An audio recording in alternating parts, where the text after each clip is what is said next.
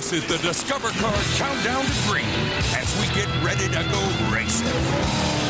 History and hope, the foundation of the racing business. Heroes of the sport, inspiring kids that want to become a star of the future. Records are set, then chased and erased. 32 of 36 races are complete, with one team hoping to move one step closer to history. The Atlanta Motor Speedway is the home of history and hope. Today's race could be the start of something special, or the end of it. Be ready. Bring your flag. Come on. Atlanta. For 14 years, this was the season finale. The Winston Cup Championship was decided or celebrated right here. These men captured the moment. Earnhardt, Elliott, Wallace, Kawicki, Gordon, Terry Labonte, Jarrett, and Bobby Labonte. Now Atlanta is a high-speed hurdle on the home stretch to Homestead. Hang on to it now. 4 races to go.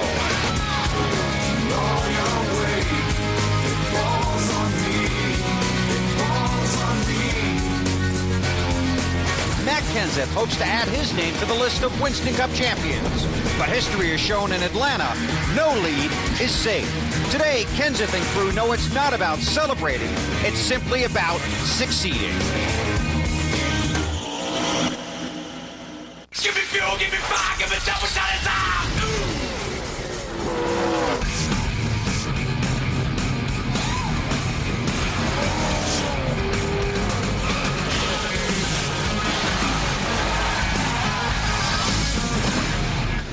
NBC Sports is live at Hampton, Georgia, as Home Depot presents Winston Cup Racing from the Atlanta Motor Speedway. Friday night, the field and the stage were set for today when pole winner Ryan Newman turned in the fastest qualifying lap of the season, 194.295 miles per hour. Hi, everybody. Our entire NBC race family is happy to see you. I'm Bill Weber. Right off the top, we are in the hurry-up. Rain, and a lot of it is charging this way. But we're going to try and beat it with a 12:33 green flag. That's about 30 minutes from right now. Welcome to the Final Four. Atlanta, Phoenix, Rockingham, and Homestead. The Final Four races of the 2003 season. Matt Kenseth has a 240-point lead in the championship standings. If he finishes 12th or better in each of those Final Four races, he will be the new Winston Cup champion. In the first 32 races this season, only 8 times has Matt finished worse than 12th. But 3 of those finishes have come in his last 4 starts. Marty Snyder bats leadoff. Bill, 2 issues facing Matt Kenseth today. Number 1, the weather. Number 2, starting 37th with rain coming. How does that change your strategy, Matt?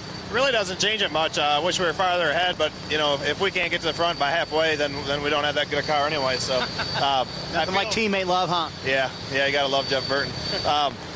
I feel really good about my car. I'm really confident in it. We had a great car yesterday in the Busch Series race, and this car is almost a carbon copy of that. Got pretty much the same setup in it. So I'm really confident. I'm feeling really good. We just have to come in and hopefully get good pit stops, stay out of trouble early, and try to get ourselves some decent track position. Atlanta's one of his better tracks with 3 straight top 10s here. Dave Burns. A guy who's had a run of top 10s as well as Kevin Harvick. That's been in every track he's gone to. In fact, last week, 7th at Martinsville. You've been gaining on Matt Kenseth. Your car's been faster than his this weekend. Can you gain some more on it? I hope so. We need to have another big week here shortly, or the odds are getting a little bit less each week. But, you know, Richard's told us from the beginning we can't control anything that anybody else does. We just got to keep doing things that we're doing and see what happens. He's got a great starting spot outside row 5. To Matt Yoakum. A big weekend so far for Dale Earnhardt Jr., his protege in the Dash Series, won the Rookie of the Year. You start right where you finished back in the spring. Tony Sr. says the car is very strong, but do you change your approach, Junior, with a concern for weather? Well, no, not really. You just be a little more nervous about what the car's going to do getting down in the first corner because the track's going to be a little cleaner. But it should be fine. You know, I love this racetrack. Can't wait to get to the top, start running around the top. That's where it's at. That's where it's going to be in the race. And I think we're just, we're freed it up just a little bit because we were a little too tight last time here. But there's some other guys that are a lot faster, too, so we're going to have to race hard. You either want to be in the coach with the video games or behind the wheel? I'd rather be behind the wheel, but we always got the video games, right? Sure do. Bill? Thanks, Matt. Here's a look at the NASCAR Top 10. Kenseth has his smallest lead since Pocono on July 27th. From Harvick to 6th place Jeff Gordon is just 106 points. Bill Elliott is now 10th, but 14th place Rusty Wallace is just 98 points behind Elliott. The man that will lead them to the green flag today, Ryan Newman, standing by with Marty. And I'm tired, Bill. I had to run all the way here for the 9th time. Ryan Newman will lead them to the green flag. Now, you've had 3 races here. You finished 10th every time. Can you do a little better than that maybe and get the win today, Ryan? We'll have to see. Last year we got caught out with the rain. We just have to see how things go. The Automobile One Dodge is fast. Definitely in qualifying, it was pretty good in race trim. Made a few changes. So we'll see what the Mother Nature has to offer us for a race today. 4th place man in the championship, just 17 points now behind Dale Earnhardt Jr., Bill. Ryan Newman, the fastest guy on the track in a car. Marty, the fastest guy on foot. 43 drivers, 500 miles. The green flag at 12:33.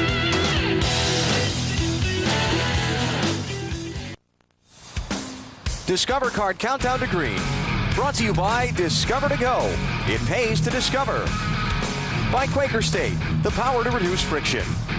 And by Stacker 2, the world's strongest fat burner. When Ryan Newman busted off that lap in qualifying of 194.2 miles an hour, he admitted his hands were shaking just a little bit. When we ride with Wally Dallenbach in his Mountain Dew machine, it's usually our hands that are shaking, more than just a little bit. Here's a ride with Wally at a track that gets your attention in a hurry.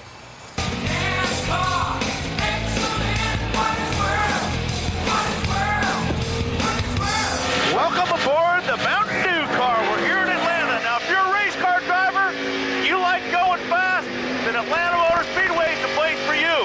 But you gotta have the faith. The reason you gotta have the faith is because you are flying around this 1.5-mile racetrack. You go blazing down into turn 1, and you really gotta take the car deep. You gotta have the faith the car's gonna stick, because if it doesn't, this place is very terrifying for a driver. Now, the great thing about this racetrack is it's weathered a lot of winters, so there's more than one groove. You can run on the bottom of the racetrack, you can run in the middle, and also before the race is over, there'll be a high groove. Atlanta Motor Speedway for a race car driver is the ultimate. If you have a good handling a race car around this place, this could be a dream. But if your car's not handling very well, this place could be a nightmare. That's the fun side of the sport, and Wally Dallenbach is always having fun. And as one member of the Chip Ganassi racing family said to me in the garage area on Saturday morning, you should always have fun in life because you never know when it's going to end. This has been a tragic week for the entire Ganassi organization. 26-year-old Tony Renna was killed Wednesday morning when he crashed his IRL car while testing at the Indianapolis Motor Speedway. The 3 Ganassi teams in this race today will pay tribute to Tony. Last night in Orlando, his friend and new teammate Scott Dixon was honored as the 2003 IRL champion. Scott said in his speech he accepted the honor with mixed emotions. He added that when things like this happen, your initial reaction is to run and hide. But Tony would want us to go on, and we will race next year in his memory.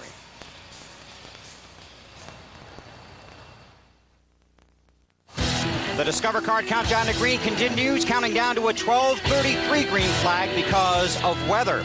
Dave Burns has a beautiful wife, a nice house, a convertible, a super cool cell phone, and a great golf game. Okay, so I made up the part about the great golf game, but everything else is true. That lucky dog. But even all that won't help him get a lap back, and as Dave discovers, each week, even the lucky dog needs to learn to obey a few new rules. Well, Bill, you know, when NASCAR eliminated racing back to the yellow flag, as a part of that, they also began giving the first driver a 1 lap down their lap back. And Wally started calling that guy the lucky dog. So me and Lucky here are going to tell you what's changed, though. See, what used to happen is the lucky dog would get up, they would take their run around the track as a lap down car, and they would come around and they would pit as they were supposed to and take on a full load of fuel. There we are, fueling up, still fueling. This is a 2-can stop. And overflow can going, okay, and full of fuel. Then, after NASCAR gave them their lap back, they would join the lead lap cars. But then they decided, you know what would be a great idea is to come back and top off. And if it's a long caution, they'd take another lap and come back in. And the lucky dog would come back around.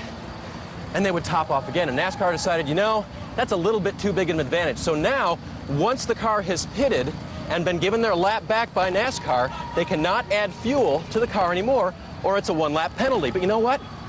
You still get your lap back. No, you can't top off anymore. But but you still get your lap back. So there's still a lucky dog out there, Bill, every week. Hope there's an extra seat on the plane for Dave and his dog tonight. Ricky Rudd makes his 800th career start tonight. The 47-year-old driver has 23 career wins.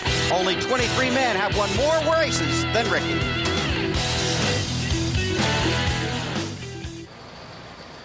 The top 20 qualifiers for this race all clocked in at better than 190 miles an hour. So the advice to the front row of Ryan Newman and Bobby Labonte, don't look behind you. Marty, that one out later, Joe.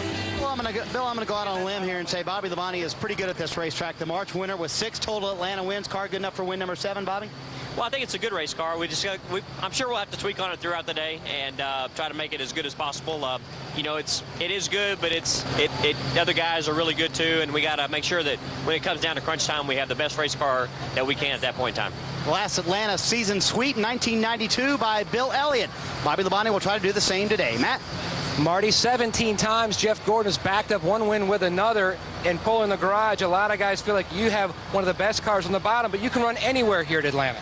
Well, we definitely worked on getting a car that could run on the bottom, and the car was awesome, I thought, yesterday in practice. There's about 4 or 5 other guys that were really good, and but we went up top, and the car felt good up there, too. And, you know, I think here you got to have a car that can run all over the place. I think with the weather and it raining, you know, the bottom's probably going to be pretty good there for a few laps, but it's going to wear the tires out pretty quick, and you're going to start seeing us move up before long. And I hope that my car's as good today as it was yesterday.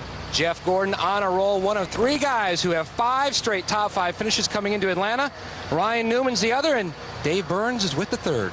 And he added his name to that list of winners last spring. Tony, you quit a little bit early yesterday in final practice. Is the car good enough to win today?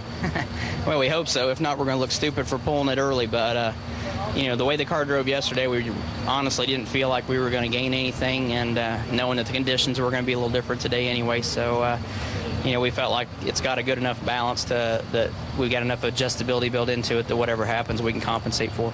Well balanced and starting 12th. Bill? Here's what we looked up, the rain version of it, so you wouldn't have to. Only once in 88 races has the winner here started 10th. Dale Earnhardt driving for Richard Childress. Today, Kevin Harvick starts 10th, driving for Richard Childress. We looked it up so you wouldn't have to. That's the end of the countdown, and the race is coming up next. It's not going to rain. This has been the Discover Card Countdown to Green. Let's go racing.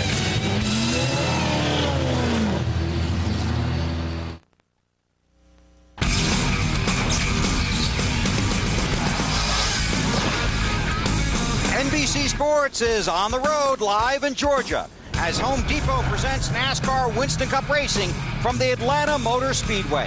125,000 seats plus all those people in the suites and all the people in the infield. How do you get 3 professional race announcers to the booth on time? You fly them first class. And here's how we get our guys in. Don't forget the luggage in the trunk. I wonder what the movie is on that flight. Let's find out. Upstairs to Alan Bestwick, Wally Dallenbach, and Benny Parsons. You thought riding in the Wally's World car was scary? You should try that coming into the track. Hey, Bill, this is NASCAR's fastest track, and I wanted to rely on the experience of my 2 partners here, my driving buddies, to give you an idea what that's like.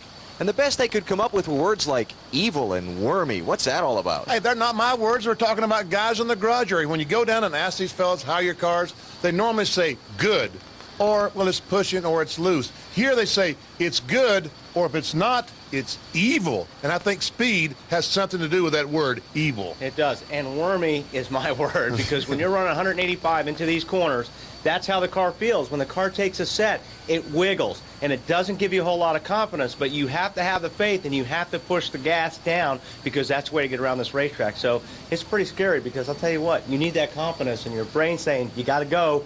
Your butt's going, don't do it. So you got the brain has to talk the foot into staying where we're supposed to be. Exactly. Yeah, it'd be interesting. Fast racetrack, championship leaders starting in the back, weather threatening, a lot of things to follow as we run through hopefully 500 miles here. Couple of minutes away from the trackside ceremonies. Let's go back to the grid and hear from some more of the drivers. How about Jimmy Johnson as he gets set to go? And Jimmy Johnson with the same car that he won the Coca-Cola 600 with back in May. But is this more of an approach like a Busch race, Jimmy? Yeah, I think so. I think it, you know, there's a chance that we will only race until the halfway point, and if that's the case, that's right around the distance of a Busch race. But, we don't know what to expect. Nobody does, and we know we have to get to halfway, and then after that, the crew chiefs are going to be wearing out the radar screen, trying to understand what's going on, and with there being lights at this racetrack, this can go all night long as well. So, I don't know what to expect. I got a good night's sleep, and I'm just ready for a long day, because regardless of what ends up being, I know it's going to be a long day for everyone. And a big weekend last week, their first 1-2 finish with his co-car owner, Jeff Gordon, and Jimmy Johnson. Dave? Brian Vickers turned 20 on Friday. Today he starts his new full-time job in the 25 car. How excited are you? Oh, I'm very excited. This is a great opportunity that all the Hendrick family gave me in UAW Delphi Chevrolet. We're just going to go out there, do the best we can, learn as much as possible. All right, he starts outside row 2. Bill? All right, let's go trackside. They are getting ready for today's opening ceremony to get the race day underway. And now, ladies and gentlemen, please rise and remove your hats as the U.S. Air Force presents our national colors. Please remain standing as Alan Hunt, pastor of Mount Pisgah Methodist Church in Alpharetta, Georgia, offers our invocation. Let us pray. Heavenly Father, we give you thanks for this day. We give you thanks for the creation and all that you have made, for the mountains and the seas, for the fish and the wildlife and all that they mean to us. We thank you for this nation, and we pray your protection around the United States. We thank you especially for those who serve us in harm's way. May we never take our liberties for granted. Father, keep these participants in this race today safe in every way. In the name of our risen Lord Jesus Christ, amen. And now, please join Mercury Records recording artist Mark Wills in the singing of our national anthem.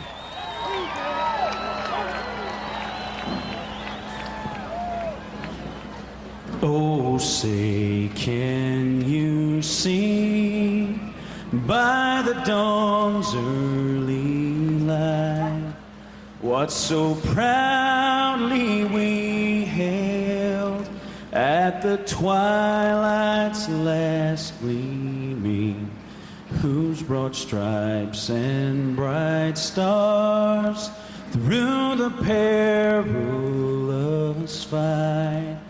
Oh, the ramparts we watched were so gallantly streaming, and the rocket's red glare, the bombs bursting in air, gave proof through the night that our flag was still there.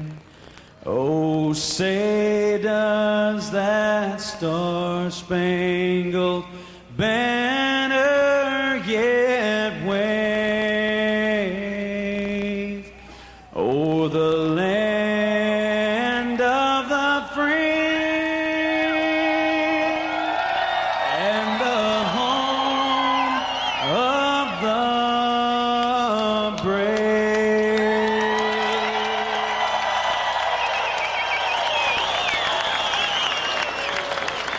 Thank you, Mark, for that rendition, great rendition of our national anthem.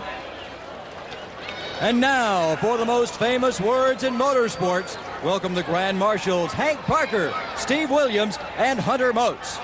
On behalf of all the hard-working and fine people at Bass Pro Shops and MBNA, and on the 100th anniversary of the National Wildlife Refuge System, we dedicate this race to the sportsmen and women of America and their contribution to conservation.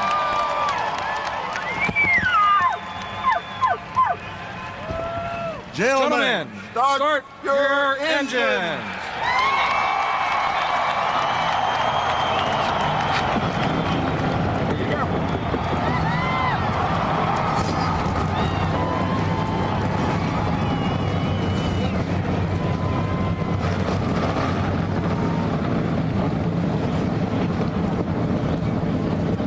43 drivers, 500 miles, one of NASCAR's fastest tracks. That plus one of the sport's great champions honored at his home track when we return to Atlanta. NBC Sports welcomes you to the Atlanta Motor Speedway for NASCAR Winston Cup Racing, presented by Home Depot. Some 100,000 fans on hand hoping to see 43 of their racing heroes go 500 miles today in It's a race as much against the competition as it is against the weather, though, at this point, as a large front of rain is west of here and threatening the full distance of this race. 65! Budweiser, the official beer of NASCAR, proud to sponsor the Bud Pole Award given to the fastest qualifier at each NASCAR Winston Cup race. Rocket Man did it again. Brian Newman with his 9th Bud Pole of the season Friday, edging Bobby Labonte by 41 1,000th of a second.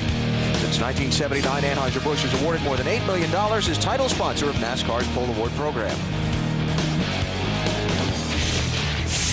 And a look at the starting lineup for today's race. Newman with Bobby Labonte alongside on the front row. Bobby, of course, a 6-time Atlanta winner and won here back in March. Row 2, Dale Earnhardt Jr. and Brian Vickers. Vickers making his debut for the Hendrick Motorsports Winston Cup team, getting a jump on his 2004 ride. And Bill Elliott, today's honoree in the Winston Victory Lap program, being honored for his 1988 championship, his 43 career Winston Cup wins, and appropriately BP honored before his home state Georgia fans that have been so loyal to him over the years. Yeah, let's try to talk to Bill. Bill Elliott, Benny Parsons, you got me? Hello, BP. How you doing there, good buddy? I am doing good. How special does that feel up here in front of all these guys, in front of your home fans? I want to do it in lap 325 to be truthful, but it's, you know, Winston's been a great part of our sport. It's just great to be a part of the celebration of them this season. Hate to see them go. You know, hopefully have a good day today and see what happens. It was 15 years ago you got that championship. Can you get the victory today? Well, I certainly would like to hope so, BP. You know, these guys have worked awful hard on this Dodge dealer, UAW Dodge. We'll give it a run for the money. Bill, congratulations on a great career and good luck today. BP, good talking to you. Bill Elliott starting in 5th position today. 3 top 10 finishes the last 3 weeks. See if he can put it in victory lane today here in Atlanta. And boy, would the people go crazy if he did. Oh, they would love to see it. He grew up in North Georgia, up around Dawsonville. Still lives there. Blairsville, Georgia. We look at the rest of the starting lineup. Ward Burton in the 0 car this week. A lot of guys getting a jump on 2004. We talked about Vickers in the 25, Joe Nemechek in the Army car, the 01. Ward's in the 0, Scott Wimmer's in the 22. You guys had a couple days of practice on me, so you're going to have to help me out today.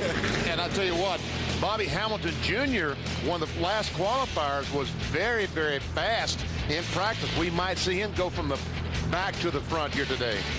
Mark Martin kind of been struggling here all weekend. There's Scott Wimmer, his debut in the 22. And Ricky Rudd in his 800th NASCAR Winston Cup start, just the 4th driver ever to reach that milestone.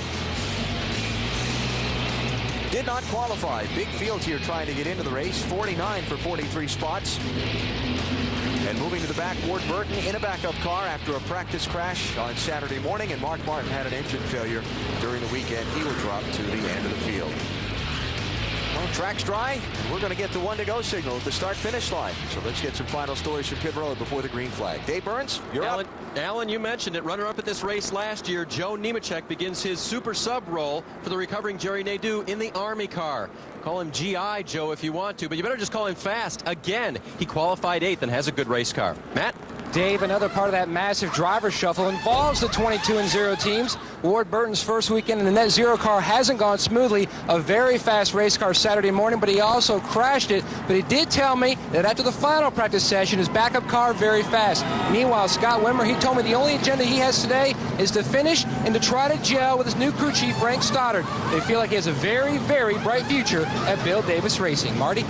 Matt, defending winner of this race, Kurt Busch, starts 17th today with a car that is good, not great, and quote, in the ballpark. Kurt says they don't really need a win, doesn't need to hit a home run today, just needs a solid finish. This team has not had but one top 10 since their win at Bristol back in August. Bill? Marty Matt Kenseth in the 17 car starts 37th after a dismal qualifying run here on Friday night. But Saturday morning in practice, his Winston Cup car was very good. Saturday afternoon in the Busch race, he had a rocket ship and finished 2nd. This morning in the garage, he told me he has the car and the confidence that could take him to victory lane this afternoon. This team going after a win in the race while racing to win the championship as well. With a lot of money, Matt Kenseth could win this race. A bonus of about $330,000. Yep. And he would ease his mind so much more than the money. And just to fill you in on the details of that, only the championship leader can get that money if he wins a race. It's been rolling over at 10 grand a week for a long time. Wow. So if Matt Kenseth wins today, it's an extra $330,000. Weather today, bottom line, is the important one. Cloudy with a chance of rain. A very good chance of rain. And before we get to start, a reminder to pay attention to who's leading this race at lap 50. You'll need to know that to enter to win a trip to New York City and be a special correspondent at December's Winston Cup Awards ceremony. It's the NASCAR Big Apple Sweepstakes. And again, the leader at lap 50 is what you're going to need to know. And these guys really need to be careful, because if someone has a problem that causes the caution flag to come out, he has everybody on pit road, all the NASCAR officials, everyone angry at him, because they want to run this thing on the green, get this thing going, and try to keep that rain away from here. Be an unpopular yellow amongst very his unpopular, comrades. yes. 325 laps, 500 miles on one of NASCAR's fastest tracks. We're underway in Atlanta. Wow, a lot of cars look like they got a little wheel spin there, BP, on the start with this racetrack being green. Yeah, on the tires. I wondered, did Casey Mears go to the outside and jump the start? He most certainly did, BP. Black flag coming up for Casey Mears. You have to stay behind the car in front of you on the green flag. You can go to the outside and pass on restarts on the caution, but on that green flag, you just got to stay there. Look at him, 3 wide off 4. Ryan Newman leads lap 1. Bobby Labonte second. Dale Jr. third. Bill Elliott fourth. Brian Vickers and Joe Nemechek run fifth and sixth. 3 wide behind him for seventh. That's Casey Mears riding that rim, and he's got to find a way to the bottom to serve that black flag penalty. He's got to get to pit road. Yeah, it's going to be tough for him to do. He's got a lot of cars underneath him right now, so he's better off just getting up on that high line and getting out of the gas, so all these cars will pass him so he can get pit lane, because after a couple laps they're going to stop scoring him. Now he's down to the bottom, so he'll come in this lap. Elliott Sadler just came out of the, Dale Jarrett just came out of the gas in the middle of the pack and dropped to the end of the field. Follow up on that in a minute from pit road, but the 88 car's off the pace. I'll tell you what, when you get loose here at this plate, go ahead, Matt. Well, Sean Parker just clicked on the radio and said left side only, left sides only. Caution's coming out. Dale Jarrett has just dropped a tire carcass, if you will, in turn 1.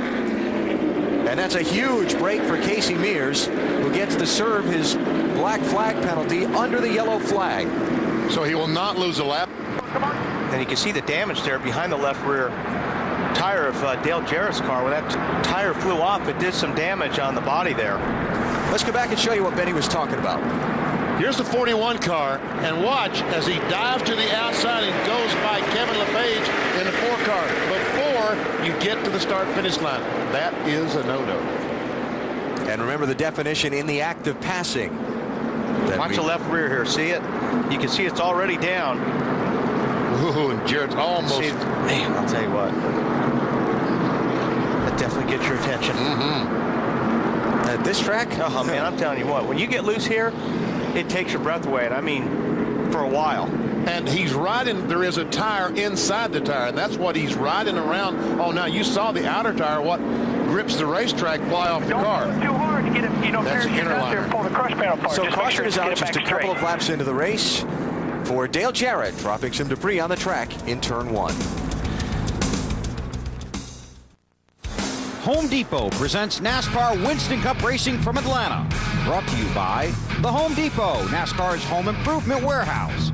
By the next Ford F-150 built Ford tough. By Aflac, ask about it at work. And by Coca-Cola, the official soft drink of NASCAR. Half a lap of the green, our NASCAR Busch Series update. Greg Biffle with 2 wins in 3 weeks now. He took yesterday's Aaron's 312 here in Atlanta. But the big story, the championship standings. Brian Vickers with a problem-filled day lost the championship lead to David Green. 49 points, 5 drivers, 3 races to go. Busch Series at Phoenix next Saturday.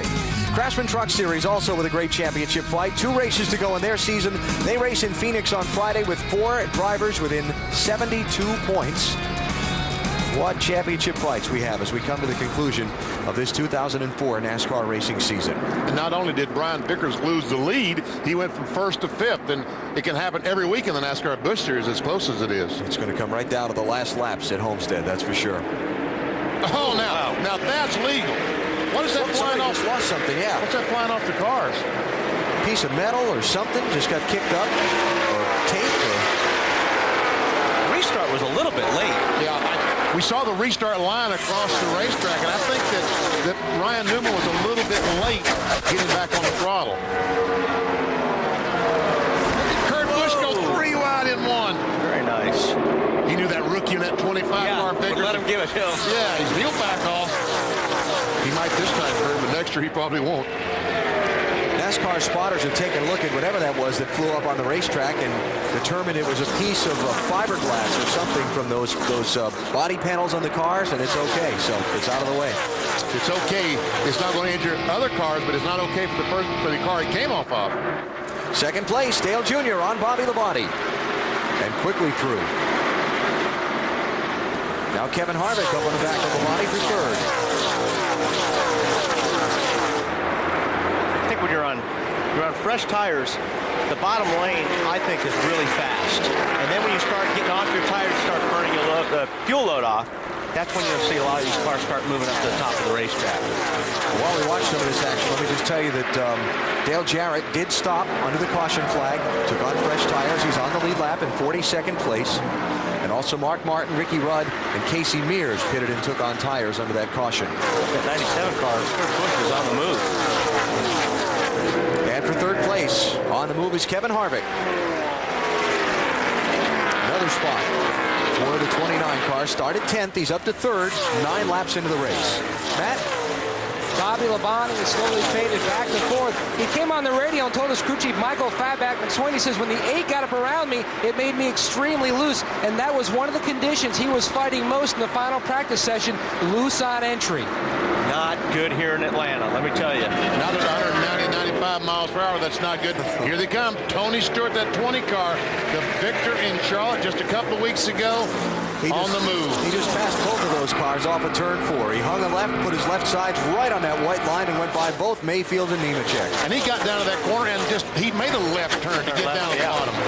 Wow, that's having some confidence in your race car. Michael Waltrip looking inside of Brian Vickers, just ahead of Tony Stewart. That'll be for 11th place. And look carefully, folks, because that's probably the last time you'll see the 15 that low on the racetrack. Once again, Tony Stewart goes 3 wide. He's flying. Tony Stewart started 24th. He just took 12th place away from Michael Waltrip. And about to take 11th away from Brian Vickers. Bill?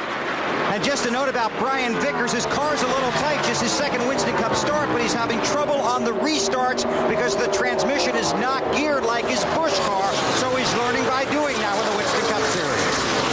I think he's going to learn by doing a lot. Yeah, I think he's learning a lot about aerodynamics right now, too, because these guys in Cup, there's so many competitive cars, and if they see a rookie out there, they're going to go and try to get them loose. They're going to mess up for the lead. How about that 29 car going by Junior Harvick to second place? Junior got right up behind Ryan Newman, but kind of hesitated with trying to cut underneath him, and Harvick went right around Junior on the outside off of 2.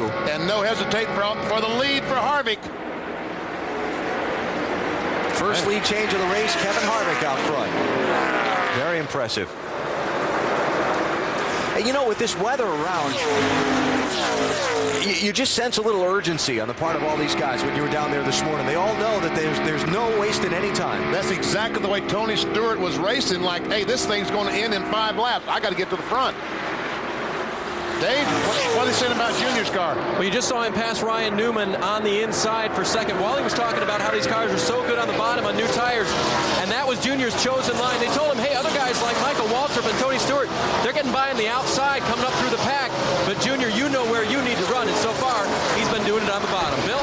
Very quiet on Kevin Harvick's radio. No communication, similar to what they had last week. They only wanted to talk about things when it was important. This morning, I talked to his crew chief, Todd Berrier, and his car owner, Richard Childress. I said, you have a mathematical plan to try and catch Kenseth by getting it within so many points by Homestead.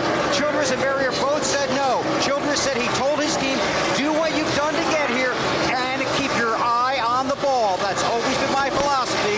Let's see if it works for him this year.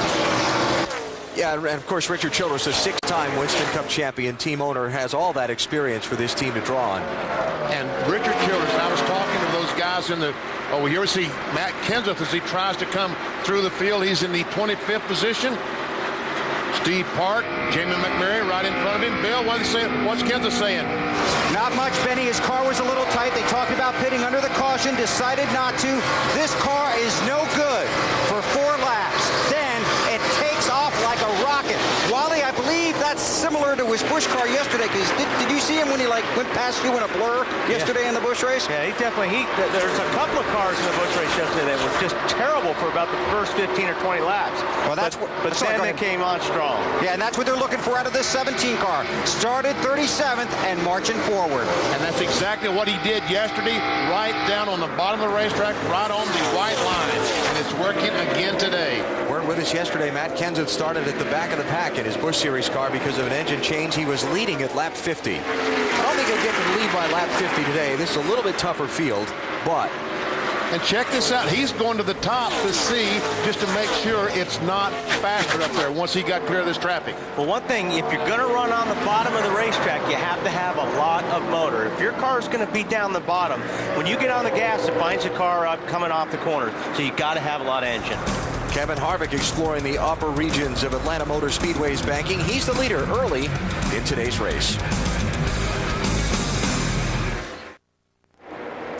Atlanta Motor Speedway, NASCAR on NBC with live coverage. Bass Pro Shops MBNA 500 is underway now. Kevin Harvick the leader. Check the Wendy's race menu. Next weekend, the race for the championship moves to the Valley of the Sun. Fast little mile oval there. Phoenix International Raceway, 3 p.m. Eastern Time is our coverage next weekend. Then it's on to Rockingham on TNT and the season finale at Homestead. Completely reconfigured track. Saying it's going to be a blast. Some of the drivers that have been there. And that's Wendy's race menu. What's upcoming as we follow these final few weeks of the season. Now what we're seeing here, the 20 car, Tony Stewart, is going forward.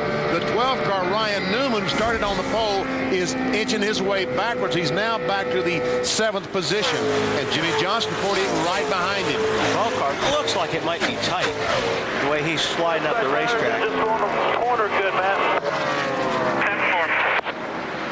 Tony Stewart is on the move. He started 24th, Matt. He's up to 6th.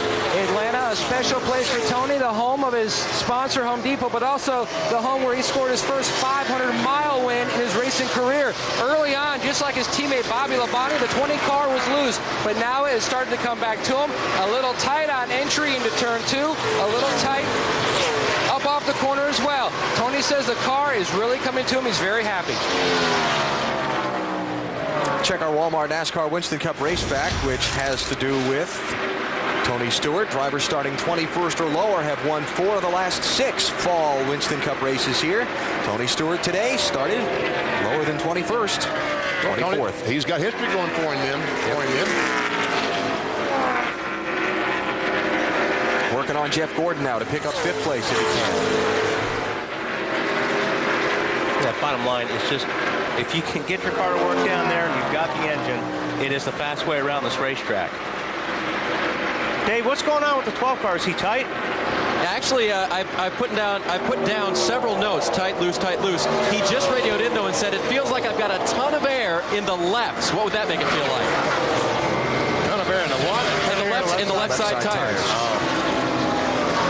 So what do you think that is, Wal? I don't know. I guess that'd be tight. That was the last thing he reported, and also cars behind him make him loose off the corner.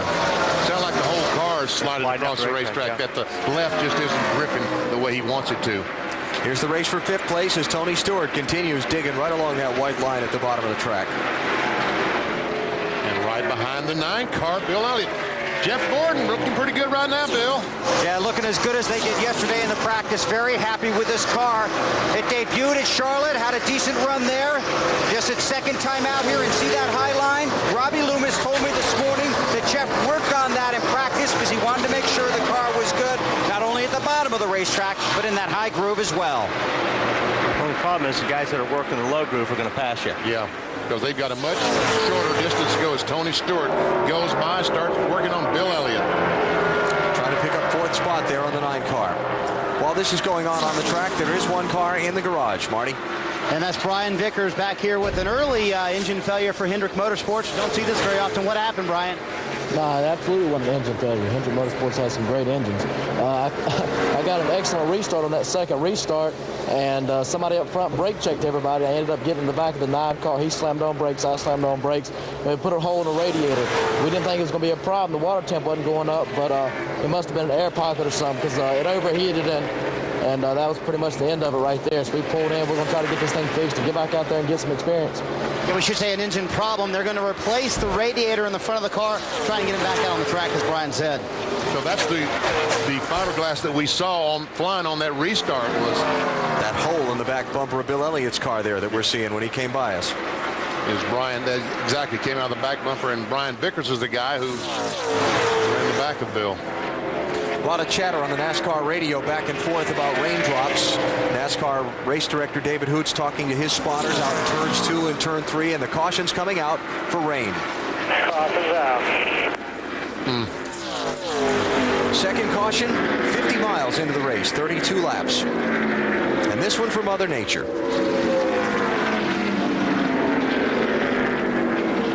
If you're new to NASCAR and you're not familiar with NASCAR rules, all this talk about rain and halfway and so forth, once the leader has completed half of the scheduled race distance, if weather interferes with the race and NASCAR doesn't see conditions that would allow it to be concluded for the remainder of the day, they can call it an official race at that point. But that's after the leader's completed the halfway point of the race. We're nowhere close to that right now.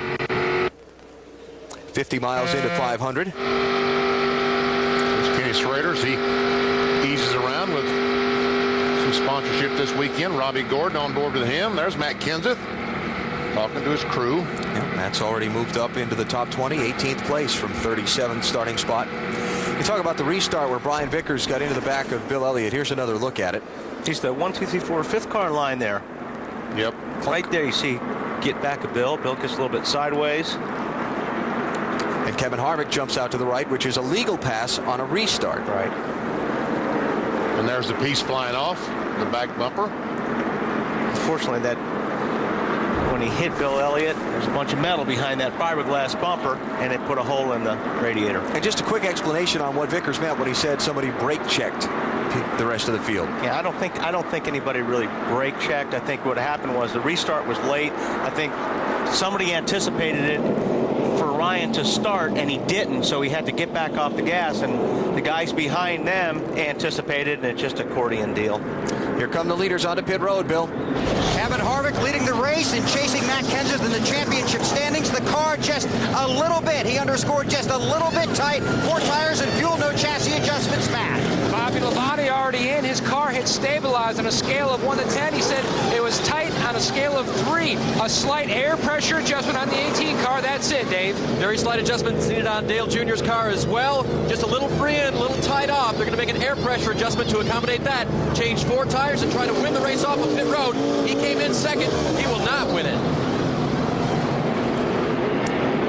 Kevin Harvick out first, Bobby Labonte, then Bill Elliott, then Tony Raines, who I'm not sure if he missed his pit or just took a couple of tires. I believe he did. He was a real close call with one of those cars. I couldn't tell if it was Busch. Marty, you have the answer to that for me?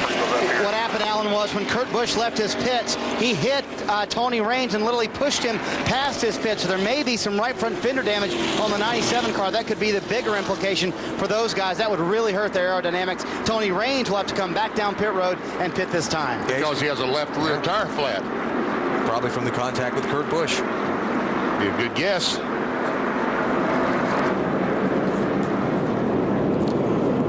Well, that's not too good.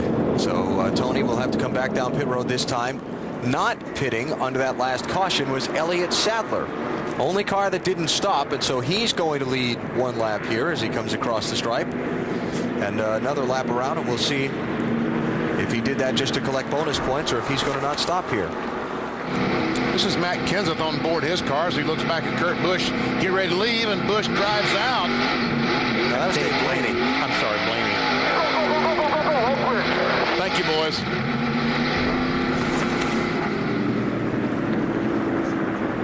How about Matt Kenseth, Bill? 15.5 seconds, Alan. He had earlier said the car was tight. Before he came in, it was just a little bit loose, so they made a slight air pressure adjustment to try and free him up, or actually to tighten him up just a little bit. It was a little free. So it was tight earlier, got loose. Now they're trying to tighten him back up with an air pressure adjustment, 15.5 seconds. Okay. Matt Kenseth off of the pit lane in 23rd position after this round of pit stops. So we're under caution for rain here at the Atlanta Motor Speedway as Home Depot presents NASCAR Winston Cup Series Racing on NBC.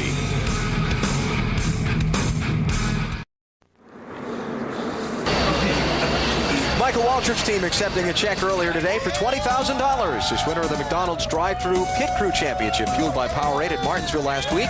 Their car spending the least amount of time on pit road among participating teams, and Waltrip's crew continuing to lead the season-long standings for the $200,000 top prize. You see them all holding up those 4 fingers? That means they've won that 20 grand 4 times.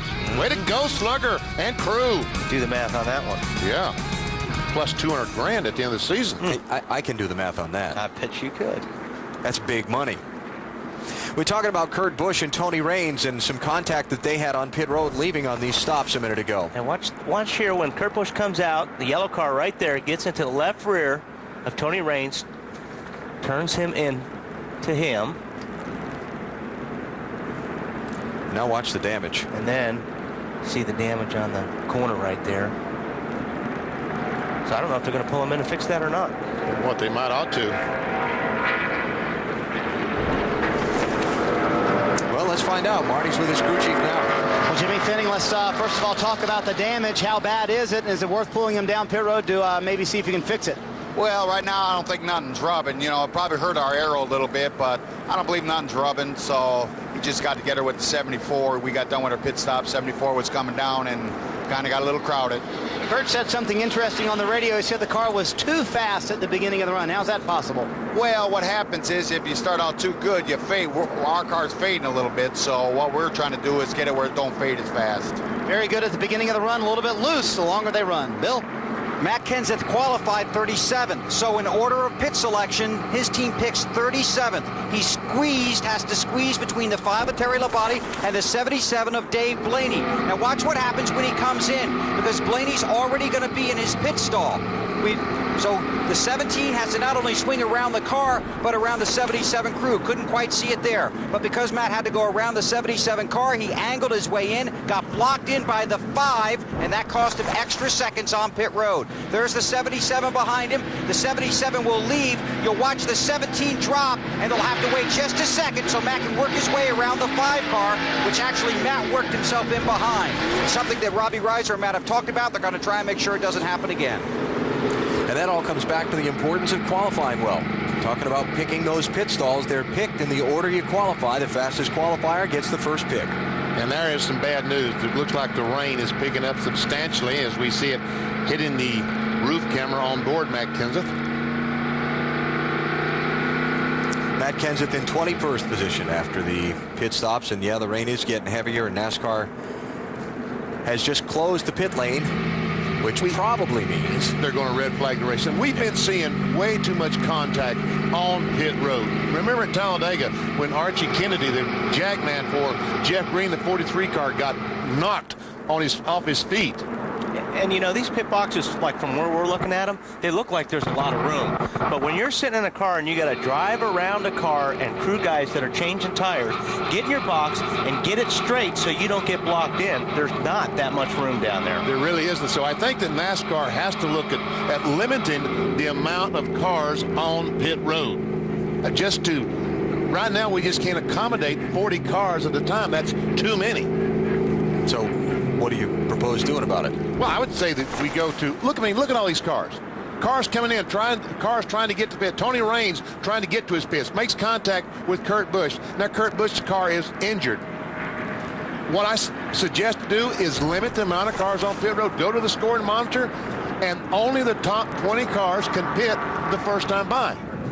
The next time, let the next 20 cars pit. The argument against that would be is if you're in 21st and you want to come in and change 2 tires and try to get a bunch of track position, I'm not going to be able to do it. That's right. I would say to you, qualify better next time.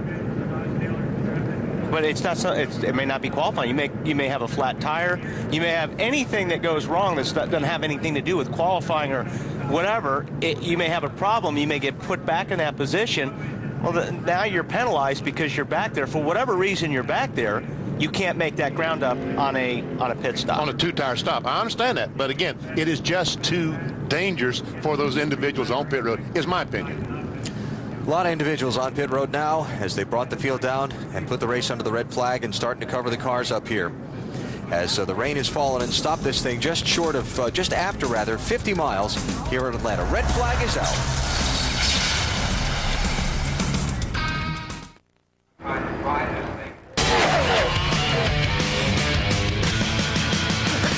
I got a tire now. Got my rear tire.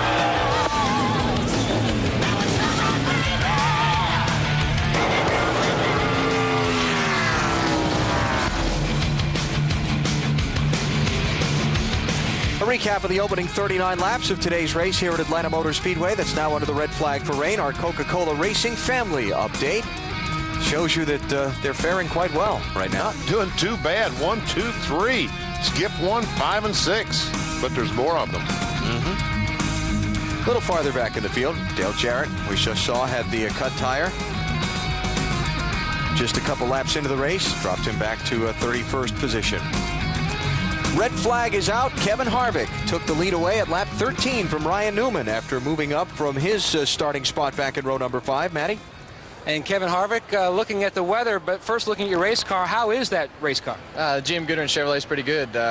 Took right off there and ran consistent lap time, so we just don't need it to rain, I can tell you that much. And just for those people sitting in the TV truck, it is raining. I'm a weatherman. See these drops? Water. Wet water means wet ground. But I think it's barely sprinkling, maybe spitting right now. Now, I had this argument with Delena's father. What is the difference between misting and raining? It's still wet. What did he say? Well, he said there's a big difference, but I don't understand. You tell me what the difference is. Tough for a driver, though, to have to get out, get back in, get out, get back in a situation like this? A little bit, I mean, but, you know, you're just kind of dealt the hand that you have to play. So right now this is the hand we have to play, and we just have to go back and eat some lunch and go do something. I don't know what, but just get out of the water, out of the rain. Now, everybody always debriefs with the crew chief. They try to go with a game plan. Is your game plan starting to come to fruition here? Is the car reacting the way you thought it would? So far, it's just what it was yesterday in practice. So the track stayed really consistent yesterday in the Busch race, and we were a little bit off in the Busch race yesterday, but the track stayed consistent. So I think right now it's just hurry up and wait. Second man in the points, trying to earn some points here today, Bill. And Matt Kemp sits in his car getting a fresh bottle of water from Robbie Reiser. We talked this morning pretty much as you called it. A couple of laps to get up to speed, then here you come. Yeah, it's okay. It's not quite as spectacular as I hoped it would be off the bat, but I'm pretty happy with it. It's, real adjustable. We're just a little bit off, and it was taking a while to get going, so pretty happy with our progress. I kind of got blocked in the pits and lost a few spots there, but overall, I'm pretty happy with it. We didn't run that many laps, and we got at least halfway through the field, so I feel all right. Were you tight at the beginning, and then it freed up on you? I was a little tight, but, when you start that far back, there's so much turbulent air that your car's always going to be a little bit tighter. So I was a little too tight, and then when I got singled out, I was a little closer to neutral, but it still needs a few adjustments just to get the car into the track a little bit better. The front end needs to turn better without skating the back end anymore, and that's sometimes hard to do. So we made a couple little changes. I think it'll be better. Talk to me about trying to tiptoe into your pit stall here. Well, when you're in the back like that and you're racing around the guys that are pitted back by, it's hard to get in and out of there. So I was just Blaney was only 2 cars in front of me, and I didn't want to hit any of his guys. So it's tight to get in there, and you get in there at the wrong angle, and then right when we're getting ready to leave, the other car came in front of me, and we're kind of just stuck in there. So that's just part of it. Okay. Do you think your grandfather's watching this afternoon? I don't know. He's pretty busy this week. He's probably watching. That's all you want to say? Yeah, he's usually watching. That's his joke. He always tells me he's pretty busy, but he'll try to watch. All right, that's his 94-year-old grandfather and his wife, Edith, watching back home in Wisconsin. Up pit road to Dave. And Bobby Labonte has been checking in with the entire Joe Gibbs Racing think tank here. First of all, what'd you guys decide? You don't like the weather, right? Yeah. Well, it was slippery out there before. Now it's going to be real slippery if it stays like this. But no, we fortunately stopped right here in front of our pits, basically, so that helped out. We came over here and made a little talk, and our car was, we started off there for 2 laps really good, went bad, we kind of got the feel of it and got it better, got by the 12 car, was kind of gaining on the 8 before the rain came, so it's like it's a happy car. It's kind of got its moments, but it's so far so good. Was it more about finding the line out there? I seem to find a lot of guys saying, I can run fast here, but if I get over here, I'm not good. Yeah, I mean, I think that's some of it, and maybe a lot of it. And what you have to do is change your line throughout your tire run because, your tires give up. Some guys can find that the white paint on the bottom will be really good for them for a long time. It seems like I lose it. And if I miss the white paint, then I'm really slow, so I might as well move up the racetrack and find somewhere else to run and be a little faster up there. You can see already that I know Dale Jr. and it looked like the 24 car in the mirror looked like they were up against the wall coming off turn 2. So pretty neat that you got a racetrack like that to race on. And if we get the long run, I mean, does your car have to go to the high side, or can you hold the bottom? We'll just see how it works out for us. If we can get our car turned a little bit better, we might be better to stay on the bottom for a little longer. I think in the long run, you'll have to go to the top side, but, some guys might run the middle. I like the middle a little bit better, but you'll see us moving around all day. And it's like Benny used to say, the lower you go, the shorter it is around this track. Marty? Well, Dave, an eventful 39 laps for Kurt Busch. Pit road was a busy place. What happened with that and Tony Raines? That's the wrong place at the wrong time. That's the way our season's been going. And did you see him coming, or was it a quick reaction that you saw him at the right side? Wrong place at the wrong time. All right, very good. The damage, you got to look at that. How bad is it? Will it hurt the race car later in the race, Kurt? Of course. We'll have to come in and take the pit stop and adjust the fender. We'll have to start all the way in the back. You also managed to cut your hand somehow, and what happened there? You guys detectives or what? No, I just handed you the Band-Aid to help you repair it there. Yeah, I just cut it on the window net getting out of the car. All right, very good. Kurt actually had a very fast car at the beginning of the run. Obviously disappointed with what happened when you have a fast race car BP and something silly like that happens early in the race. It never makes you feel good. Boy, could you just hear the frustration in Kurt's voice that, and this, you saw the last 3 finishes of this team, and here they had a good race car, and now they got to go to the back, try to fight their way back forward. 4 of the last 5 weeks, Kurt's failed to finish, and things haven't started off very well for him today here in Atlanta. They haven't started off very well for anyone because it's raining. The race is under the red flag. We'll keep talking to drivers. Bill Elliott when we come back.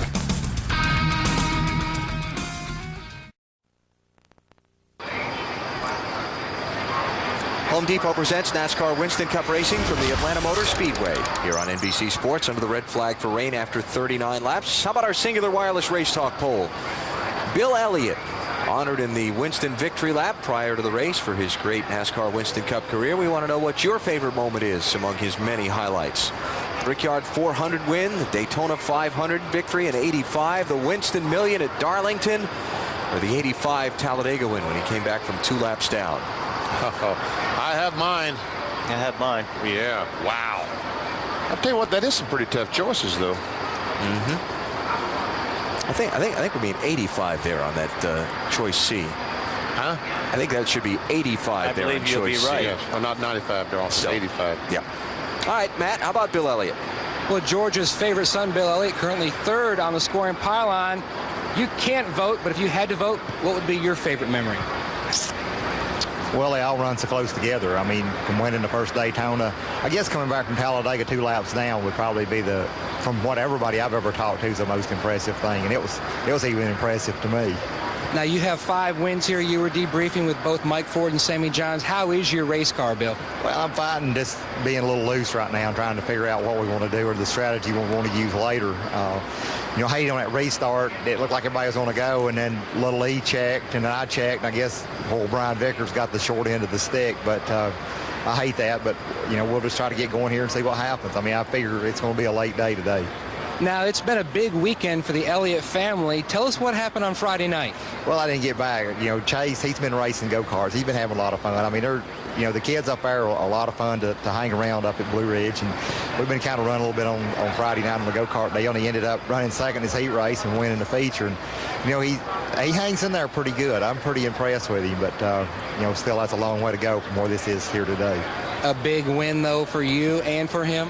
Well, it'd be good in both ways, yeah, because, we just need to give him some more experience. I'm not going to push him at all, let him do it, go his own speed.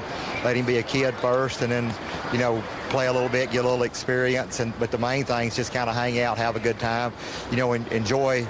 I think, to me, it brings family together very well doing that sort of stuff. And to me, we can just keep doing that and having a good time and, keep him growing and let him decide what he wants to do down the road. Okay, now, the kid had a win Friday, but what about Dad today? You've never won on this configuration. You've got the race car that has all 3 of Evernham Motorsports victories. Do you like your odds? Well, I wish I was just a little bit better right now, but that don't, these these Dodge guys are real good. I mean, Ray, Mike Ford, all the guys, they've worked really hard. You know, Mike Hawkins will make some good motors, and all the guys back at the motor shop. We'll just see what happens. He is currently third. Keep your eye on driver number 9, Dave. And driver number 20 here, we're helping out Rob. Does it look good? You know it's not on, so it doesn't really matter. Okay, all right. We'll just down here. Go the way we are. Other than configuring cameras, it figures like you've been configuring your car very well today. Started 24th all the way up to 5th. What's going on? Very quick. Yeah, Home Depot Monte Carlo was real good yesterday. You know, we missed qualifying a little bit, and I didn't run a perfect lap in time trial, so we had to start back in the back, and you know, just trying to take care of it is the biggest thing. It's fast right now. It's just a matter of getting up to the front. We got good track position now. I mean, on the red now we're 4th, so you know, we'll just wait for the weather, and you know, I have nothing planned tomorrow, so I like to stay here as long as it takes to get this all done. So I'm excited. I feel like we got a really good shot to win this thing today, and we got Bob Nardelli and John Costello from Home Depot here, and just a lot of Home Depot store associates in the grandstands wanting to see their Home Depot Monte Carlo and Victory Lane today. So keeping our fingers crossed we'll get some good weather here and go back at it. Now, you told me before we started that quitting happy hour a little early, you'd look foolish if your car wasn't real good, so I guess it was a good call. Well, if they'll just base everything off of what we did that first run, then whatever happens the rest of the day, then I'm off the hook. But no, the car is really good. I mean, I've learned what kind of feel I want at the end of happy hour to start the race with, and we had that yesterday, and you know, the balance actually is better than I've ever had it here. So I really didn't know what else to do to the car. We tried a couple real small things just to see what it would do in the first session, and you know, then we made a 30-lap run in the second session yesterday and decided to put a cover on it. The motors run so hard here, and then we stay at such a high RPM for such a long time that I didn't want to punish the engine. You know, Mark Cronquist and all the guys at Joe Gibbs Racing with the engine department, they keep making awesome horsepower, and it's showing up today too. I mean, we get through the corner, we're carrying it down the straightaway. So you know, I just didn't want to beat up my car yesterday in practice when I felt like I had a really good race car, and it's fast today too. So far conserving the right way to go. Marty? 21st Dave to 14th for Rusty Wallace. How's the car? It's pretty good. It's just a little bit tight in the center of the corner. I was a little loose getting into turn 3, so you see I got 2 problems, and we're working on that. Probably a little track bar adjustment, a little air in the right rear tire to try to counteract it. But other than that, it was pretty good. Just getting really close, getting blocked in those pits again, man. I came in front of the Kurt Busch and had to come in and stop, and then a 10 car coming in front of me at an angle, and it's what you got to do here when the pits are that narrow. But thinking real hard how to get those pit stops good from the rest of the day. The stops are good, but boy, I tell you what, it's hard to believe the track is so big and the pits are so small. What do you think about BP's idea of pit 1 through 20 on the first caution lap, and then pit 21 through 43 on the second caution lap? Well, as long as I'm in the top 20, that's like an okay deal, you know. If you're somewhere between 24th and 15th, you want to make some ground up in the pits, that could be a problem, but I haven't had time to even think about that one yet, to tell you the truth. In theory, less cars on pit road would be better, though, wouldn't it? Oh, absolutely. Less cars you can have in pit road, the better. I mean, the key is, though, just get bigger pit stalls. But doggone it, with 43 cars, you'll have them spread for a long way, and that's some of the problems you have with these pit stops nowadays. But when you get to land and you look at these tiny little pit stalls, you know you're in trouble, and you know you got to negotiate a little. You know you got to talk to your neighbor and to give you a little more room. And you know your crew chief, you're always wanting him to pit behind somebody, around somebody you think that might go a lap down or might be struggling, to try to hopefully get an opening either in front of you or behind you when you come in. Let's talk about this race team. Certainly been a swing of momentum lately. 5 top 10s in the last 7 races. You've gotten yourself into a position where you're only 98 out of the top 10, and I know that's what you really want to do. You've only once in your career since you've been with Roger have you not finished in the top 10 in a season. Yeah, that's true. We went into, before the I think it was the Watkins Glen race this year, we were 7th or 8th in the points and looking really, really good. And man, there was four races in a row that were DNFs.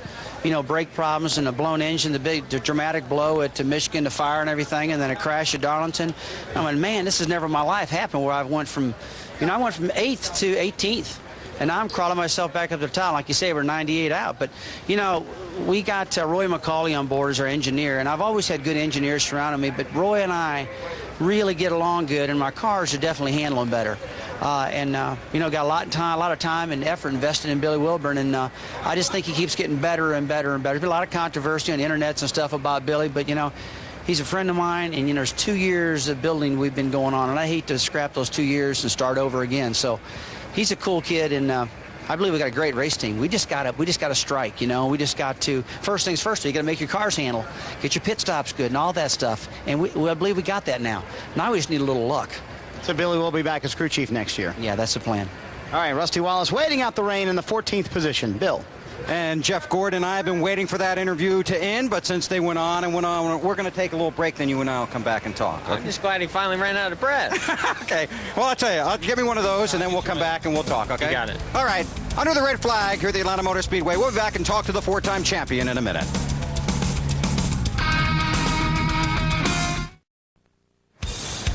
Home Depot presents NASCAR Winston Cup Racing from Atlanta. Brought to you by Mobil 1, official motor oil of NASCAR. By Chevrolet, wherever there's a winner's circle, we'll be there.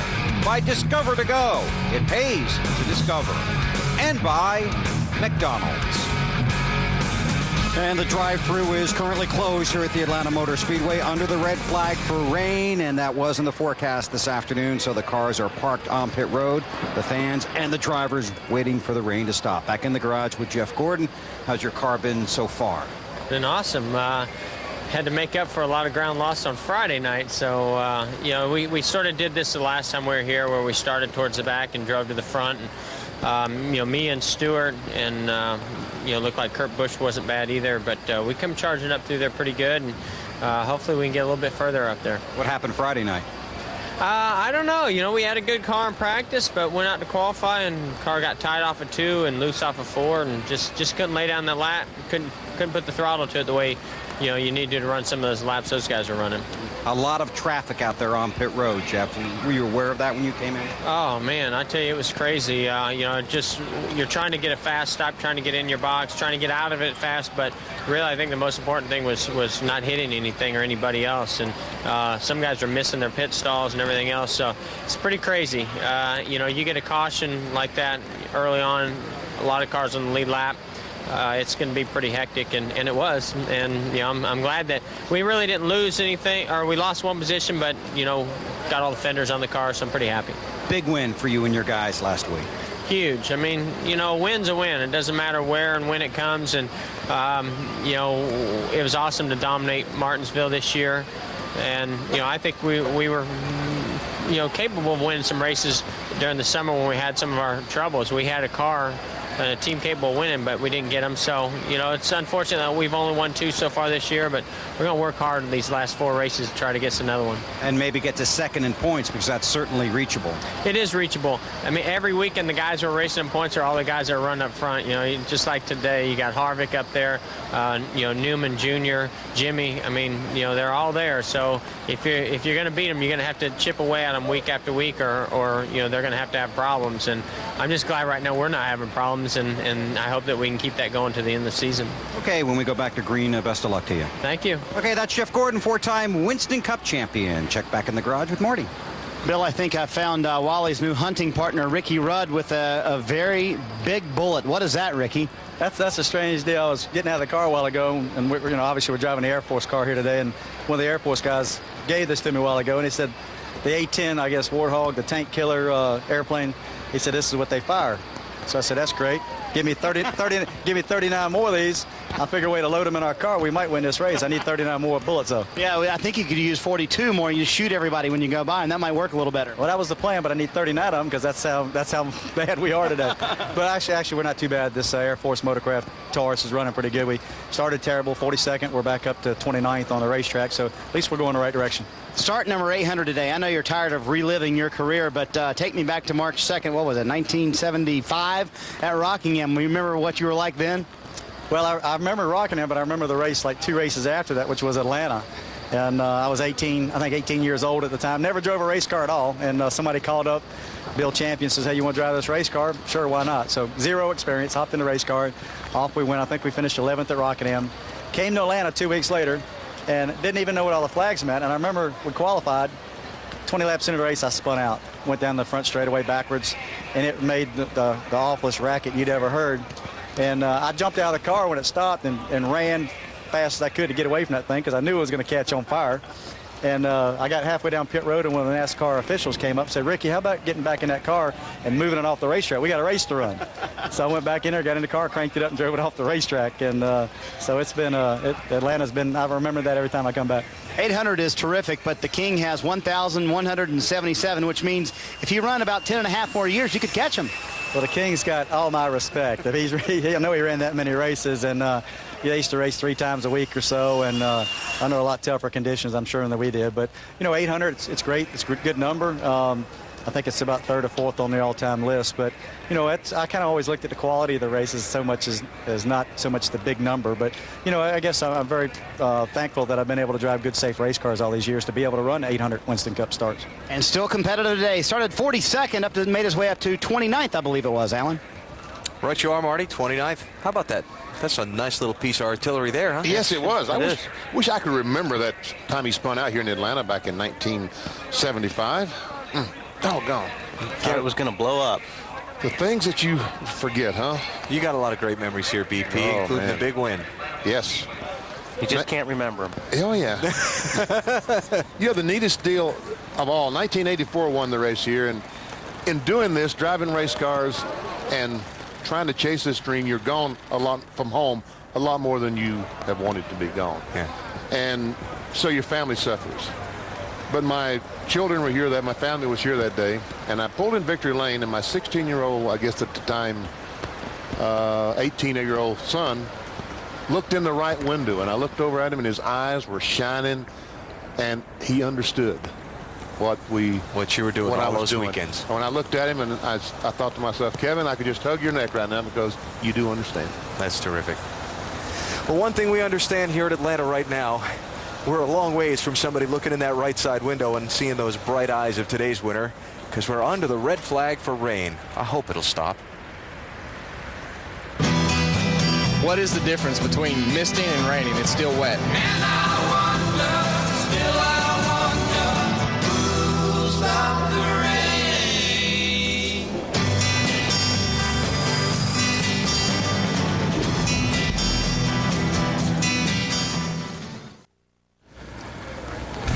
And as you can see, the rain continues to fall here at the Atlanta Motor Speedway. The NASCAR Winston Cup machines are parked on pit road under the red flag. And they continue to look at the track, and we continue to hope that the rain will stop. We'll dry the track, and we'll continue to present NASCAR Winston Cup Racing, brought to you by the Home Depot. Well, this season, Ryan Newman and his crew have bowled over the competition with 8 wins. The rest of the guys in the top 10 in the championship standings have combined for just 12 victories. Now, you might not be able to tell it by how hard they work at the racetrack, but you can understand that away from the track, this guy, can you hear? I can hear. Okay, well, I'm going to talk about how your guys find some spare time away from the track to put the racing grind behind them. And wouldn't you say that having a little fun is right up their alley? Right up their alley. Okay, well, here's Left BP. hook. A hook, all right.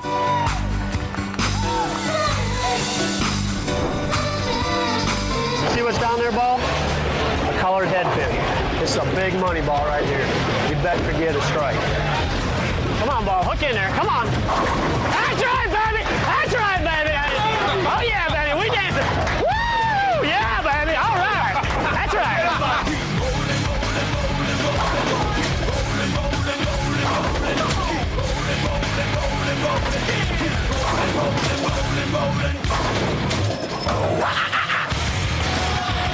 Working on the race cars a little easier than bowling, huh? Exactly. It comes a little more natural. What happened? I was a little off to the one side by about 3/16 of an inch. If Ryan Newman gets off by that much, you could have trouble. No comment. Okay. How's my boys doing down here? Yeah, we Come on, man. Yeah, we ain't doing too good. Yeah, we're gonna take a few jets out of it and tighten it up right now. So what's the problem? Is the track coming to you? No, it's this right here. I've been eating pizza, Domino's pizza, getting a grease on your fingers. the more ball action you got. John's what you want to call a power player, is he? Oh, he can sling it. He throws bricks. Oh! Something's rigged. My crosshairs are off right now. A few clicks here this way, little click that way. Figure, hey, windage. Yeah, Windage, you be dialed in, son. You be perfect. There ain't no wind in your guys that come said it. You got to have a good time and get away from racing to make the racing part of it a little more enjoyable. We choke! Choke! We choke! I choke! Can you see that? I'm telling you, we choked! We see these guys more than our wives, sometimes, and so it definitely helps when we get along. Look at that baby doll, huh? Woo! That is beautiful. Hard work. Oh, yeah. The real winners right here! Right here. You'll find out in the ladies' room. So would you call that an accurate behind-the-scenes look at the boys from Penske Racing? Yeah, that's pretty good. I think with the way they were talking smack there's definitely some aero push going on. Your guys do have fun away from the racetrack, and that's important. Yeah, it is. Just like Matt was saying there, we spend a lot of time together. We're all friends, and we get along, and we get to do those things together away from the racetrack, and it's good. It gets our mind off of certain things, and we're able to have fun as friends. Now, I heard that Borland is an outstanding bowler. Outstanding of sorts, I guess you could say. He's pretty good. When he's on, he's on. When he's off, he's off. Oh, that's kind of like a race car. And I will say, when he's off, we're there all night because he tries to get back on. Kind of like practice, huh? Winston Cup practice. You got it. You got it. Yeah. Speaking of race cars, how's yours? Yeah, it started off okay. We fell back a little bit. I think we're just a little bit off. Be interesting to see again what the track's going to be like, and we'll make some changes. We made some changes on that stop, and see what it's going to be like. I'm as much anticipated for the start of the race again as it was at the beginning. For the fans that didn't see qualifying Friday night, can you tell them what 194.2 miles an hour is like around this place? It goes by pretty quick. When the car's hooked up like our Automobile and Dodge was, it's a whole lot easier to get those speeds. And got to thank Matt and everybody back at Penske Racing for all the work and dedication that they've put forth this year to get us that ninth pole. And it really feels great, and it's an honor to be in that position. But speed-wise, it's pretty amazing. When the car goes into the corner, you're praying that it's going to stick. And again, you got to have confidence in your guys. The guys we go bowling with, and you can see it's a lot of fun. Hey, Bill, I have a question. Go ahead, BP. Is he that way all the time around? He can hear you. He can hear you. Is he that way all the time around the shop? He's pretty wide open. No restrictor plates on him. Ryan, we didn't see you bowling there. No, I took the night off and went and got a little pizza, and I had to prepare for our first Martinsville top 5, so that might have been a good thing. Did he take the night off though because he knew there was a camera there? Well, he won. They won. What does that say? They won the night you didn't show up. Well, just imagine how good they would have done. Huh? Oh, very good, very good. So does it do your heart good to see those guys having that much fun when you're not there? Definitely. Just to reiterate what I said, we're friends on and off the racetrack, whether we're at the racetrack for a weekend's event, going off bowling, or going to have dinner, or being at the racetrack, changing tires on pit stops.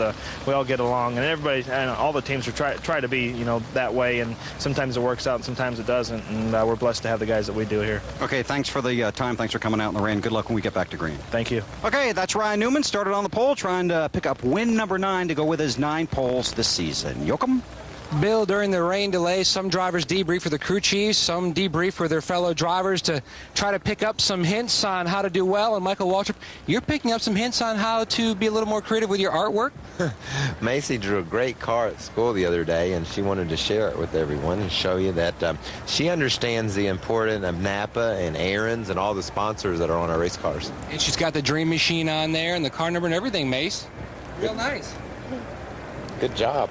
I'll tell you, Benny was talking earlier about... She's a shy one in the family. Yeah, she doesn't get a word in edgewise a lot of times. Benny was talking earlier about his son looking in the window and saying, golly, Dad, this is the best. And it reminded me of a story with Macy and I when we won Talladega just a month or so ago. I think you're going to show the race. That's great. Show a race I do good in, Talladega.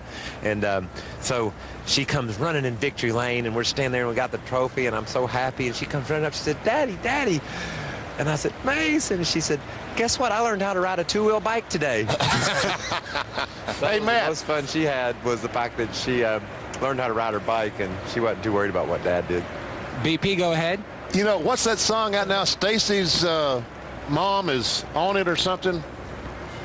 Anyway. Was that a 70s song? No, there's a song out now. And anyway. That wasn't a Roger Miller song, was it? At the bowling tournament, Michael Waltrip's team had a T-shirt that said Macy's mom is on it, talking about Buffy. Oh, at the bowling tournament, your team had a T-shirt that said Macy's Mom is on it. Yeah, it says Macy's Mama's got it going on. Oh, there you go. It's a new song. It's not a Benny. I don't know how. Benny probably don't know what that's about. It's some sort of.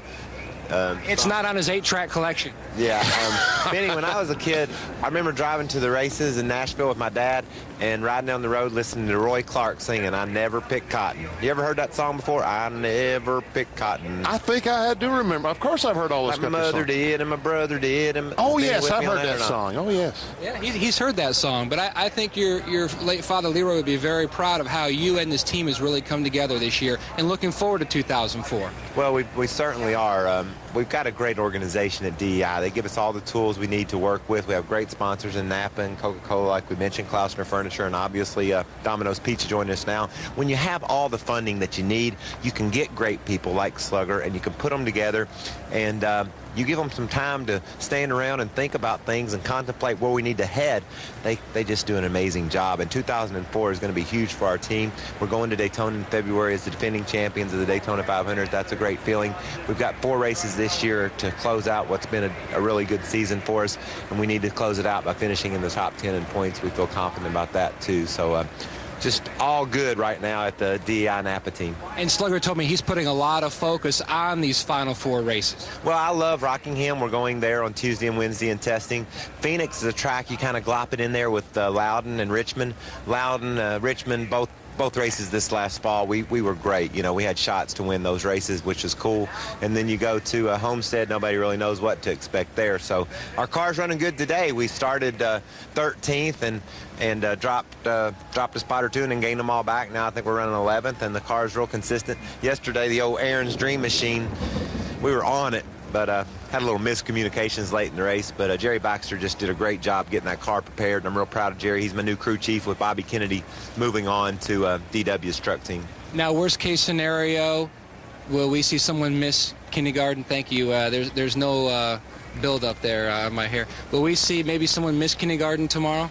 Yes, it appears right now that will be the case, but Mother Nature, she's the only one that knows for sure. And I remember staying here late at Atlanta before and getting races wrapped up, so hopefully we'll get to race. But Mace she's a race kid. You know, we load up in this little motorhome and we head off, and we bring our girls and buffs here, and it's good times.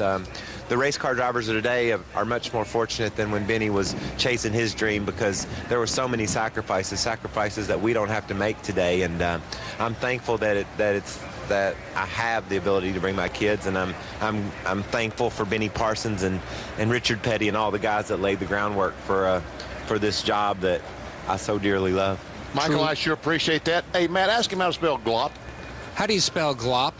GLOP. Okay, I just wondered. That's an Owensboro term. Okay, That's an Owensboro term, not a Nashville term, right? No, we got all of our craziness from Owensboro, and then we've spread it out across the southeast. Darrell to Tennessee, me to Sherrills Ford, North Carolina, and just love our job, Matt. It's cool to be able to sit around and listen to stories like Benny told earlier, and reflect and look forward. I've been doing this for a long time. I'm 40 now, you know. I'm using just for men. You're 40? Yeah, my hair would be colored.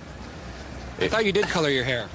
It would be gray if I didn't. Just like my brother Darrell, I'm going to glop him into that category as well. Well, some guy who's probably glopped in a little bit of water right now is standing by with Marty Snyder.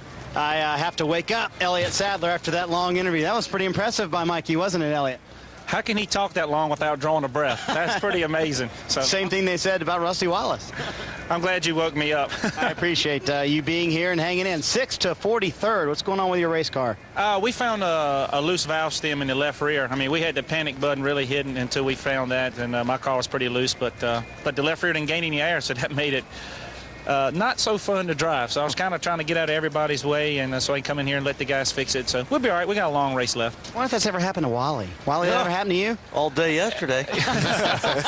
Wally probably will tell you this is not the funnest place in the world to be loose at. You're in the corner such a long time here, so everything you got or anything's wrong with your car is kind of accelerated.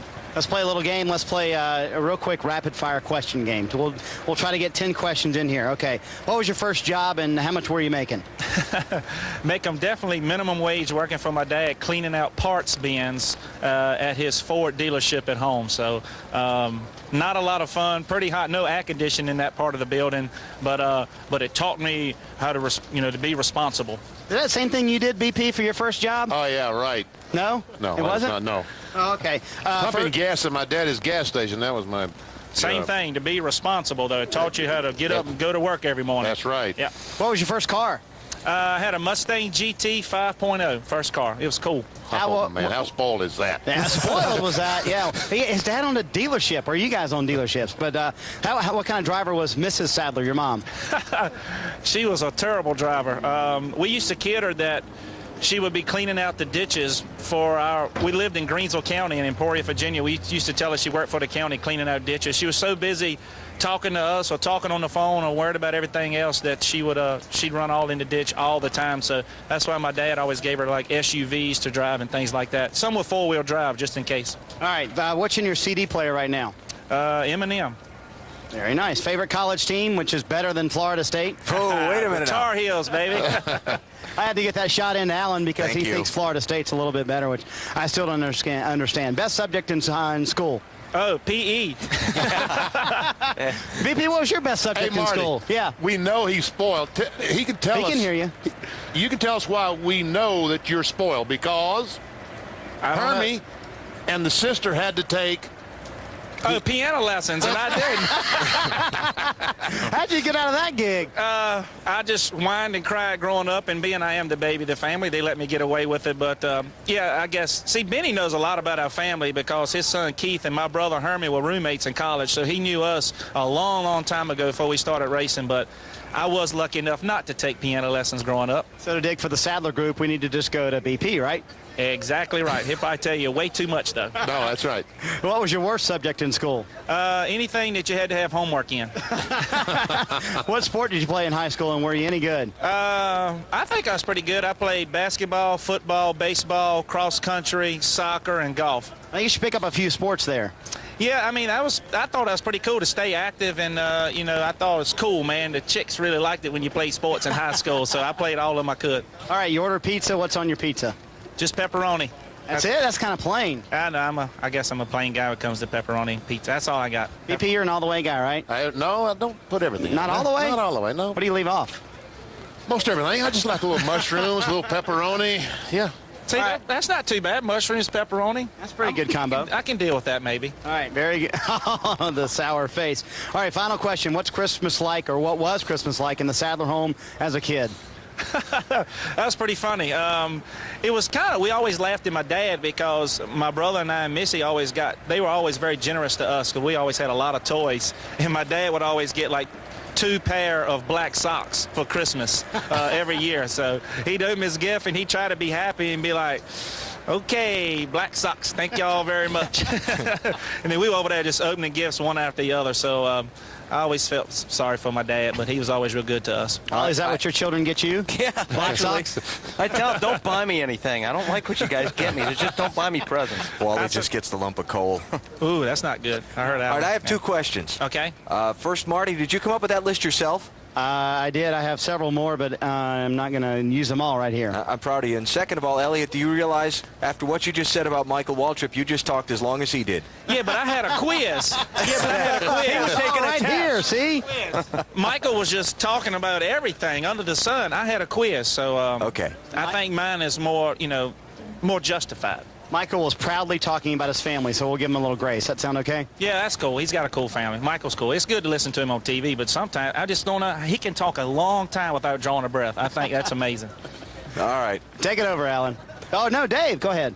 Well, Marty, I got a quiz for you now. How do you take a sport that was traditionally Southern and make it a nationwide phenomenon? Well, you might take a California kid and put him in New York City. Well, when you did that with Jimmy Johnson and put him in a taxi cab, not everyone recognized him.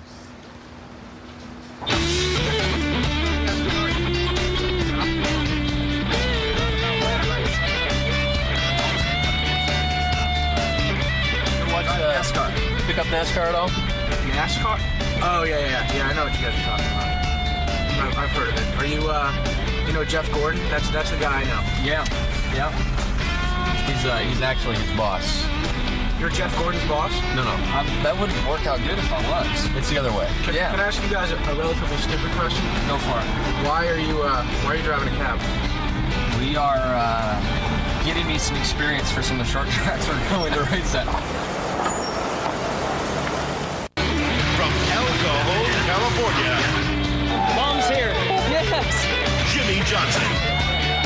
Did you know early on that dealing with the media was going to be that important, or are you just an easy guy to get along with? I think probably some of both. Really, my family, my parents, with my mom being a school bus driver, my dad being a heavy equipment operator, we didn't have the means as a family to buy a race car and put me into cars to get me going. It was about meeting people and marketing myself, and I learned that at a young age and understood the importance of that. And I want to treat people how I want to be treated and be a nice guy and get along. And with that in mind, we decided to put Jimmy's so-called nice guy image to the ultimate test. We made him a New York City taxi driver. Sunshine cab! My water just broke! I got an emergency! You talking to me? This would be then the first time you've driven a cab. Yes, this is the first time I've driven a cab. I've driven in the city before, though. That's always a blast. How you doing? 67th in Columbus, please. 67th in Columbus. Yes. Where's Columbus at? It's on the west side. You're not serious? No, not at all. I just making sure you knew where you're at. All right. Do you need a cab? Yeah, absolutely. Is my light not on? Obviously, I'm new. You have to be patient with me. That's okay. All right, listen, I need a 51st and 7. 51st and 7? Yeah. 57th and... 51st and 7. Okay, sorry. Driver's at? Who are you? We've got a celebrity driver today, so I hope that's okay. Just tell your celebrity driver to take the 51st and 7. Okay. What's the deal with the cash on the balance sheet? You need my assistance? I know about balance sheets. Balance sheets? Yeah. Okay. Just give me a second, pal. No? Listen, we've got... Okay, so it wasn't totally smooth at first, but our passengers seemed to warm up to the celebrity behind the wheel. You look a little familiar there, driver. Driver? Oh, did you see? Check this out. Tay, look at this. Jimmy Johnson. Yeah. You know Jimmy Johnson of NASCAR? Hold on, I'll put you on with him. Hold on. It's Kyle. Kyle? Kyle. How are you? What qualities do you think you've got that make you a good representative of your generation? I think just more than anything, being real. I mean, I think it's easy to get caught up in being on television and being successful and being a part of all this and forget kind of who you are, what you're about. And that's one thing that I know my family and friends and Shanny won't let happen. Oh, and speaking of a guy who hasn't let fame change who he is. Taxi! Holy cow. Cinderella. Take me up to NBC. You know where the street's on that? I'm going to the I'm new, by the way. How's it going? Jimmy. Or Black. Either way. Black Good Attack. to meet you. Also known as I like the red Jables. stuff under your arms, man. Thanks, Rocker. It helps me rock. I've got some music, man. You mind playing to it? Sure. Yeah? What do you got? Here, dude, you might like it. Let's hear it. Close. Hang on. Oh, yeah, I can play that. You know this? Yeah, I do. You look like you might know it. Here we go. Baby, we was making straight A's, but we were stuck in a dumb daze. And then the magic man did come to top. Woo-wee! Done spun my head around. It's just Sutter's S's in session. 2 and 2 make 5. Now, baby, I'm alive. Oh, yeah! And if you wanna be a teacher's man,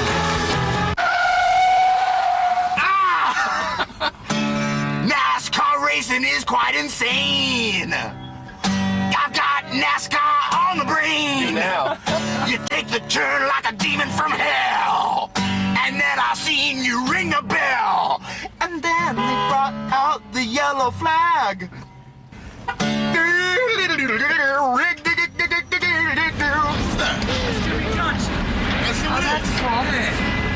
Open this up. Okay, open it up. You watch racing, man? It's just a cab, though, you know? I don't want to go crazy. Go crazy? Do some skits. Right in the middle of the match. You know what that is, James? 2 new fans. 2 new fans. Right, and, you know, one by one. And Jimmy getting a look at the piece for the first time here. We had a good time that day, didn't we? We did. That was a lot of fun, and I forgot how much fun Jack Black was. I'm remembering back to some other stuff that I know you know about that was just hilarious. I guess. Yeah, that we can't talk about now, can we? No, I don't think so. Yeah, it was secret rocking, Jack would probably say. Yeah, that guy is a character. And you know, like you and I were talking when we were there, we expected him to just be different when the camera was off, but he was on all the time and a lot of fun. Yeah, it was good. You know, actually, and one thing that happened sort of spontaneously, your brother called us in the middle. Yeah, my brother called, and I passed the phone back to him because I figured he would do something out of control, and he had a good time with Jarrett, beat up on him a little bit. And, you know, Jarrett works for Randy LaJoie building seats, and he said something to him about building seats, and Jack went into this deal about having crushed velvet and leather seats. He had no idea what the heck was going on, but it was pretty funny. Yeah, it was a good time. All right, let's talk racing. Let's get away from New York City Taxi to your race car. I had an interesting conversation with Chad this morning. He was putting shocks on your car real late this morning, and I said, what is this, the last secret idea that you had? And he said, all my best ideas come at the last minute. How was the car? The car wasn't bad. We're hoping to obviously get back racing and work on it a little bit. We were a little tight, you know, as the race started and got going. So we're hopeful. We're trying some stuff. You cannot sit still in the sport, or else you're going to be passed up. So we just hope that we didn't get too far out there. The car's good. It ran well in happy hour yesterday, and we're still competitive and running well today. Just need a little bit more to run with those guys that are up front right now. And, you know, there was a guy on our broadcast team who was involved in taxi cab driving at one point in his life. Benny, anything you want to add to Jinmi's driving experience? Did you see anything there that he needs to work on tips-wise? Or tips, speaking of which, we didn't really charge anybody, did we? No, just a few. There was one angry lady that was on there that we should have charged a lot, but they didn't show up yet. But we didn't get any tips. What's the deal? I don't know. I think next time the meter, we have to crank up the meter a little bit. Yeah, delayed timing on the meter was hurting us on our pay. And then we're kind of generous at the end and charge anybody. I'll tell you what, you were way too nice, Jimmy. Aren't tips usually based on service received? He was a pretty nice guy. Well, He was a nice taxi guy. Exactly. They made it safely. I could speak to them in English, you know, which is big in New York with the taxi drivers. So, I mean, it was good. And a clean taxi, a brand new taxi, nevertheless. How many people did you really want to throw out? Just one. That one guy on the phone, right? They called you pal? Actually, yeah, he was. Yeah, he was a little rough, but at the end he warmed up after he told me or reminded me that I haven't won a road course race, and Jeff Gordon should be driving him since we're on a street course. So it was a lot of fun. Now, you know, as far as other people who were talking racing with us that day, we're going to take a look at something that Jack Black had to say about Wally. We've got a driver who takes a two-seater out there on the track. His name is Wally Dellenbach. You ever hear of him? Oh, yeah. Wally? Yeah, Wally. The dude's insane. The dude is insane. Is that the way that you typically would describe Wally's driving? From everything that I saw on television, yes. I unfortunately haven't had many chances to race with Wally, so but he's doing good in the Busch car. Well, he didn't do very good yesterday. Not very good yesterday. Well, he didn't hit anything, Wally. That's what I was talking about. I felt like it. Wally, would we call you insane? Do we think of you as insane? Jack, you should have offered him to go for a ride. Oh, yeah, you know, we really should. Done that. But see, I don't know if the ultimate thrill would be in the Mountain Dew car or if he's already had it in the taxi cab. Well, we offered him up a ride and all, but he was too busy rocking. The guy is all about his guitar and his band. What was the name of his band again? Tenacious D. Tenacious D. That's right. That's right. So, he's rocking. He is a rocker. Very much a rocker. Alan? All right, Dave. Jimmy, very nice job. You've got something to fall back on if the racing thing doesn't work out. Junior, when we come back, it's raining here in Atlanta.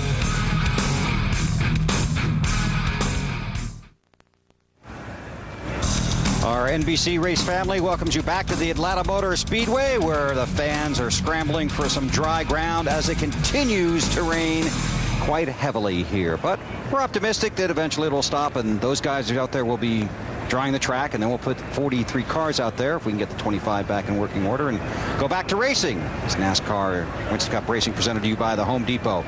3 weeks from today, the season finale at the Homestead Miami Speedway in Homestead, Florida. You won't recognize the place. 3, 2, 1. The redesign began in May of 2003. Basically, the whole thing's been redesigned, but the #1 goal to increase the banking from 6 to 20 degrees, 3 different levels of banking, 18, 19, and 20. The thought here, making 3 grooves, making a more competitive racetrack, and maybe 3 wide. And the work continued, and there will be tire testing at Homestead this week in preparation for the season finale 3 weeks from today. There's a guy that's been on that racetrack, and he's hanging out with Matt Yocum. Driver 8, Dale Earnhardt Jr. So you snuck in there, and what do you think about the new Homestead Speedway? I thought it was pretty awesome. There's some long corners, I'm sure, and they're just really, you know, put a lot of bank into it, and it reminds me, like the entrance to Turn 3 reminds me a lot of this place here in Atlanta. The corners are almost similar, so I think it'll be exactly what they want, and they put a lot of effort into it, so you really can't complain if it don't work out like they want to. They still have built a great racetrack. Now, Wally wants to know about the transition. Well, the banking from 18, 19 to 20, it doesn't. To me, I couldn't tell a whole lot. Maybe it'll tell a whole lot once we get in a race car, tell a little difference. But I couldn't feel it myself just by looking at it, even by driving on it with a rental car. But regardless of that, I think just like I said, the entrance of the corner is going to be comfortable going in the middle of the racetrack or even going in up top. Turn 1 and 2, that's a little different story. The straightaways are lower, and then the backstretch, so you'll drive up into the corner, so it makes sense just to go across the bottom there. So we'll just have to see. Now that's racing. So what does Dale Earnhardt Jr. do during a rain delay? Well, we cook on the George Foreman. And you do have one of those that you carry on the coach? Yeah, man, we got to give George credit. I know he makes a lot of money off those things, but he's got like 7 sons, right? But you gotta have something to help pay for their food. Yeah, so got to give George a lot of credit. We cook a lot of food on it all the time. It works overtime. Sit here and watch you guys, and just wait for the rain to stop, So hopefully we'll get the race in. If not, we got all night and all day tomorrow, and nothing better to do. Now, Mark Martin is known to be a big workout fanatic. A lot of drivers have their own different workout programs. Now, I understand my posse tell me that you have a very unique workout program, boxing. Well, yeah, I've been a huge fan of boxing for a long time, and I always had an interest to know more about it, learn how to do it, learn how to spar, and I hate working out, I hate running on treadmills and all that stuff, and so I just bought me a boxing ring off the internet. Me and my buddies get together and we spar. We don't get crazy or nothing. Every once in a while we might get a few beers in us and get out of hand, but most of the time we keep it pretty tame, and just, we can go 10 rounds, 10 3-minute rounds, and it'll put you on the ground. I'm telling you, wear you out. Now, you've got the spit buckets, you've got the computerized bell, you've got everything that's authentic. We got pretty much everything we need. I didn't want to have any hang-ups. I just wanted to get in there and do it, and so we bought the whole deal. So it's a lot of fun, and takes up a little bit of room, but it's worth it. I mean, it's just so much fun to get in there. You have a hard time not laughing the whole time, but it gets pretty serious. When some guy connects you to the head one good time, you straighten up pretty quick. Now, your cousin, Tony Uri Jr., told me that basically you two started this when you were about 13 or 14 years old. You had one pair of boxing gloves. So you took the left, he took the right, but he says that he used to whoop up on you and that you're a bleeder. Oh, yeah, I was a bad bleeder. I could just look the wrong way and my nose would start bleeding when I was a little kid. But doesn't that scare the competition and the opposition a little bit? Yeah, I mean, it was more authentic, but it was fun. Tony Jr., he was pretty crazy. He was... we would put one glove on, and he normally won because he got the right-handed glove, and so it was kind of tough for me to hit him when I'm right-handed in boxing. But it was a lot of fun. One time he hit me and did bust my nose, and my dad went after him pretty good. So you have to ask him about that. Oh, I have, and he said he dropped the glove and ran. Well, so any kind of problems you guys have with the teams, you can just take it right in the ring, can't you? Yeah, I've had a few challenges too.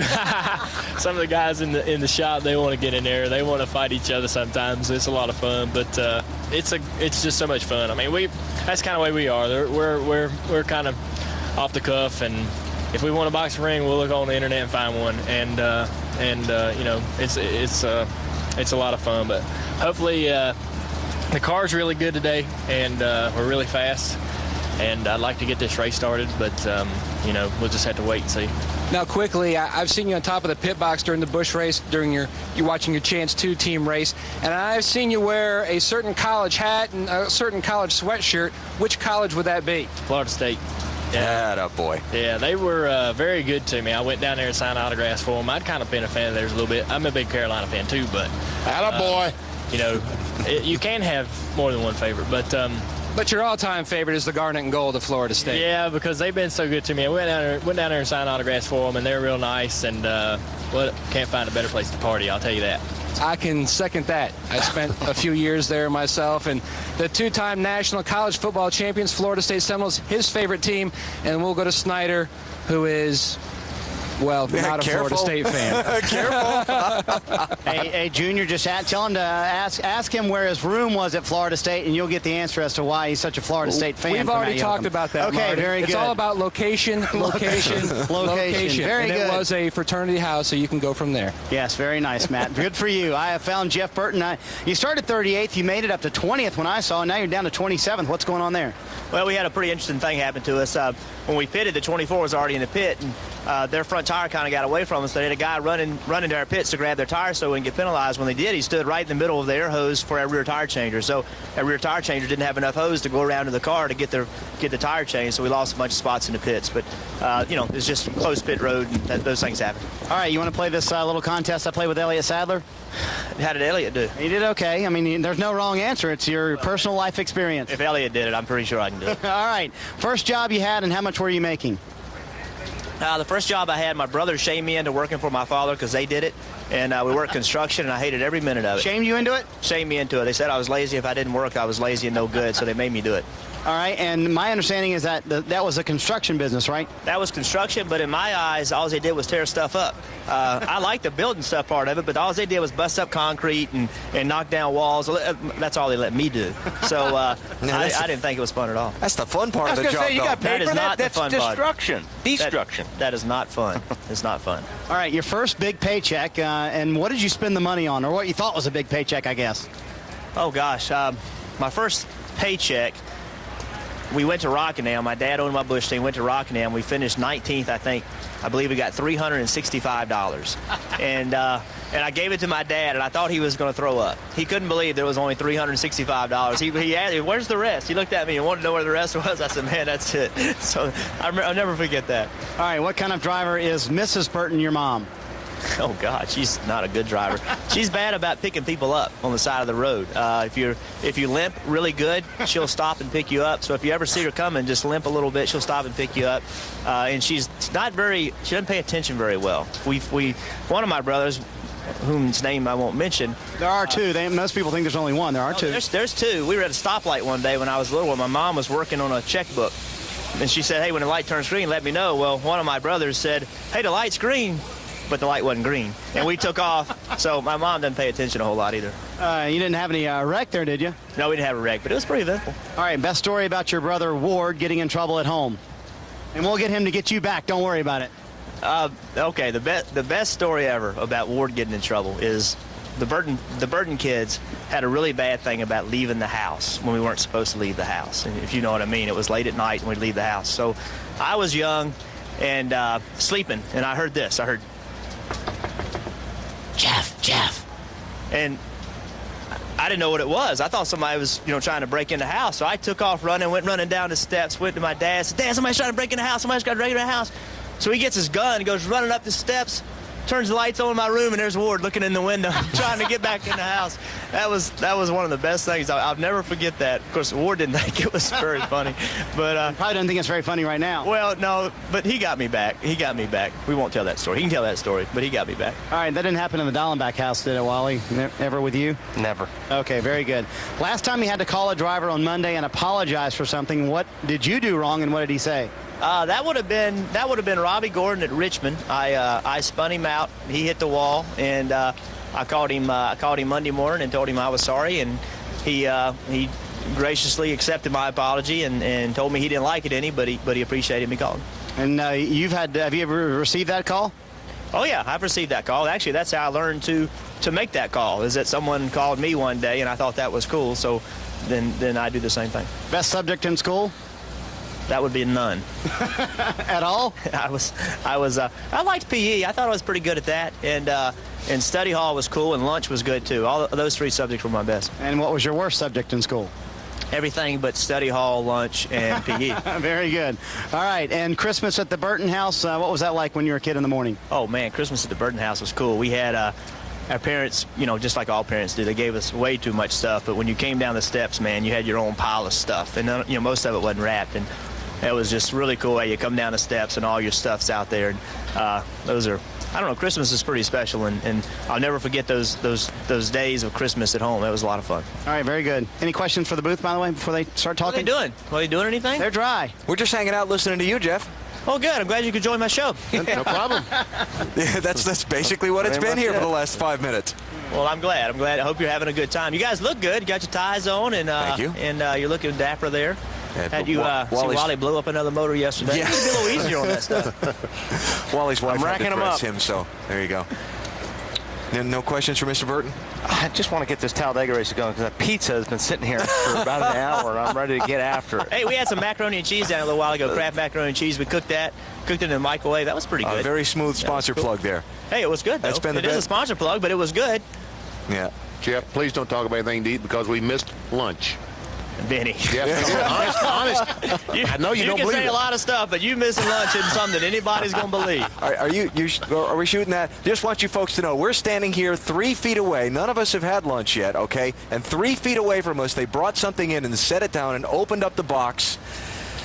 And we just can't quite reach it. Ooh, we're getting close. That's 3.5 feet from us. They must be showing that on the Teletron or whatever they call that thing because all the fans just cheered. Yeah. It could be. All right. Hey, Jeff, thanks. And good luck to you the rest of the day.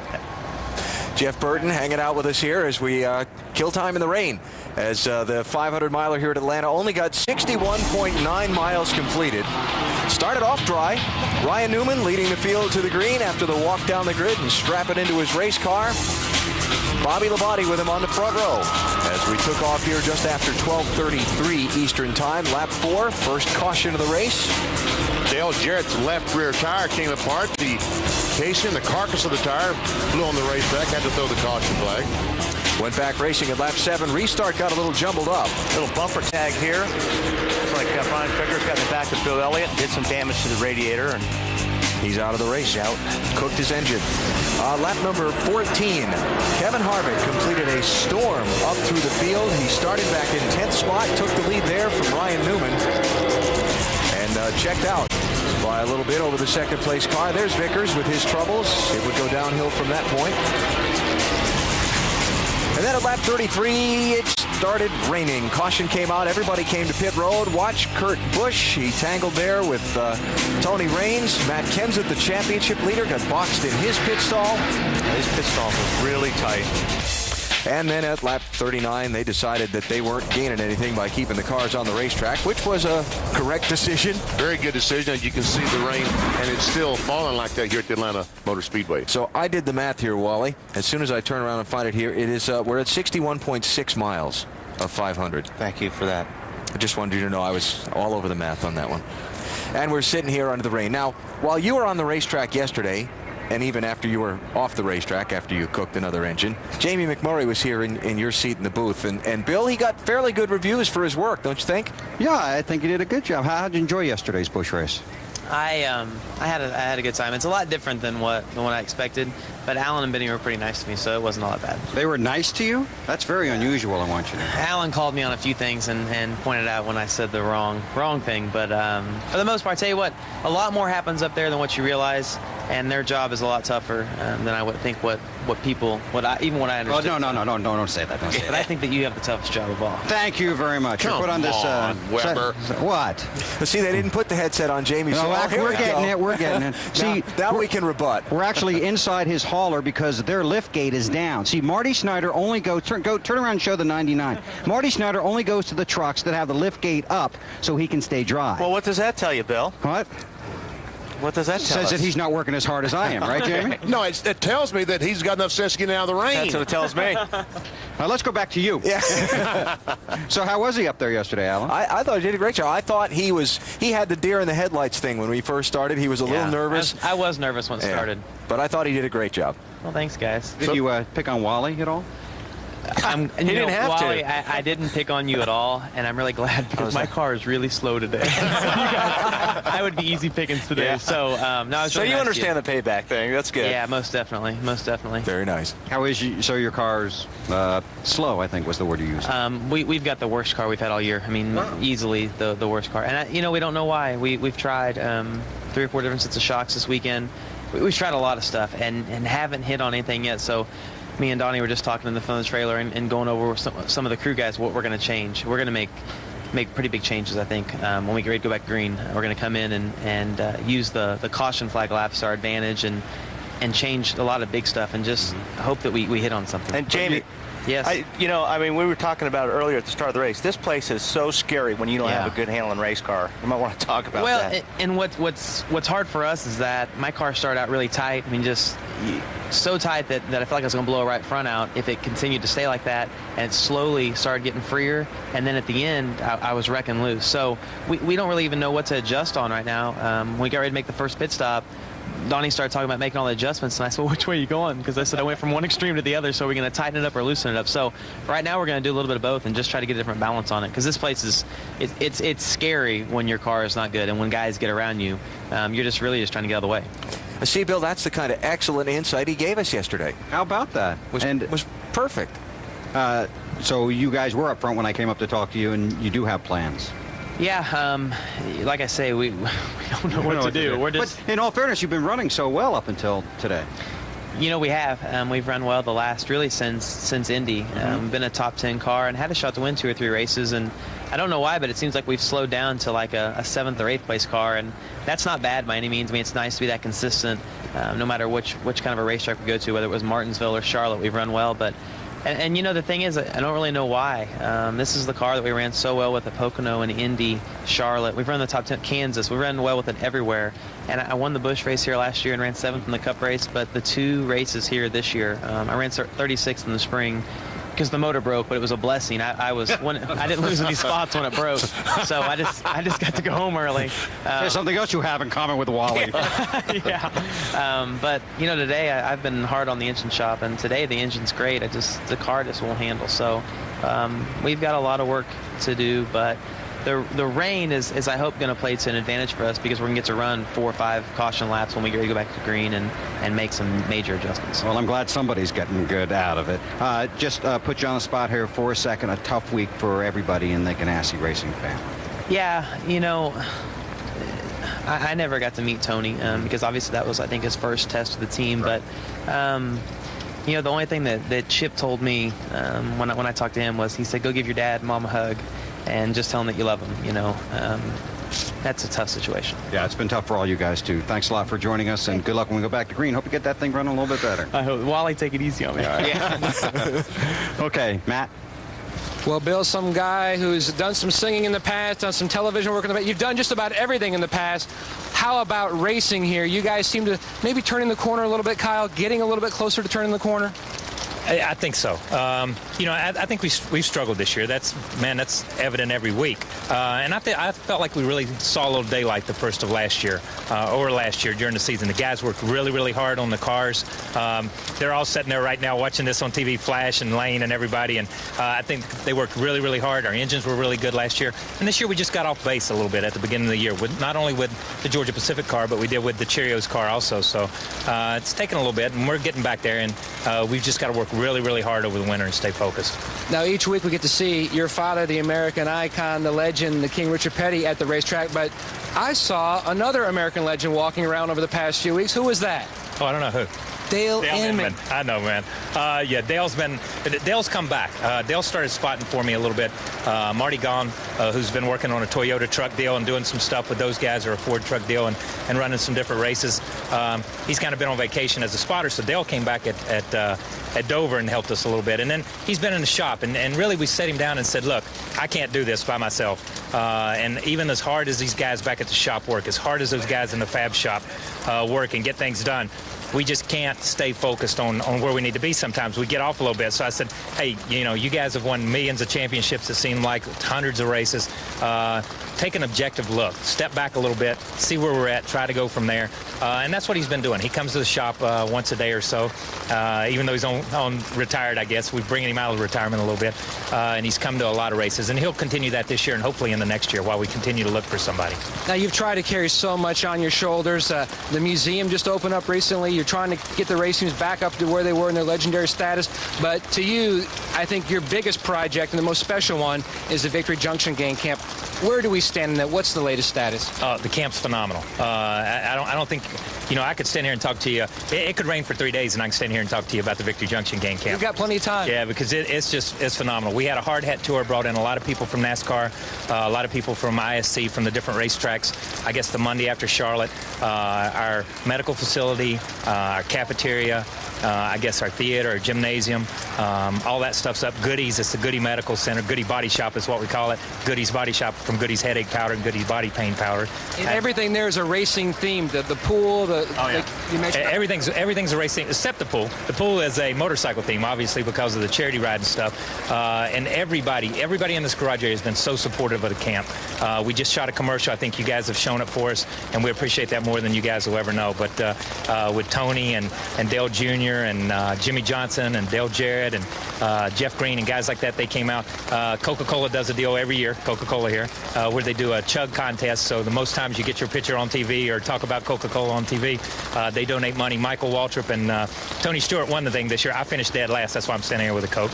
And I finished dead last, but a lot of these guys donated their monies to the camp. So we had a walk around the racetrack. Atlanta gave us the racetrack, and we had a fun walk around the racetrack. 400, 500 fans came out. We just walked around the racetrack, saw where people had gotten to the wall yesterday. A lot of people picked up rubber off the racetrack and things like that. So the racetracks, NASCAR, the drivers, a lot of the sponsors here have gotten behind the sport or have gotten behind the camp, and it's pretty phenomenal right now. Hey, Kyle, did you pick up any pistons out there? No pistons. Okay. Lots of fender braces, and let's see, lots of fender braces and little bitty chunks of rubber. And I saw some roll bar padding and some stuff, like guys that tried to throw out and get a caution. And that was Wally on lap 4. Okay, that's what came out of Wally's car. I didn't know what that was coming out of Wally's car. The pistons came out afterwards. The pistons came out. So the little pieces of block were yours then. That's what that was. I got you. And a lot of work left to do. The opening date is getting close. Yeah, the opening date is getting close. Obviously, our charity ride next year, we've moved it to May, and we're really excited about that. This May will be the 4th anniversary of Adam's accident, and we would like to end it there for a lot of emotional reasons and a lot of sentimental reasons, to be able to end it at the camp and pull into Victory Junction Gang Camp, see the first group of kids that are there, all the riders that have helped us do this, all the Winston Cup drivers that have helped us put this thing together. I've said this before, this is not a petty project. We've been very, very blessed by everybody in the Winston Cup garage area to come and put this thing together, and for them to be able to do it and to do it sometime in May would be a dream come true for me. Certainly will definitely be a very special day when they open up that Victory Junction King Camp. Dave? Well, Matt, I found a family of Coca-Cola family of driver who actually beat Kyle Petty in the chug, but you said not by much, did you? No, not by much. Unfortunately, Kyle and I have got to step our programs up to where we get on TV more so we can drink these Coca-Colas and show everybody that we're part of the family, but hopefully we're going to do that. And you're not going to do that right now, right? No, that's not good to tell. I've been sitting here drinking. No, I didn't get this just for y'all. That's what I do, sitting here, drink, watch the Carolina Panthers beat up on the New Orleans Saints. We can only hope. Talk a little bit about your drive-alongs on Thursday with folks. Have anybody just have a great experience in that passenger seat next to you? Yeah, I had a lady, her name was Patty, and she was here and got in the car, and I could tell she was a little nervous, but we went out and started around the track, got up to speed, and I could tell she was holding on kind of tight, but she was smiling still at that time. And as we went down the front stretch pretty fast, 2 other cars started pulling out in front, and just as I looked over to see her what she was thinking, because I wasn't that close to them, but I could see her eyes close, and so I got through the corner before I looked back over at her and told her everything was going to be okay. But I think she had a wonderful time. That's a lot of fun. Coca-Cola is really good at making this all work for the fans. You know, that's what it's about, is giving the fans an opportunity to come see what we do and be a part of this. Now, speaking of cars that are making people keep their eyes closed, earlier today, your car, my eyes would have been shut in that, because that was not an easy save, was it? No, it wasn't. Somebody got into me going down the back stretch just before we got to turn 3. I knew that they were on the inside, and I was just trying to stay straight and actually get out of the gas, and don't know what happened there. But anyway, it cut the left rear tire down, and there I was in the middle of a pack, and so I was fortunate the car stayed straight there. I think I closed my eyes for just a minute, but everything worked out. And the biggest problem came when I got down to turn 1. Then I couldn't get into the pits that lap, and I got down to turn 1, and the tread came off of it, and worked out for us. Been up the left rear a little bit, but we've got most of it back out, and just fortunate. Car was a little bit tight then when we went back, so we made a little air pressure adjustment and see if that helps. I know Mama said there would be days like these, the rainy days, but Did Mom ever know that there would be seasons like these? Because I know you guys have had trouble. You've worked hard. This has been tough, though, hasn't it? It's been extremely difficult for everybody. You like to think that once you get to a certain point that these kind of seasons won't happen. But as we know, it does happen. And it's not from a lack of effort. That's the thing I think that hurts the most. Our guys have probably put in more effort and as many hours as we have in any year that I've been at Robert Yates Racing. And we're just not hitting on the right things right now. We're not exactly sure why that is. We keep trying a lot of different things. Our guys in the body shop have put on bodies and cut bodies off and been to the wind tunnel, just everything they can possibly do. We've cut up chassis of cars, and we're just really searching, trying to give Elliott and myself cars that we can work with on the racetrack and be aggressive with. And we're not there yet. We're finding a lot of things that don't work, but hopefully we're going to find some things that do. And your faith in the team and their faith in you, I mean, that's caused you all to get together for a couple more years, right? Yeah, absolutely. I guess we finally got it on paper to make everybody believe that's what was going to happen, but we've known that for a while. Robert and Doug and myself knew that I was going to stay there. When UPS signed back up this year to stay through 2006, we said we were all going to do that, but we just, we've been working on the race cars and the race team, trying to get everything in order there. And, I'm not going to leave this race team. I came in and things have gone well since we started this 88 team. UPS came on board after we won our championship, and we've won some races with them, but we owe and they deserve a lot more than this because they're a wonderful sponsor, and we're fortunate to have the best sponsor in the business. So we want to put them back on top, and I don't want to go out of this or go away from Robert Yates Racing unless we're running good. That's how I want to leave whenever I go out, and we're going to work hard to make that happen. And that's not saying 2006 is going to be the end. That's just what we've got on paper, and that we're going to do till for this time, and hopefully when we get to that point, we'll all want to stay together too. All right, Alan, that's it from down here with the Winston Cup champion. Let's send it back up to you with another Winston Cup champion. So Dale's not wondering what Brown can do for him, but what he can do for Brown over these next few years. Exactly, what they can do for each other, definitely. Or Yellow in this case, this season, this today. Dale? Yeah, I hadn't been on here much, but I've got to say, there's a lady in Fredericksburg, Virginia. Her name is Carol Bruce, and Carol is battling cancer right now. And the reason I bring up Carol and want to say hello to her and wish her the best is Carol started my fan club. When I first began back with Cale Yarborough, and that was actually in 1998, she started my fan club and then ran it for years by herself out of her home. And she's been a terrific friend to the Jarrett family for many, many years. And we just want to say hi to Carol. She watches the races. She comes occasionally, but I know she's sitting at home today watching. So we're just let you know we're thinking about you and praying for you, Carol, and hope everything will go well and you can get back to the racetrack on a regular basis. Well done. Thank you, DJ. Guys. Appreciate it. Thank you. Dave, thank you. And we continue to wait out the rain here at Atlanta Motor Speedway. Race stopped just after 61 miles because the weather has come in. But the good news is, believe me when I say this, we're watching the radar carefully. It's moving through. It may be a little bit yet, but we expect the rain to stop here after a while, and they have lights at this racetrack. So I think we're going to get this thing done Sunday sometime. Sometime today we will have a race here, 500-mile race at the Atlanta Motor Speedway. And of course we'll continue to be here for you at NBC Sports to keep you posted and show it to you when it happens. Earlier today I asked you about our Singular Wireless Race Talk poll and talking about Bill Elliott's great career and your favorite memory. Bill said his win at Talladega when he came back from 2 laps down was his favorite. Well, Brickyard, wow. The Brickyard 400 win got the most votes. I voted with Bill. Did you? I mean, that, folks, at Talladega, you've seen these pack of cars where they run around there, 40 cars together. I know things were different in 1985, but Bill Elliott on the green flag made up 5 miles. That's how fast he was that day. Had an oil leak, had to make a green flag pit stop, and then they didn't have any more cautions, and he literally unlapped himself twice and won the race. I thought, that 85 Winston Million win, that was such a big thing for the sport, not only just for Bill. But you voted A, Brickyard 400 win of 2002, another great day for Bill Elliott.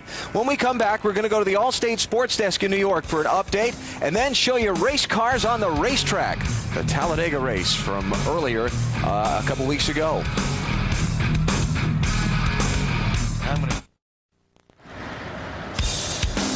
Home Depot presents NASCAR Winston Cup Racing from Atlanta. Brought to you by UPS, the official delivery company of NASCAR. We want to race the truck. People love the truck. By Enterprise Rent-A-Car. Call 1-800-RENT-A-CAR. Pick Enterprise. We'll pick you up. By Budweiser, the best things in life are the things that are true. Budweiser. And by the Home Depot, NASCAR's home improvement warehouse. Well, since we're all in the spirit of the Coca-Cola racing family this weekend at Atlanta Motor Speedway, I thought I would chime in too. I've been to sleep twice and woke up both times, and Michael Waltrip was still doing his interview. Wow. So, and we've been watching the telecast like everybody else is, because we're all in the motorhomes and have nothing to do. So we're drinking Coca-Cola.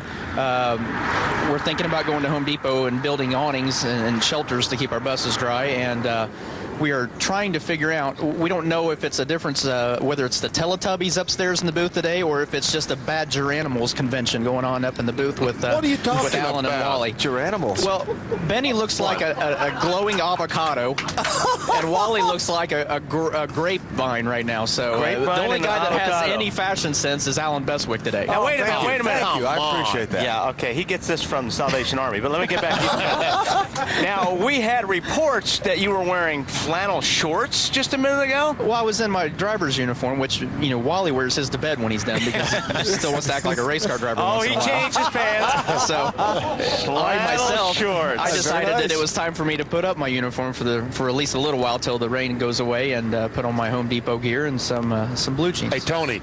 Yes. My wife goes to a lot of trouble to make me look like an avocado, I'll have you know. Let me tell you something, Benny. You're the only guy that could pull that deal off. But we're sitting here. I mean, we got Dana Williams from Diamond Rio with us today on the bus, and we're sitting there going, is he really wearing that? Is he really going to try to pull this off today? Terry, you heard him. I just want you to know one thing, Smoke. Yes. You have succeeded in this last 35 seconds at making both Wally and Benny blush. But you know what? We do have the last word, don't we? I can't wait till this thing goes back green. Yeah. Don't overshoot your pit. Do not overshoot your pit. Oh, don't worry. Don't worry. I've only stuck the right front out of the box one time this year, and that cost me big. So I'm not going to make any big mistakes like that, hopefully. And knock on wood, that'll probably happen now, knowing my luck. But no, we're just having fun. We thought you guys were having so much fun, and we were trying. I'm cheating and watching the video up here at the same time just to see how much you guys are trying to get back at me. But no, we just saw you guys were having so much fun. We thought we'd pick at you a little bit and try to figure out where you guys thought you were going to pull these shirts and ties off at. I have an idea that Yoakum's behind this somewhere, though, because I can hear that cackle in the background. Oh, yeah, he's right next to me. Don't think that Yoakum Check the monitor. Wait a minute. Don't think that Yoakum didn't even start this deal. Yeah. Don't get the wrong idea thinking he didn't initiate the whole deal here. There you go, Tony. That's from WD. Hey, now wait a minute. Wait a minute. Now, just for the record, who taught you how to do that? Yeah, I gotta know. Who taught you how to do that? We went to school together on that one. Very nice. Tony, thanks. All right, Thanks, guys. Tony. Good luck. Try to do something in the next 25 or 30 minutes that actually is going to entertain us. I'm going to eat pizza. I don't know about what these We're guys going to show you a race. Do. How's that? How's Talladega sound? No, let's show Charlotte. I think we should show Charlotte instead. Sorry, we're going to go to Talladega. You lose on that one. All right, guys. I'm going to enjoy my cold Coca-Cola, and I'll watch Talladega, I guess. There we go. Okay. The boys are racking it up for charity today. All right, guys. All right, thanks, Tony. Tony Stewart, great race car in the first part of this race that we've seen. Hey, guess what? It's really getting bright outside. Yeah. This is good. They call it in NASCAR racing, the old former Winston Cup director from several years back, Dick Beatty, used to call it a winder. We had a winder. That was his name for when a hole in the radar opened, and everybody used to laugh at Dick and say, yeah, it's raining in your winder, Dick. But the winder's opening right now, I think. It's going to take them a while to get this place dry, but it looks like from watching the radar, we're getting closer to it. I can tell you this. When the race happens, we'll be here to show it to you on NBC Sports, and hopefully it'll come up here sometime in the next little while. I can also tell you this for sure. I'm going to send Wally to find a microwave for that pizza, and we're going to show you race cars on the racetrack from Talladega 4 weeks ago.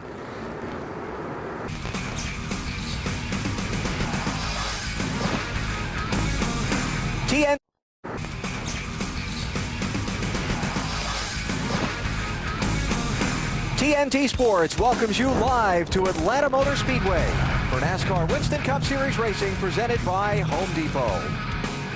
The track is dry, the cars are fired, they're getting ready to roll out onto the track, and we're getting to resume the 500-mile race, which was stopped by rain yesterday after just 61 miles. 42 drivers are anxious to get back to full-speed racing on one of NASCAR's fastest tracks.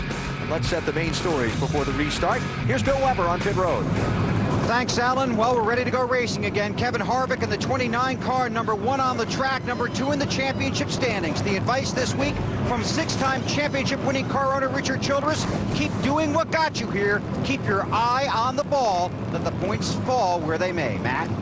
Bill, Bobby Labonte chasing his 7th career Atlanta victory in the last 14 races. I talked to crew chief Michael Fatback McSwain. He says early on, his biggest concern is going to be tire wear on this very green racetrack. Some teams in testing, after 15 to 18 laps, they were down to the cords. Today, Burns. Third in the championship, Dale Earnhardt Jr., a very fast car, but has not led a lap and picked up 5 bonus points yet today. He may do that before it's done. Very minor adjustments before the red flag. His car is good. Marty Snyder? Dave, Kurt Busch sits in 6th, and he won't be there for very long.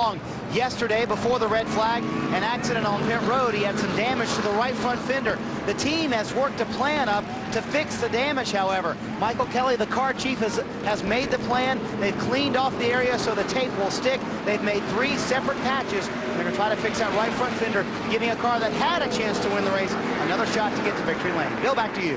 Matt Kenseth is the championship leader, Marty, by 240 points before this race started. After 39 laps, he's gone from 37th, where he started this race with a provisional, to 21st. They had a disappointing pit stop when they got blocked in. Matt said the car is good, not as good as they were hoping when the race started. We'll see how it fares when they go back to green flag racing. Alan? Okay, so the main stories of the day: our championship leader, the race leader, and a race contender with a damaged race car from the few laps that were run yesterday. Alan Bestwick here in Atlanta live. Wally Dallenbach alongside. Benny Parsons is off attending to some family business today. His father Harold feeling a little under the weather. BP says HP is the world's biggest race fan. So Harold, hope you're feeling better real soon. And the cars are on the track. Let's show you quickly what happened yesterday to get us to the lap 40 mark that we're at today. Race went green at 12:33 Eastern time under heavily overcast skies, and just a few laps in, it went wrong for Dale Jarrett. Yeah, Dale Jarrett cut a left rear down, but got the car saved, which is a good thing. Lap 7 on the restart. Watch the 4th and 5th cars in line. Brian Vickers punches the back of Bill Elliott's Dodge. Minor damage to Elliott's car. Vickers, though, cooking his engine after knocking the radiator out. Kevin Harvick takes the lead. Pole sitter Ryan Newman stormed up from 10th starting spot in those opening 14 laps, and Harvick is still the leader. Then watch this on pit road. And here's Kurt Busch. He leaves his pit stall, and Tony Raines was trying to get into his, and they made a little contact there, and it did some damage to the right front of Kurt Busch's car. And here, aerodynamics is very important, so that's why, like Marty said, you have to get in and get it fixed. And before they could go back racing from that caution flag, which was for rain, the skies really opened up. The cars were stopped, and they hadn't moved until just now. But they're back on the track, and again, the speedway is dry. We'll see the green flag coming up just moments from now. Give the cars a couple of pace laps, just like they would on Sunday, to get them up to operating temperature. And we talk about, with this rain, a green racetrack, what it does, it washes the track. It takes all the rubber off the racetrack, all the rubber that was worked in from the Busch race and the few laps that we ran in the Cup race, all that's gone. So the racetrack's going to be a little bit slick here for the first few laps. See the temperature. Yeah, that air temperature of 59 degrees, that number's going to go down throughout the afternoon here. And that, that's going to affect the cars a little bit. I mean, normally the cooler, the better, the more grip the race cars get, the better the engines run. Definitely more comfortable for the drivers inside the car. But as long as this stays consistent, if we don't see big swings or we don't see the sun come out and go in, it'll be consistent. Now, pit road is open when they come by this time, so we'll see if Kurt Busch dives in to make the repairs. As Marty told us about a minute ago, Kurt running 6th on the track. That's him in the yellow car coming by. And he's coming in. And all the other leaders will likely stay out because they were all just off of pit road under the caution for rain when the race was stopped, so they don't need to come in and get fuel.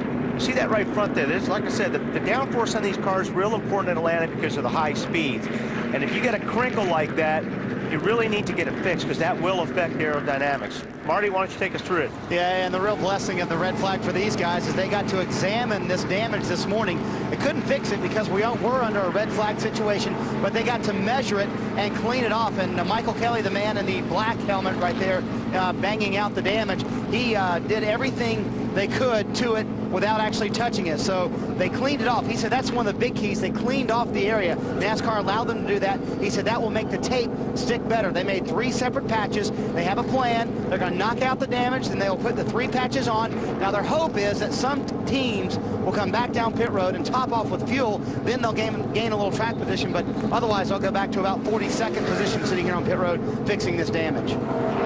There have been some other teams make pit stops under this caution, mostly toward the back of the field. Dale Jarrett was in, Kenny Wallace, Terry Labonte, Jamie McMurray, Hermie Sadler, Joe Nemechek, Derek Cope, Tony Raines, and Elliott Sadler. They've all come in and topped off the fuel on this lap of caution.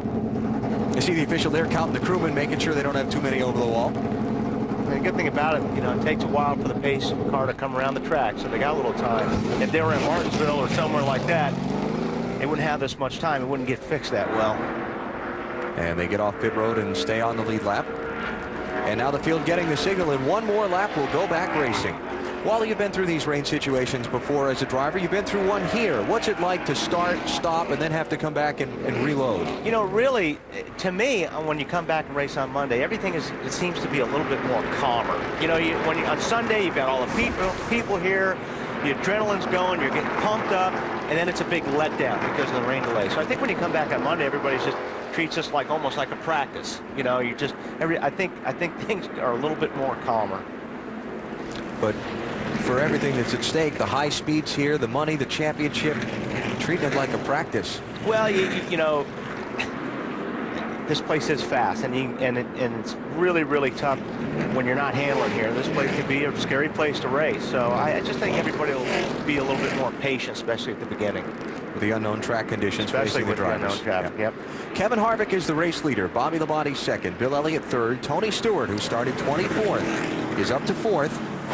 And fifth is Dale Earnhardt Jr. Jeff Gordon, Jimmy Spencer, Ryan Newman, Jeremy Mayfield, and Michael Waltrip round out the top 10. The championship leader, Matt Kenseth, up to 20th after Kurt Busch pulled off and made his pit stop. Busch is back in 40th for this restart.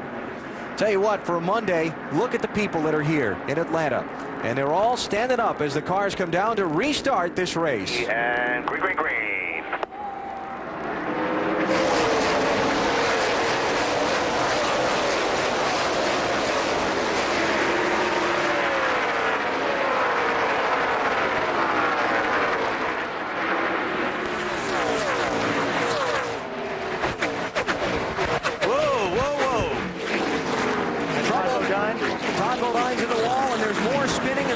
Jam behind him. Kevin LePage has gone around. Oh! Kenny Wallace there with contact. Yeah, he just jumped over somebody. You know, I don't know who it was, but on that restart, I was watching Todd Bodine and another car go through the corner, and they were very, very close to each other. And when you run that close together through the corners, the guy in the bottom gets loose. We'll have to see if we can get back to that replay, but we talked about green racetrack. Yeah. Slippery. Kenseth get some damage, Bill? Hey, on the radio says I was in it. May just be sheet metal, but look for him to come down pit road when it's open. They can't see the car yet. Left rear corner folded up under a little bit. It doesn't look like anything major, Bill. Front fenders are intact. I got to look at it as it went down the front stretch. They're talking about it on the radio. Robbie said I might want to look at it one more time before you come in. Only area of concern might be where they put the fuel into the car. They'll have to take a look at that. See those two cars I was talking about? See how he's on the bottom? Or actually, the car on the bottom got loose and got into Todd Bodine. Yeah, that's Michael Waltrip. Yep. So Michael, when you run this close through the corners like that, you really, the aerodynamics on that car on the bottom of the racetrack isn't there. And now these other guys get just caught up with everybody checking up. Yeah, it looked like Kenny Wallace went up over the top of Bobby Hamilton Jr.'s right rear. Top of the screen, right-hand side. Michael was just saving his race car, got into the back of Todd Bodine. And now in the jam up, somewhere in there, Matt Kenseth gets run into from behind. See Hamilton Jr. and Kenny Wallace there. Yeah. This is Mark Martin's view. Oh, talk about threading the needle. Kenseth's already been hit there. Marty.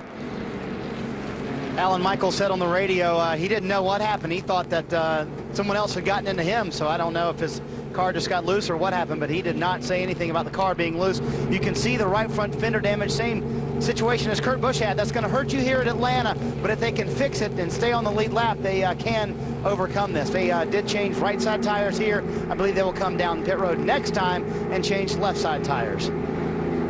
Yeah, Marty, when Michael's on the bottom, and what happens when you run through the corners like that close, the air is taken off the car on the bottom, so it's like the downforce is stolen away from that race car, and it gets awfully loose. See the damage on Matt Kenseth. I'm thinking it's Sterling Marlin that got into the back of him, Bill, because they're fixing up the nose on Marlin's car now, and he was running right behind him at the time. Matt said, I was watching the wreck in front of me. Somebody ran into me from behind. They talked about coming down pit road. Then they talked about having Mark Martin pull up and look at the car. They looked at the pictures on television, decided to bring Kenseth down pit road. So here he comes. Originally, they were going to put 4 fresh tires on it. Robbie Reiser, very calm as the crew chief, giving instructions. Matt said, leave the tires alone. They only have half a lap on them. Just bang out, make the repairs to the car. They go to the left rear first. They were worried that this was flared out too far. They've got a patch ready to put on it, working on it behind the car. They also want to see if anything's loose underneath. Robbie says, if there's anything loose, we'll fix it and then send you back out. So Kenseth gave up 20th position there for this pit stop. Now I want to try and take a look right in this area right here. I believe that's around where Matt's running. Oh, I'm sorry, that's where the wreck starts. All right, and now Kenseth is farther back up the track. Right under the red billboard, look around in here. That would be around where Matt is. So the spin's there, everybody's on the brakes. Yeah, they've already gone by. Yeah. He gets tagged about the middle of the backstretch, or right before the middle of the backstretch. So they give up, again, their 20th position to make repairs on that car, and we'll follow that story. Bill's on top of it for us, and see what the damage assessment is on the championship leader. Kevin Harvick leads under caution here in Atlanta.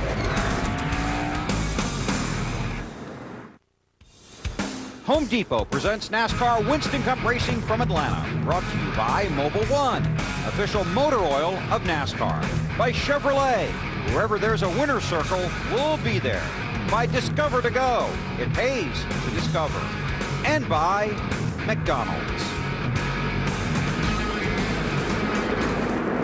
Atlanta Motor Speedway, where today's race is under caution, and Matt Kenseth's team continues to make repairs on his car. Bill?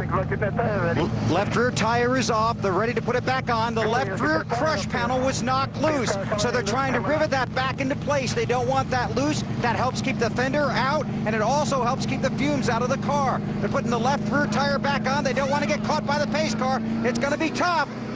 They're tightening the lugs. He's going to have to speed down pit road. He's on his way. It'll be close down there, Alan. Yeah, but if he speeds down pit road to beat the pace car, it won't cost him anything because he's already at the end of the pack, Bill, and he'll just start at the end of the longest line would be the penalty for speeding. And that's what he does. Beats the paddle. When the pace car gets to a certain point on the racetrack, that official at the end of pit road has a paddle that he flips to stop, and if you don't beat the pace car to that point, you lose a lap. And it was about as close as you can get. Yeah. On that one. Now look at this as they run. Matt Kenseth now back in 41st place and Kevin Harvick leading.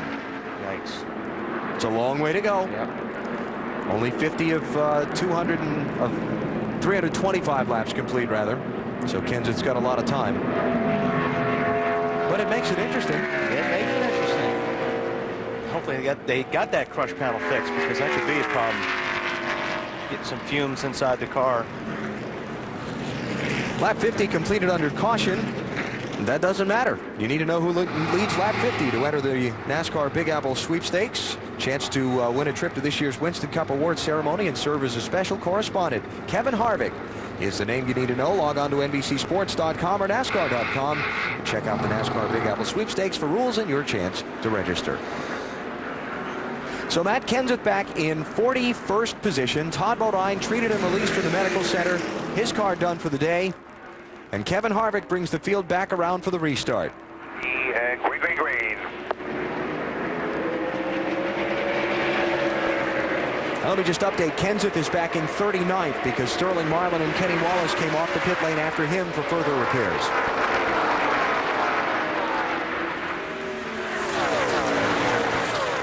So we'll keep an eye on Matt here in these few laps of racing and see how he progresses up through the field. Up front, Bobby Labonte and Bill Elliott trying to put some pressure on Kevin Harvick.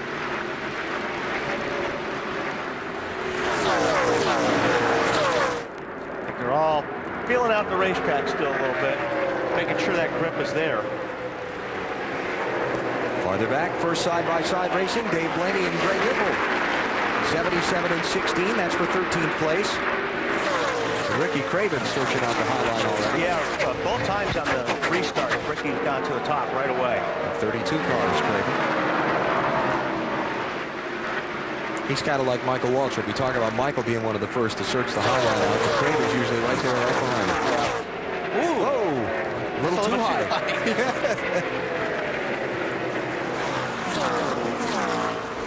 This is a racetrack that you have to search because your car's never going to be perfect here. You're going so fast around this racetrack, and there is a bottom and a middle and also a high line. And you have to, every once in a while, you have to start looking around the racetrack to see where your car is going to run faster. You have a guy telling you your times, but you can tell by looking in the mirror. You know, if you run a line and look in the mirror, that guy that was following you was closer, well, I better try something different. That wasn't it. That wasn't it. Bobby Gordon took 15th place from John Andretti a minute ago. Saw that in the singular car, and here's Bobby Labonte, 6-time Atlanta winner, trying to get the lead from Kevin Harvick. It's uncanny the success that Labonte's had, especially since this track was reconfigured to this layout for the fall 1997 race. He's won 5 times here in 12 races. That's amazing.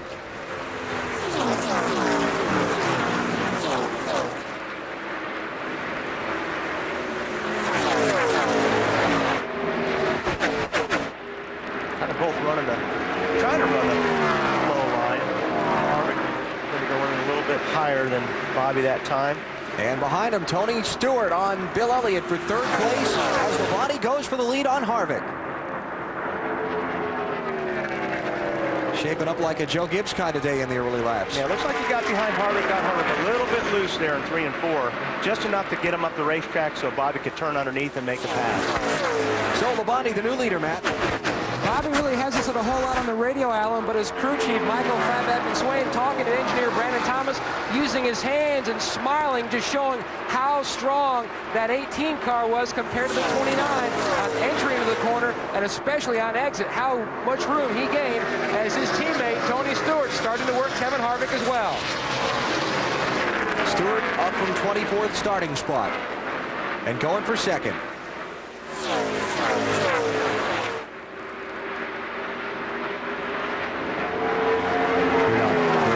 Grapevine shirt today, are you? No. You see Stewart trying to get to the bumper of Kevin Harvick. Try to get him a little bit loose like his teammate Bobby Labonte did. Weber, what are they saying about Harvick's car? Tight, tight, tight. That'll help you out. Yeah. Must be tight. At least he's consistent. Tony, though, not quite able to get past him and pick up the spot. Jimmy Spencer working on, or being worked on by Jimmy Johnson for 7th place. Johnson in that 48, just went around Ryan Newman in the 12 to pick up the 8th spot. And Tony Stewart still all over Kevin Harvick for 2nd. While we watch this action, Todd Moline has come to the medical center. Marty? Todd, that was a long overnight wait for that. What happened? Yeah, it's I don't know, I guess you could call it one of those racing incidences. I had a good run on the outside during the restart, and you know, Michael was down low, cold tires, low air pressure, and just got loose, got into me, and I just couldn't get it back. It's a shame. We had a really good weekend going. This was a really good race car. It's a shame now we got one good race car to run the rest of the races with, but the National Guard team's done a hell of a job, and I'm proud of them. They've kept their head up through all these crashes and all this bad luck. And we'll just go get them next week at Phoenix and hopefully bring them a win. After qualifying 7th, a very disappointing end to the race here on Monday. And, you know, Todd is real frustrated right now, and you have to be. I mean, he waited all day, all night, go out. Something like that happens right away. And Todd runs this racetrack really well. This is one of his best racetracks. He really gets around this place great. So it's real disappointing. Ryan Newman's not getting around here very well right now. After starting on the pole, he just got shuffled back to 10th spot by Jeremy Mayfield. And ahead of him, Jimmy Johnson to the outside of Jimmy Spencer. And that's going to be for 7th place. And a change for the lead among teammates. What's a lead amongst friends? Tony Stewart and Bobby Labonte changing the top spot. Joe Gibbs Racing out in front early in the Bass Pro Shops MBNA 500. Live at the Atlanta Motor Speedway, TNT Sports with NASCAR Winston Cup Series racing presented by Home Depot. The race postponed after rain from yesterday. First 39 laps run on Sunday early afternoon and now resumed here on Monday. Tony Stewart out in front took the lead away from his teammate Bobby Labonte you saw a minute ago. And now Labonte has fallen back to 3rd as Kevin Harvick has gone to the runner-up spot. How about the leader, Matt? Well, Alan, at Martinsville turned out to be a Hendrick 1-2 day. Today, the Gibbs guys are trying to make it 1-2, while Kevin Harvick is snuck back into 2nd. Tony Stewart really hasn't said a lot on the radio. An air pressure adjustment yesterday, just a tweak on that race car. The only thing he has said when he was working Bill Elliott for 3rd was, here, kitty, kitty, kitty, kitty, kitty. But keep one thing in mind, Alan, the last time we had a race postponed until the next day, Tony Stewart won. Matt Kenseth, championship leader, trying to make his way back up through the field. I've been watching this for a while. This has been pretty exciting. And right all around Kenseth. 3 wide. And Matt really wants to get through all this as quick as possible.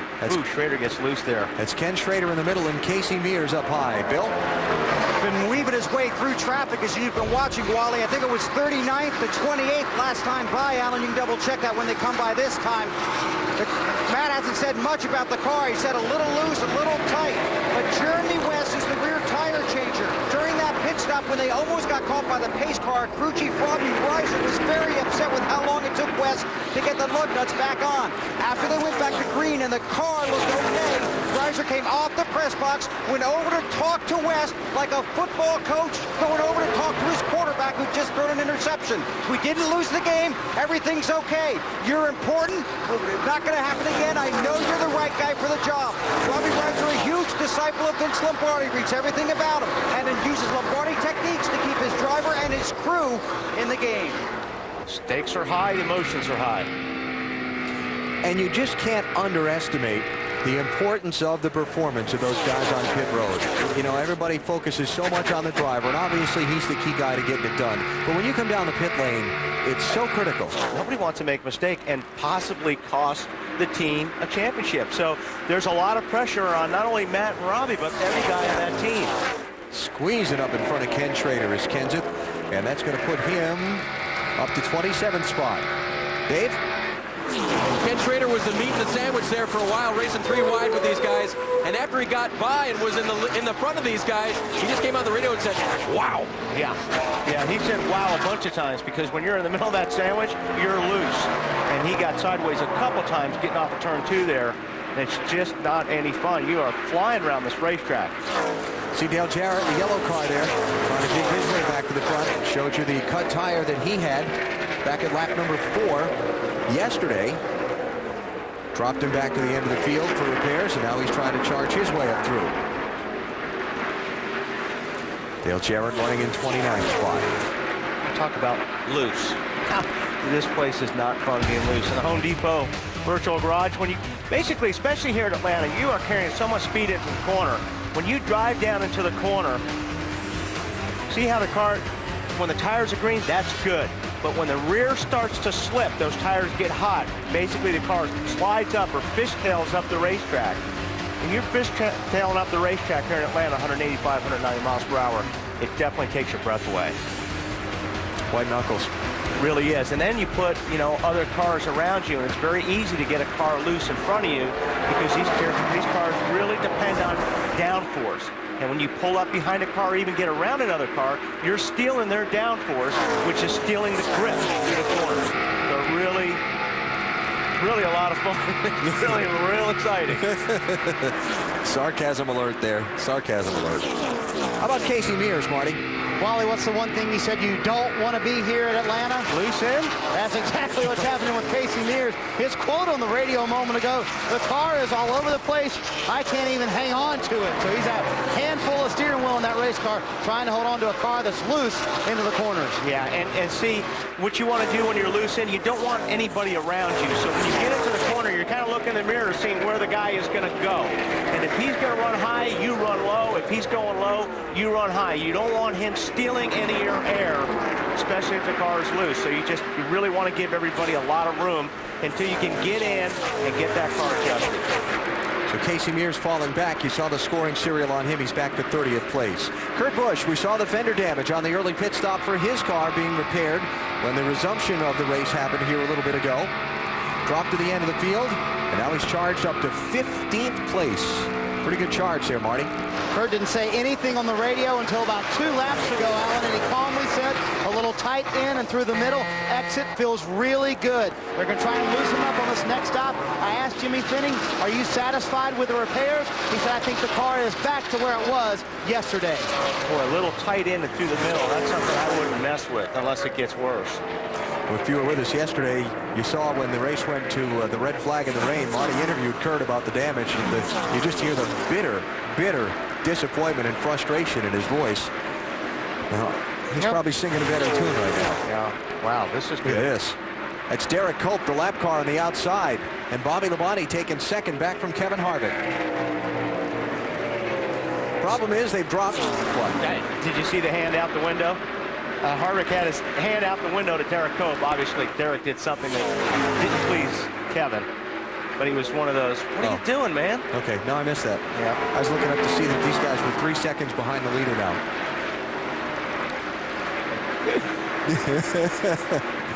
Tony Stewart leads Bobby Labonte, Kevin Harvick, Bill Elliott, and Jeff Gordon after 79 of 325 laps in Atlanta.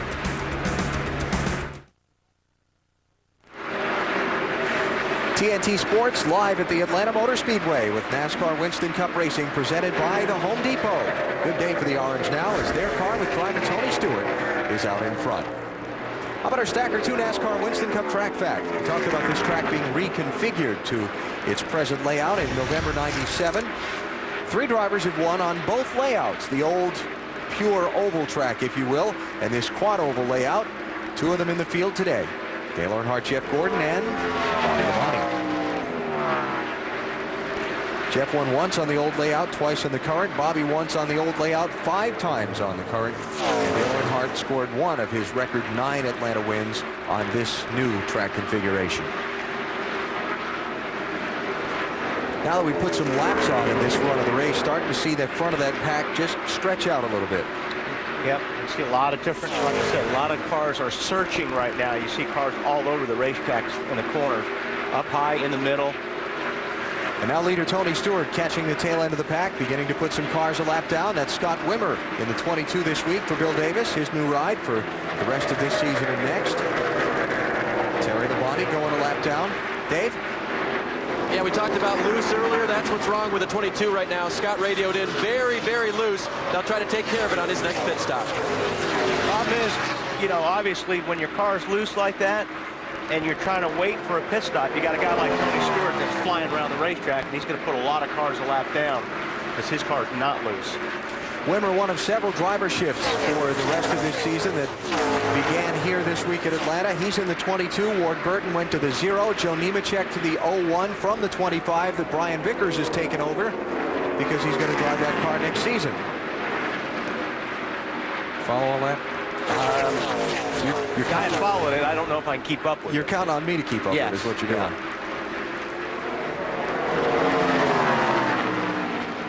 Tony Stewart does not typically run a high line around the racetrack. He's nailed his car right to that white line at the bottom. But look at these other guys. One way up the top, one in the middle. Searching for that grip. Jeff Gordon on Kevin Harvick for 3rd place. 24 car, started 19th. 3-time Atlanta winner. And of course the winner of last week's race at Martinsville, Virginia. His 5th straight top 5 finish.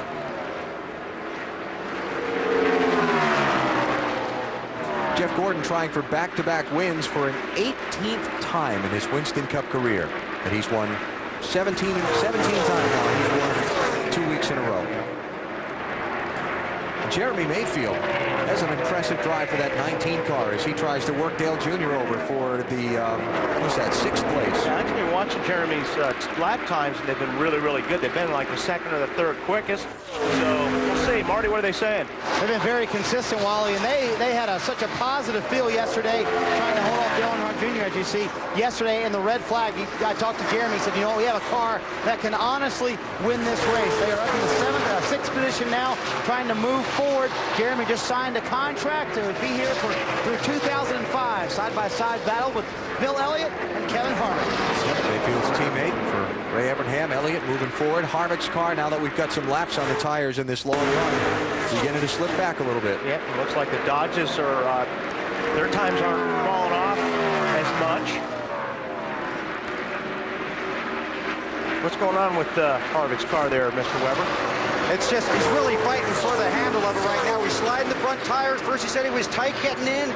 Then he said it was tight through the whole turn. So they're going to try and make some changes on it. Make a wedge adjustment and a left front fender adjustment when he comes in to try and help the handle of that, Wally. Yeah, because, you know, when you're getting real tight here, you have to wait on the gas. You have to wait till you get almost to the center of the corner before you can pick up the throttle again, because the car doesn't start to turn until you get to that point, and that's where you lose a lot of time when your car's tight here at Atlanta. Leaders all pitted at lap 34 under the caution, so figure 65 laps on fuel. We're going to start to see some leaders green flag pit stops in a moment. So let's take a break. We'll come back to Atlanta after this. Home Depot presents NASCAR Winston Cup Series racing from Atlanta, live on TNT, the Monday matinee. If you will, Tony Stewart out in front as we complete the 150-mile mark of this race. We showed you a little earlier after Matt Kenseth got the damage in the crash back at lap 46. But he had fallen back in the field to 39th spot while Kevin Harvick was leading in the gap as they ran. It was just 95 points between them. Check it out now. Kevin Harvick has fallen back to 7th, and Kenseth has worked his way all the way back to 18th, regaining most of the advantage that he started the day with. Yeah, 17 cars pretty fast right now, so they've got the problems fixed. That is flicking off some really good laps. And, you know, we talked about the importance of the team members and so on. In a crisis situation, minimizing the damage like that, the repairs to the crush panel and so on, that's how you win championships. How you play your bad shots, as BP likes to say. Jeff Gordon on pit road, Bill. Jeff Gordon is on pit road. His car is free inside off, 4 tires and fuel. Kevin Harvick, who's been slipping backwards through the field, is also on pit road. We told you how his car was tightening up through the turns, wedge adjustment, 4 tires and fuel. Waiting to see if they try and pull that left front fender out a little bit. Waiting on the left front tire. Now they put him away in the slow spot. Bobby Hamilton Jr.'s been in, Robbie Gordon's been in, Ken Schrader's been in. And now more cars coming onto pit road off of turn 4. Dave? Actually, Robbie Gordon just came in, Alan. Pushing like a dump truck was the way Robbie described it. They'll give him a chassis adjustment to help fix that. Also air pressure, 4 tires all the way around. Matty? The wedge ran charred in the back window of Bill Elliott's Dodge. The car yesterday was tight in the center. Today is tight on exit. Is the left side tires going on, Dave? Johnson, his car had a real small line he could drive in, but he still wanted a little chassis help as well. If he overdrove it, he pushed the nose. John Andretti in as well, tight on throttle. Matt? Both Gibbs cars on pit road. Tony Stewart calling for an air pressure adjustment in the right rear. His car, he said, was a little bit nervous on exit, meaning it was a little bit free. Meanwhile, his teammate Bobby Labonte in as well. His car running very well. Going to make an air pressure adjustment in the front tires only. Service complete for Labonte. 12 car of Brian Newman coming in now. Wicked tight in the middle earlier. He's also been complaining of a vibration. He did not think it was the motor. They're going to make a track bar and a wedge adjustment to try to help Ryan change 4 tires as well. The engine not running the way he thinks it should today down the straightaways even. So a myriad of problems for Ryan Newman, but none that are putting him in jeopardy yet. He leaves pit road. Now the pit stops continue. Dale Earnhardt Jr. is the leader, not yet having come onto the pit lane, so that's bonus points for him toward the championship. Now Jr. slowing off turn 4 in trouble. Ricky Rudd gets spun around through the grass. No caution yet. No caution yet. Now the caution comes out. The lights were on long before the flag came out. Well, I'll tell you what might explain that, Bill. I monitor NASCAR's race control radio, and I did not hear them call for the caution, but they control the lights from the control tower usually at most of these racetracks. Dave? And Junior was already on pit road. They said, you want to pit anyway? They said, yep, let's just get it done. They're going to make an air pressure adjustment for him. Too loose in, tight in the center, but good off the corners. And now he stalls the car. Tough to get these cars off pit lane with those high gears. And Ricky Rudd is stuck. Yep. With all this rain and everything. He's going to need some help. Yeah. Oh, man. The car probably didn't have that much damage, but he's going to go a lap or two down because of this. Now let's see if we can get the wrecker stuck. Yeah, I think they'll just go handle it manually. Bill? Huge break for the 17 and Matt Kenseth. They wanted to stay out and get bonus points for leading a lap, so they were still out because they had pitted out of sequence because of the earlier caution. Now he gets to pit under caution, running second on the racetrack. Let's see who follows him in. Well, guys who have not stopped yet, Kurt Busch, who's the leader, Matt Kenseth, Michael Waltrip, Joe Nemechek, Johnny Benson, Dale Jarrett, Sterling Marlin, Kevin LePage, Tony Raines. They've all not stopped yet. Then you get back to Tony Stewart and Earnhardt Jr. and the other guys who just made the pit stops before the caution. And a few of those guys were a lap down, so this is a big break for about 6 or 7 of those cars that have been put a lap down. They get to make all that up. Jeff Gordon is the first one a lap down the way the caution is shaken out, so he's going to get the lucky dog pass. Is it? Well, we'll check that. It might not be Jeff Gordon. It might just be where the pace car came up. There's a bunch of them that want to be the lucky dog right now. So Kurt Busch, Matt Kenseth, Michael Waltrip, and the other drivers I mentioned a minute ago come to pit road to get their service under the yellow flag. Bill? Loose off of turn 2, perfect in 3 and 4. That's what Matt Kenseth said after the caution came out. This will be 4 tires and fuel. Jack Roush came over here to watch this pit stop. Robbie Reiser said, let's beat the 97 off pit road. Around to the left side, waiting for the left side tires to be tightened. They clean the grill. He's on his way. We go to Marty. Kurt Busch restarted 40th, Bill. He now is in the lead. The car was a little bit tight on that run, but it got a little loose the longer he ran. They give him a tear off the windshield. They do half a round down and wedge and half a pound in the right rear tire. Just looking at the scoring, it looks like there are going to be a lot of guys on the tail end of the lead lap for this restart. Oh, it looks like Jamie McMurray was trying to get to pit lane, and Ricky Rudd had to just make some evasive action here. That's what it looked like. We'll see. Let's go aboard Jamie McMurray's car. And he sure got on the brakes hard. Lay down. All right. I think he was trying to get... Keep coming, keep coming, keep coming, keep coming, keep coming, keep coming, keep coming, keep coming. Did he clip keep coming, keep coming. Rudd, or did Rudd just get moved over? No, I think Ricky just drove up the racetrack. Stay high. Ricky just drove up the racetrack to avoid the 42 car. And then Ricky lost control. Ricky clipped the 22 on the way back by.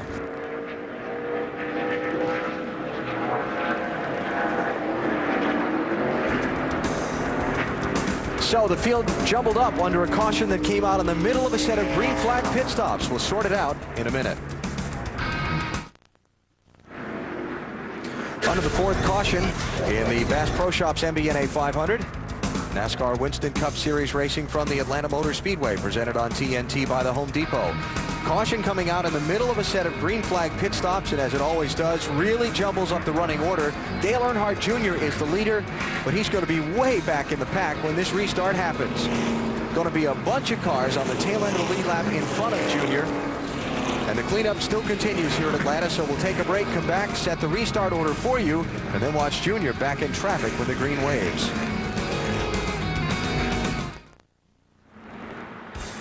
TNT Sports live at the Atlanta Motor Speedway with NASCAR Winston Cup Racing presented by the Home Depot. We are under caution for the 4th time in the race after Ricky Rudd got spun into the very wet trial grass down between the front stretch and the pit road. And the caution came during a series of green flag pit stops that have jumbled up the field. Bill, the cars of Jeff Gordon and Kevin Harvick have just been waved past the pace car, and now they're on pit road. Yeah, a lot of people talking about the scoring when the caution came out, who got back on the lead lap, but right now Harvick on pit road after they got the wave by, getting 4 tires and fuel, and again they're going to try and pull that left front fender out. This is a little better stop, and Harvick's on his way. Jeff Gordon in, Jimmy Spencer in, Ricky Rudd and Sterling Marlin also in along with Scott Wimmer. What they're trying to do is they're trying to pull that left front fender out to get that car more front downforce. Kurt Busch was the leader at the time of the caution. Okay, now watch for lights. You don't see any yellow lights blinking. So you got to stay on the gas here. There he passes the 7 car. But because there was no yellow, he was running hard. So the lucky dog goes to Bill Elliott. Jeff Gordon and Kevin Harvick were in front of Kurt Busch when NASCAR has ruled that the caution came out. Right. So that's why they were, even though the pace car came up and kind of trapped them behind Kurt Busch, that's why they were waved around the pace car. So that's why Gordon and Harvick came back around. Now Bill Elliott was ruled as the first car a lap down when the caution came out, and he gets the lucky dog. And Jimmy Spencer got off the throttle because he saw the wreck and he was trying to be safe about it. Unfortunately, that cost him to go a lap down, right? No. Well, let me check on that. Let me check where Spencer's at. Bill, go ahead. Well, that's exactly what the 24 did, though. While he saw the smoke, got out of the gas, slowed down, then the caution came out, lost a bunch of track position, talked to his crew about it, said he didn't get enough communications with his crew at that point. But like you said, unless you're sure, you got to stay in the gas. Yeah, you can see. Go ahead. Yeah, no, you're right, because you can see Jimmy Spencer was down low, and you can see all the smoke, so he backed out because there's a wreck happening, right, and slowed down. In the meantime, Kurt was up high, and he was going, and got past. And So. Gordon got 4 tires and fuel when he stopped, guys. Okay. Still under caution, the cleanup continues here at the Atlanta Motor Speedway. We'll take a break. Dale Earnhardt Jr. is the leader. Here at the Atlanta Motor Speedway under caution and trying to sort out the situation of the running order at the yellow flag and why people are where they are in the field. First, let's go back and show the last replay from on board Kurt Busch's car and watch the position of the relative drivers. Right. Spin off of 4. Okay, you see Kurt. Now he's already by the 7. That one inside. Track's clear. Track's clear. Here comes the 7. Yep. Okay, now He's watching 7. goes by the 7, goes by the 9. And there the caution. There's the yellow. And now he's going to pass Harvick and Jeff Gordon. There's Jeff, and there's Harvick. Yep. And the pace car comes up in front of Kurt Busch then and gathers him up and slows the field. So that's why Gordon and Harvick were waved by. And Bill Elliott was the first car a lap down, so that's why he got the lucky dog, and that shows it right there. Right. So Dale Earnhardt Jr. is the leader, and what this discussion is all about is that NASCAR is penalizing Kurt Busch for not slowing down when the caution flag came out soon enough. When the yellow comes out now, you're supposed to slow down. Marty? As you can imagine, Jimmy Finning is extremely upset. Kurt Busch also upset on the radio. They were caught completely off guard by this, had no idea that that was even a possibility. Kurt said, I did not see any caution lights, and as soon as I caught the caution flag, I slowed down. So they are protesting vehemently, trying to get this penalty retracted. I think you're right, Marty, because we just saw the on board, and I never saw any yellow lights. And going back to the earlier mention that we had when Bill talked about yellow lights and yellow flag, remember that what brings the caution flag out, we learned this back at Dover, is when that flag stand, when the yellow flag waves. Right. That's what we were told causes the caution flag. And Jimmy Spencer's crew has also tried to debate where they belong in the restart order. Bill? Well, I'll see if I can explain this one to you. When the 24 got the wave by, then came down to pit road, apparently the official monitoring their pit thought they were the lucky dog, so they came in and got tires, but the official said no fuel. Well, that wasn't the situation. They were getting the wave by, so they had to come back down pit road to get their fuel. So they're not the happiest guys on pit road either. Oh, boy. A work in progress? Is that what we call this? Yeah. So let me see if I can sort this all out for you. we have 32 cars on the lead lap. And the leader, Dale Earnhardt Jr., I got to count here because this is, let's see, 2, 4, 6. He is 8th in line on the racetrack in that outside lane. So he's got 7 cars on the tail end of the lead lap in front of him, plus another group of cars on the tail end of the lead lap on that inside lane in front of him. All those cars in front of the 8 are now tail end of the lead lap. And they're trying to reposition Robbie Gordon. They better hurry. And we're back racing. The penalty for Kurt Busch for not slowing down quick enough when the caution came out was tail end of the longest line for the restart. So that puts him back to 17th place. Okay, now we got a lot of guys out there behind the wheel that are not very happy.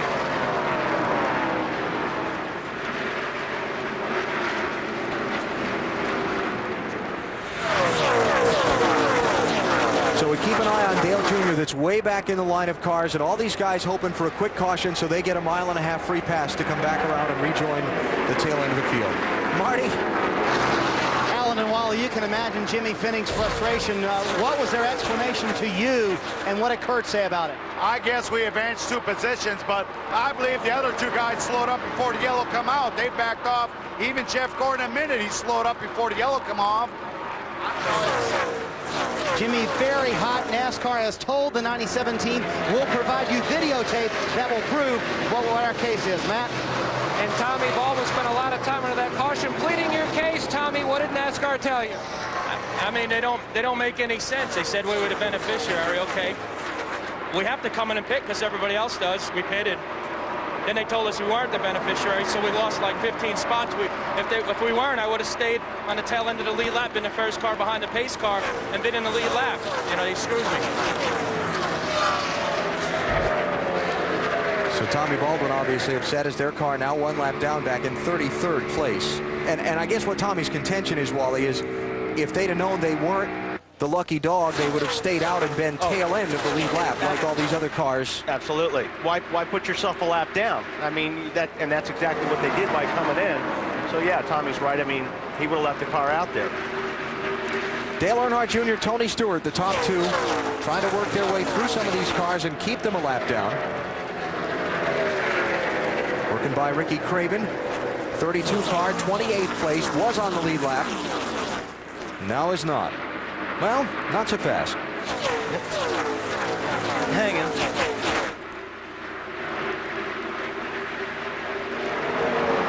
Tony Stewart wanting that lead back.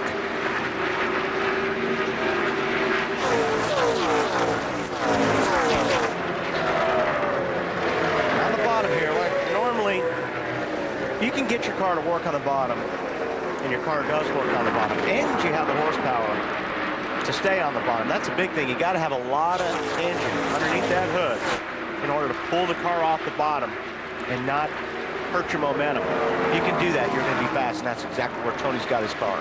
Dale Earnhardt Jr. started 3rd, Dave. He's running 1st. And I was watching him, and Wally, maybe you can help me out. He was going into the corners before that pit stop. He had to drive it in very deep on the low side because he was loose in, and now he's going in higher. So I don't know if he fixed that or not. I'm trying to tell by the way he's driving into the corners. Yeah, I'm not sure either. I mean, he's in traffic right now, so it's hard to tell what he's trying to do. Obviously, around these other cars, it's going to tighten his car up a little bit.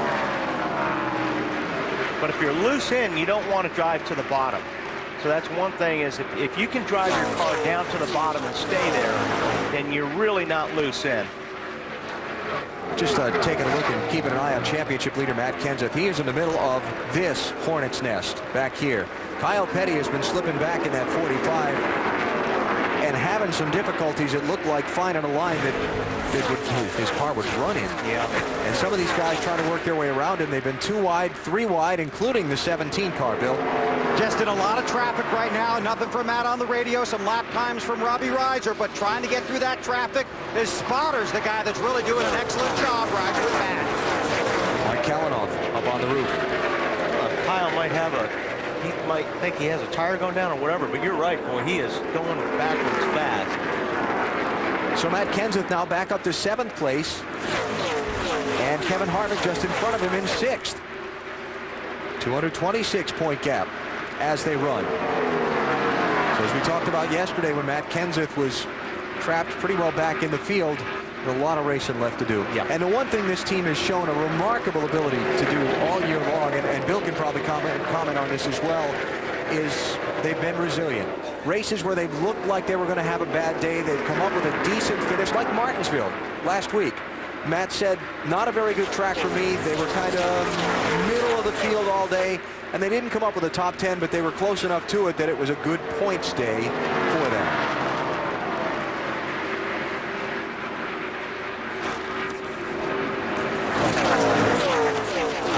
Kenseth there trying to pass Kevin Harvick for 6th place and not quite able to get underneath him.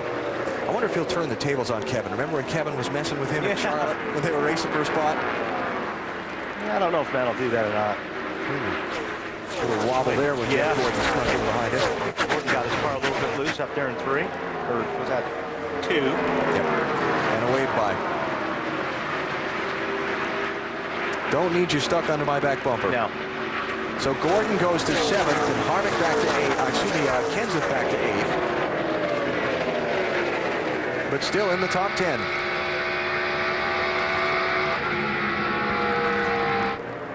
Dale Earnhardt Jr. now still in that heavy traffic.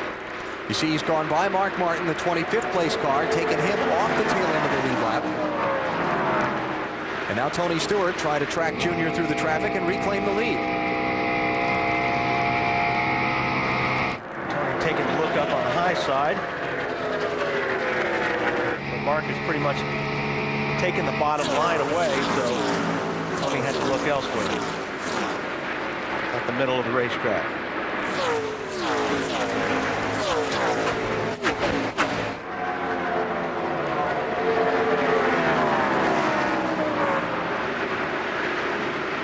Now he's back on the bottom. That's Steve Park there in the 30 car trying to stay tail end of the lead lap in 24th place on Junior.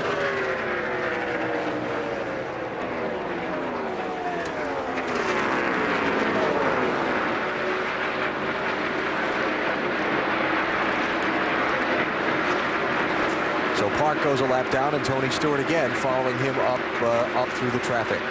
So kind of a little shift and a little change and a little confusion in this middle section of the race, but it seems to have all sorted out. Probably for everybody except Jimmy Spencer.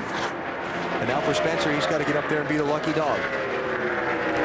He's got to get himself up to first car on the lead lap. Yeah, that's changing by the lap because these guys are putting a lot of cars a lap down right now. All right, Stewart's hung the bottom, and he's hung the lead. We saw this in the earlier long green flag run where the farther they went, it seemed like the better Tony's car got against the competition. Both on the white line. Cars are real even through turns 3 and 4. Last 4 Atlanta finishes for Tony Stewart. 9th, 1st, 4th, 5th, led all 4. There he is. Stewart can run down and a little bit lower in 1 and 2, and that's all it took. So second time today, Tony Stewart is out in front, reclaims the lead from Dale Earnhardt Jr. at lap 128. Just shy of 200 miles here in Atlanta. You're watching NASCAR on TNT. Home Depot presents NASCAR Winston Cup Racing from Atlanta. Brought to you by UPS, the official delivery company of NASCAR. We want to race the truck. People love the truck. By Enterprise Rent-A-Car. Call 1-800-RENT-A-CAR. Pick Enterprise. We'll pick you up. By Budweiser. The best things in life are the things that are true. Budweiser. And by the Home Depot, NASCAR's home improvement warehouse. The Atlanta Motor Speedway, the cars on the track, the fans in the stands, the lights are on, the track is dry, 133 laps on the board, 30 laps to halfway. Trouble on the track, Alan. What's going on out there? Somebody smoking? Yeah, we've got some smoke coming out of the back of the 30 car right now. And Steve Park running 24th place. Wow, big smoke down in turn 1. It's not smoking on the straightaways. I wonder if he's got some fenders down on the tires or something. I don't know. That was a lot of smoke when he came through 3 and 4 that last time. We'll take a look here. Watch when you see it's not on the straightaway when he goes into the corner and the car dives down. Yeah, See? it's rubbing that left front. Ooh, you don't want that here. Just started doing that, though. Okay, so you said ooh, ooh, ooh, because you thought maybe there was a caution there. I thought with all that smoke. Yeah, there's a lot of smoke. Okay. There's going to be a lot more smoke if they don't get that fixed. They're talking about how many laps are on those tires, and they said it wasn't smoking, but it is now. Oh, yeah. They say he's leaning on that fender really, really hard, and I think I'd want to stay out there if it was hitting that hard. Okay, so Steve Park in the AOL car with some troubles here, and hopefully he doesn't cut that left front tire down. I was going to say, see if he brings it down on pit road here and gets some attention paid to that by his crew. Bill, you're about to lead us through the field, I know. So why don't we get that started? Tony Stewart is the race leader. Just past 200 miles. Matt, go ahead and kick us off. Big Orange, Tony Stewart continues to roll. He's opened up his lead to 1.6 seconds. On that last stop, the car was just a tick free on exit. A slight air pressure adjustment in that right rear tire. Tony hasn't said a word on the radio, which usually means good things, Dave. Dale Earnhardt Jr.'s team worked on all four corners of that race car on that pit stop, trying to fix his entry into the corner. They did that. They heard him coming off the corner, now loose off the corner. Matt? Bobby Labonte runs third, chasing his 7th Atlanta win. His car very consistent. Yesterday and today, loose on entry, a little snug in the center, and loose on exit, Bill. Jeff Gordon was very happy with his car on Sunday. Not much on the radio here this afternoon. Did have a little trouble under that caution, trying to figure out when they could take fuel and when they could not, but they got it figured out back on the track, running well. Marty. Phil, what an unbelievable run for Kurt Busch after the penalty. He restarted 27th. He has just taken the 5th position away. They are having a great run right now. Kurt has not said a word on the radio. Jimmy Finning said we have 200-plus laps left. Let's whoop their butts by racing them, Dave. During Todd Bodine's accident, Kevin LePage flat-spotted his tires and pitted out of sequence. Then they stayed out and stayed on the lead lap when everyone pitted under green.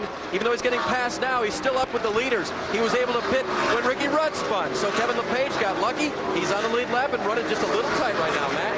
Joe Nemechek has climbed all the way up to 7th in the 0-1 car, now up to 6th. He says the car is a little loose on exit off turn 2. The car just a tick tight on entry into turn 3, chasing his season's 2nd win, Marty.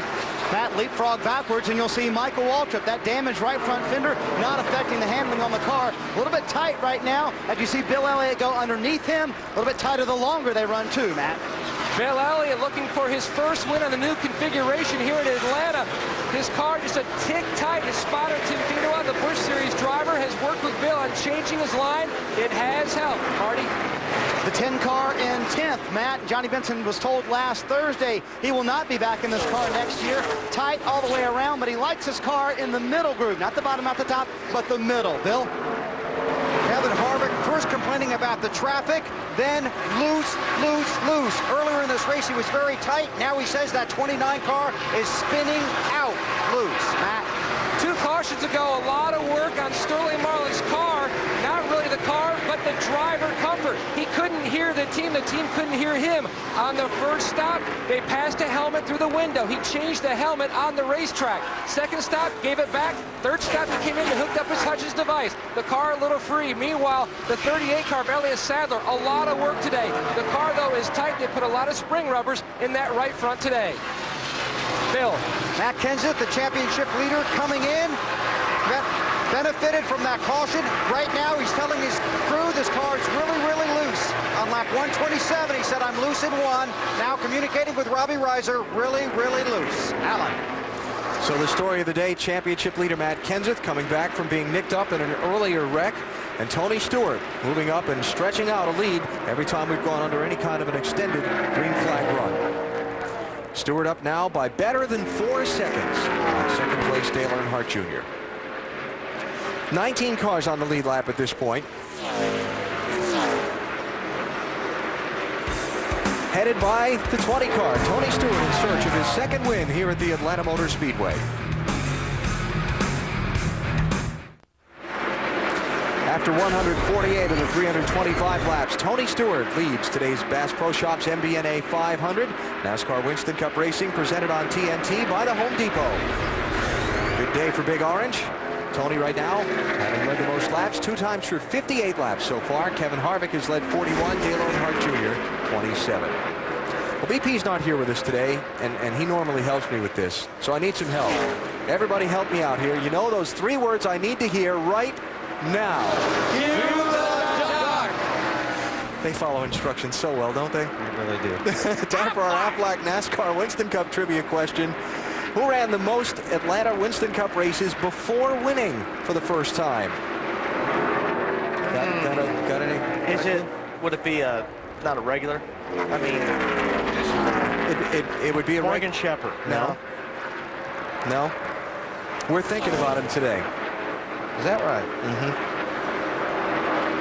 It would be BP. Old BP.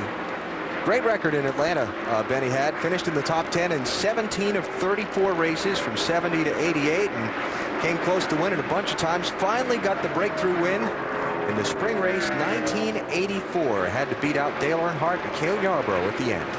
Passed Earnhardt with 6 to go. Right, BP. Our Aflac NASCAR Winston Cup trivia quiz. Well, BP couldn't say cue the duck with us today, so he was part of it. Caution, debris on the racetrack.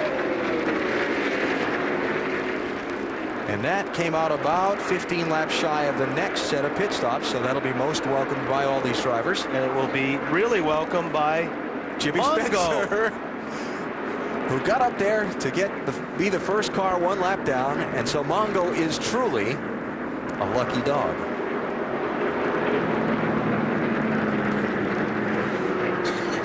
This would be yellow flag number 5.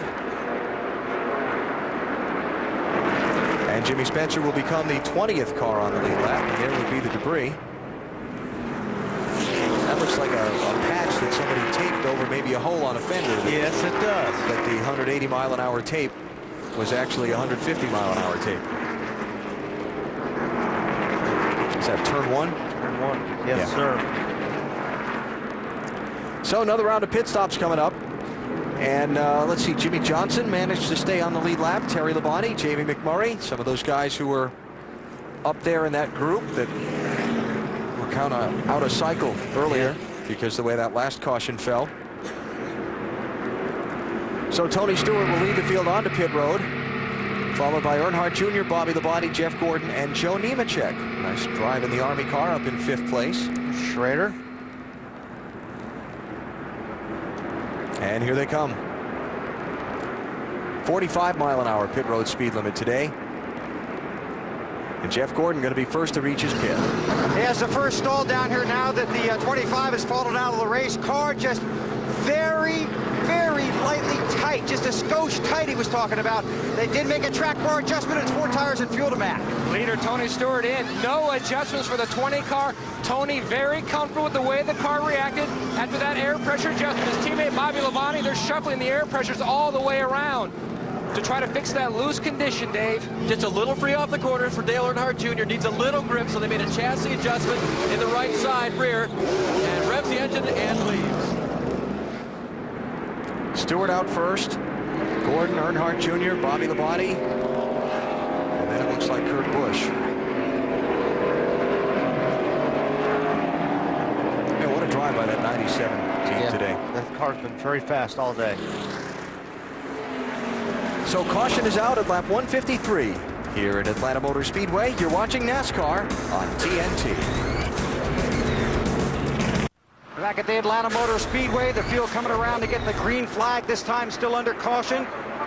Climbing up on the pit wagon. I know you want to call the green. How's your car now, Robbie?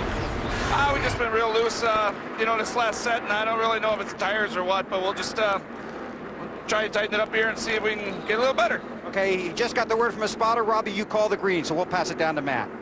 And Greg Zipadelli looking over the tire sheet. You have to be very pleased with how that race car is running today, Greg. Yeah, so far this Home Depot Monte Carlo's, it's been pretty neutral. We took a little bit out of the right rear that stopped before, and we'll just see how it is. We haven't been in a lot of traffic or cars behind us, so we should be all right. See if we can lead this thing for a little bit more and hopefully bring it home in victory lane. Remember the last time we went to a race on the next day? The 20 team won it. Richmond last year. That's right.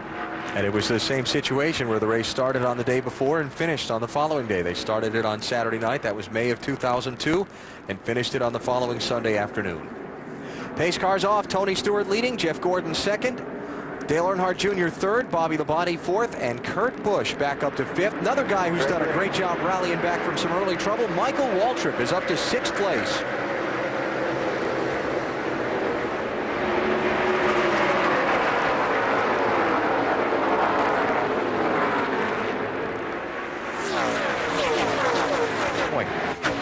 Got in the middle there, slid up the racetrack to get out of gas and became the middle of the sandwich.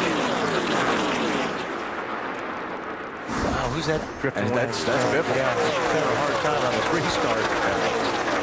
So the 16 car struggled a little bit here as we get back up to full speed. Greg is running 25th place, one lap down. That 12 car, Ryan Newman, trying to make up some ground. He's also one lap down in 22nd place, started on pole.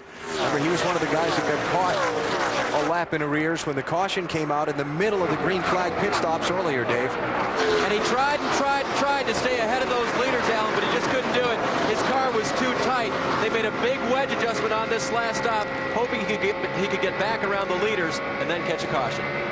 Now he's going to try to get around the leaders anyway, right now.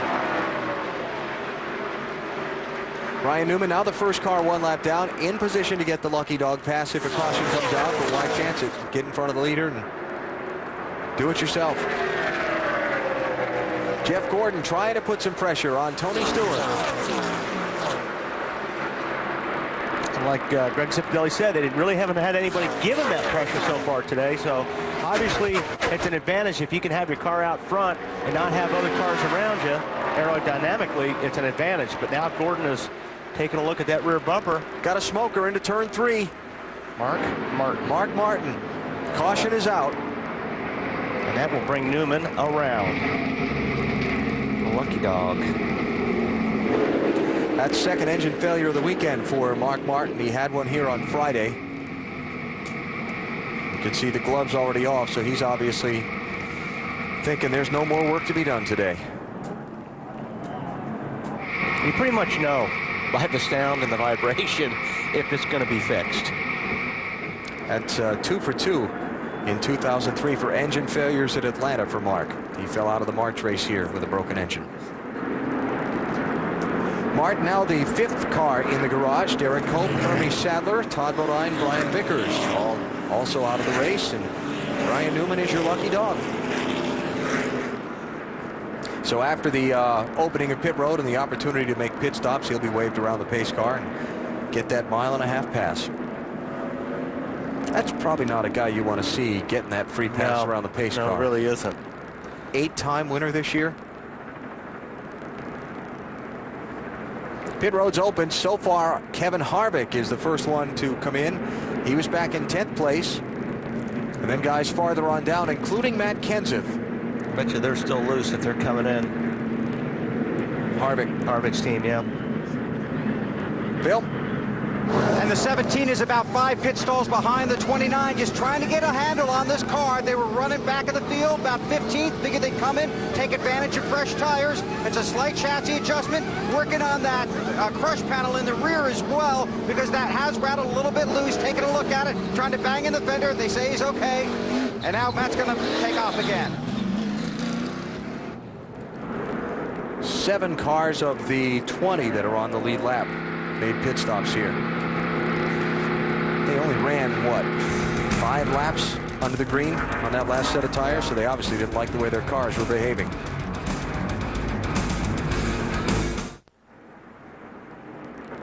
TNT Sports at the Atlanta Motor Speedway. NASCAR Winston Cup Series racing presented by the Home Depot. We know one thing for sure.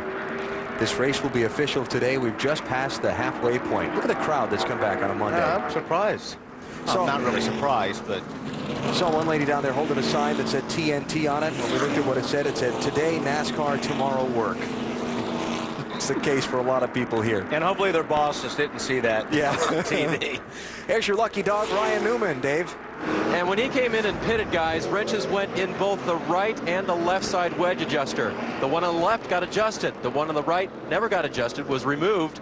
And so they realized they had to come back down pit road. Now, they had not been sent around yet as the lucky dog, but still NASCAR says even if you've pitted one time, you cannot come in and top off the fuel. So he's now been sent around to rejoin the leaders, and he's also got his adjustments that he needed.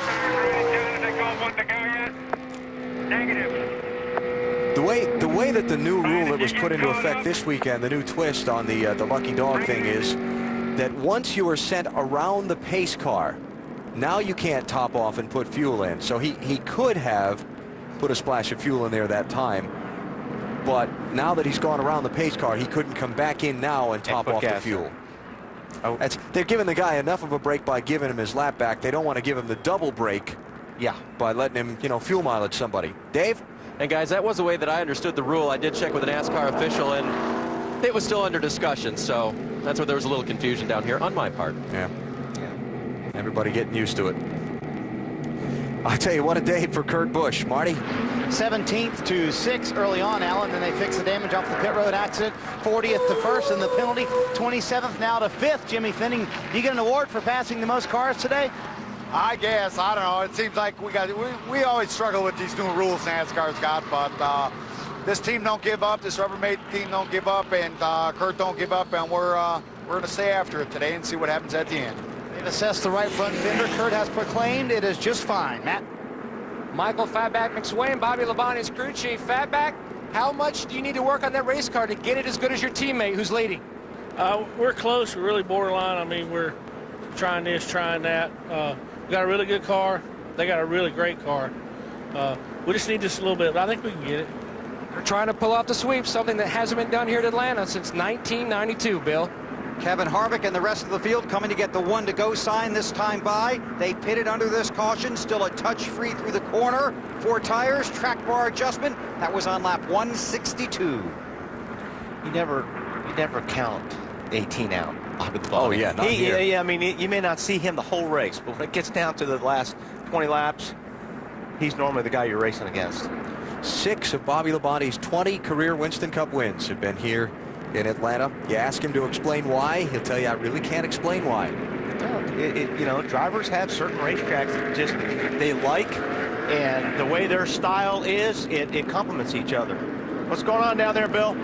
Well, they got the 1-to-go, so here come the guys that can legally top off, and that includes the 17 of Matt Kenseth. Their goal is a top off here, so if it stays green, they will be able to stay out and lead a lap, Dave. The 12 car of Ryan Newman, when he left pit road, he thought he felt a vibration, not the one that he was talking about earlier. So they said, well, we got time. Let's make sure. Let's change 4 tires. They will not be topping off, as we've already discussed. Right. He's been waved around the pace car and can't, but he will start at the end of the longest line anyway, because he's the lucky dog, or the end of the lead lap line. So good call. This is just shaping up as digging out of a hole. Is one of those days where that 12 is going to be somewhere near the front when this thing's over. Bill? Hey, Wally, just watch the 24 car. Throughout the day, Jeff Gordon has experienced a fuel stumble problem. It happens only on the restart lap, only when he gets in the 4th gear. He said last time, we've got to fix this thing, but it's not going to fix itself out there. So watch the 24 when we go green here. Yeah, I don't know how they're going to fix that, Bill, unless they pop the hood up. But, yeah, we'll keep an eye on him, see how it looks when he grabs high gear. And the 8 car better be watching, too, if he gets too close. I'm sure their spotters stumbles. have told the 8 car that, hey, we're having a problem here. Oh, that was a weird deal there. Bottle up. Yeah. Tony Stewart leads. Jeff Gordon second. Dale Earnhardt Jr. third. First car to the inside of the leader, Dave Blaney, 77. First car 1 lap down in 21st. Looks like the 24 car got a pretty clean restart.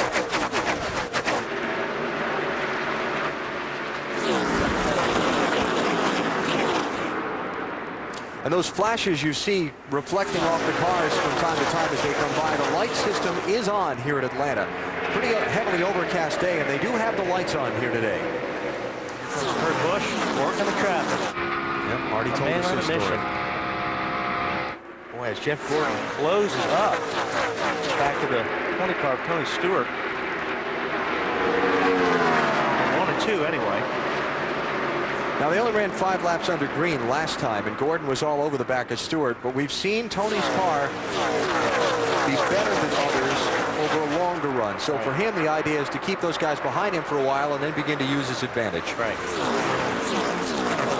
Oh, got one going up in smoke, turn 1. Ooh, one in the wall. One in the wall. Ricky Craven might have hit oil. Yeah, it sure from looked Michael like he did. Waltrip's car. It looked like he did. Caution flag is out. 7th caution of the race.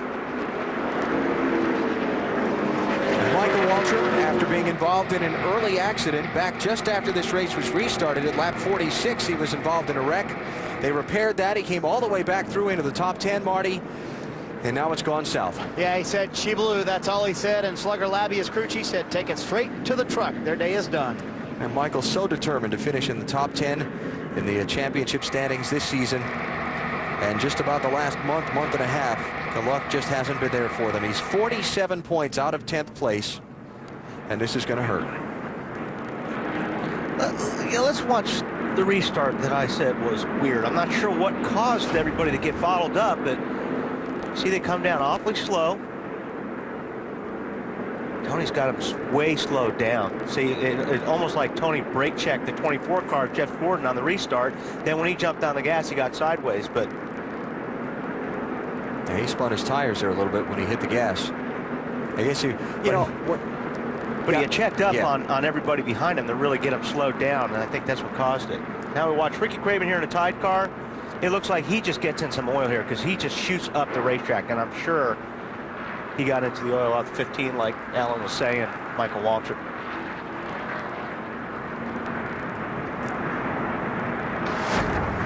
So here come the leaders to the opening of pit road. Whoa, a little fake there. One of them. Junior came in. And I don't know if he meant to after Tony Stewart and Gordon hung it right back out onto the racetrack. Jimmy Johnson, Elliott Sadler also in. Matt Kenseth is in. Ryan Newman is in. Dave? And there was no discussion as to whether or not that was the right or wrong move. They were going to, I don't know what they were going to do, because they really hadn't talked much other than the fact that the car was a little bit tight. So they were going to make an air pressure adjustment to change that. And they're going to change 4. Bill? Matt Kenseth heading out, simply topped off again. Then he heads back out on the racetrack. So we ran 5 laps of green, got a caution, ran another 4 laps of green, got another caution. And only a few pitted here. Most of the guys toward the back of the line of these 20 lead lap cars. Hey, Bill Weber, did they take tires on the 17? They just topped it off with fuel while he just fueled that time. So caution out for Michael Waltrip with an engine failure. Ricky Craven into the oil and into the wall behind him. And we're under the yellow flag once again here in Atlanta. NASCAR on TNT from the Atlanta Motor Speedway live as Home Depot presents NASCAR Winston Cup Racing. Under caution number 7, after Michael Waltrip lost an engine, Ricky Craven got in the oil. You see a lot of cleanup work still being done around the speedway. Interesting, when they came to the opening of pit road, watch. Okay, I thought Junior maybe hesitated there a little bit whether to come or not to come. Like there was maybe a little bit of indecision on their part when the 2 in front of him didn't come in, Dave. We'll check with Tony Uri. You know, at first it looked like there might have been some hesitation on his part, but then it didn't. In fact, I didn't even hear him get mad about what happened. So did you mean to pit? Well, we had the discussion all the way down the back straightaway that we didn't think we needed to pit. And he said if the 20 and the 24 pitted, he was going to come with them. We said, all right, 10-4, if they stay out, we're just going to stay out. So I seen them make a little turn toward pit road, and he turned, just came right down pit road. So undoubtedly, he's got some strategy we don't know about. And hopefully, he'll tell us about it here in a few minutes. So he still hadn't said anything. Yeah, one of the other crew members pointed to the Earnhardt name on the back of one of the uniforms and said, he's smarter than we are at this point. And I'll go with that. Marty? Dave, it's just been a dreadful couple of months for Michael Waltrip. Take us through the day, first of all, and what happened early on with the accident with Todd Bodine. I need to see the video. I got loose for sure and hit Todd. You know, I guess it's my fault. I hated Jorp's car, and I mean, I thought I was on the straightaway, and all of a sudden I just got sideways. So it's unfortunate for Todd. I hate it. But my guys just rebounded from that in amazing fashion. The repairs they made to the right front corner were perfect. The adjustments they made throughout the day that got us as competitive as we were at the end were admirable. And I just look forward to all the rest of that next 3 races. We can still accomplish a lot of our goals, and we look forward to trying. And they've only had one top 10 in their last 10 races. Obviously, an engine failure takes them out today. Michael said, yeah, but it was a win. All right, so Michael's still trying to get in that top 10 for the final championship standings at the end of the season. Terry Labonte was behind the wall. They've replaced the radiator on his car, or fixed a radiator problem. He's back out on track, 7 laps down, 38th position for the 5 car. And Ricky Craven has gone behind the wall as well after damage in that crash when he apparently hit some oil from Michael Waltrip's car. Ryan Newman also pitted under this caution, Dave. And again, and again, and again. Can you say top-off wars, Alan? The 48 and the 12 have been coming down each time, topping off. And, of course, the game is to not be the last one to top off, and then you get position over the other guys that are. But it looks like now they're going to both stay out full of fuel. 1 to go is the signal they're getting at the line. They'll go back racing next time. Marty. Been a dreadful stretch for Ricky Craven. What happened? Well, I guess it was Michael's oil, and I was just right behind him. Got caught up. Didn't have a chance, so tore up the Tide Pontiac. And actually, you know, we had a pretty good start to the day and climbed into the top 12 and hit pit road. Caution came out, lost a lap, along with a lot of other cars. So they had created ourselves a deficit, and we weren't able to overcome it. By the time the spotter told him about the engine failure, he said, I was already in the middle of the oil. What was that? Oil. Oh, oil. Next weekend, it's off to the Valley of the Sun, Phoenix. Winston Cup Happy Hour on TNT, followed by the NASCAR Busch Series race presented by Supercuts. Ricky Craven going to join BP&I for that call while Wally is on the racetrack. I hope I have more fun there than I had here. NASCAR Winston Cup racing from Phoenix next Sunday on NBC. Let's see if this restart is tire sliding, brake checking variety. Clean as a whistle so far. Robbie Gordon was the lucky dog at that last caution. He's back on the lead lap. 20 cars now on the lead lap. Hey, what? Tony Stewart does get very good restarts. Like 7 or 8 car lengths on Jeff Gordon already. Matt? Wally Fatback told Bobby Labonte, you need to get it going now. You need to run your tail up. You've got to get around those last cars because you've got some cars that are now out of sync with us. And Bobby says, I'm guessing that would be the 8, the 12, and the 48. Fatback said, yes, indeed. We can't waste any time. Hammer down. 8 car of Dale Jr. restarted in 14th place after taking the tires in the pit stop.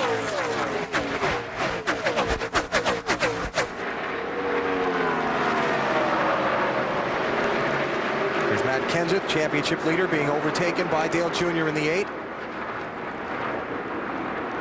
And that was for 13th place. Now Jr. working on Dale Jarrett for 12th.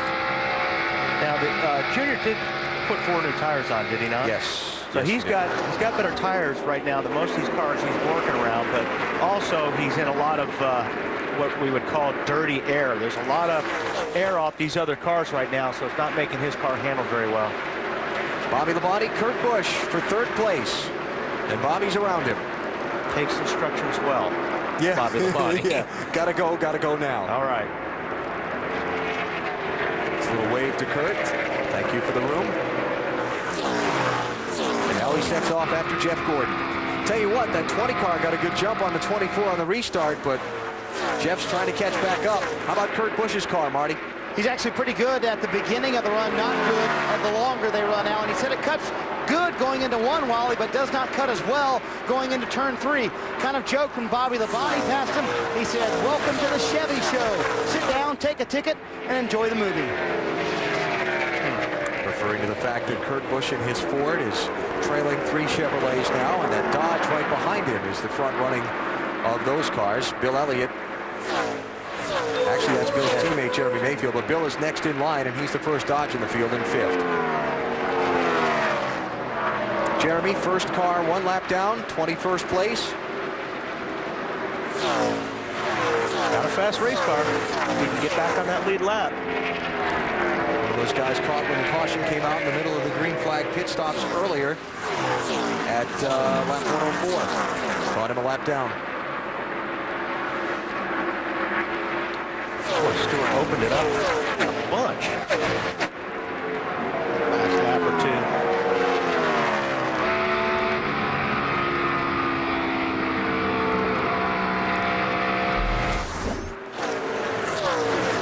Kurt Busch, winner of this race 1 year ago. It was rain shortened on that day. This last month or so has just been so dismal. 4 of the last 5 races he's failed to finish. And for second place. Gotta go now. He's going. I said, you just never count out Bobby Labonte here. And there's still so much time left to go. Talked with Bobby Labonte earlier this weekend about his success here at Atlanta. Says can't explain that, but he can explain why drivers love racing this fast racetrack so much. I don't think we have a recipe that says here this is what we're going to do here because we're going to Atlanta. It works every time. You know, I think that we have to have a good handling race car. You have to be comfortable in it. You have to have good tire management because the tires are falling off a lot because the track is coarse and it has multiple grooves. So you can make the car work most anywhere, and you can also screw your car up where it don't work a lot of places. And if this place takes your breath, it's hard to get it back because you are going so fast and you do feel the sensation of speed. Yes, you do. And it does take your breath. I mean, there's always going to be times during a race where you're going to save a race car. And, man, this place gets your attention. It's a great line, isn't it? If it takes your breath, it's hard to get it back. Yep. Bobby Labonte on the reconfigured Atlanta track. 5 wins in 12 races. Nice little tidy batting average. So now he's 1.7 seconds behind his teammate Tony Stewart. Got a little pad on Jeff Gordon.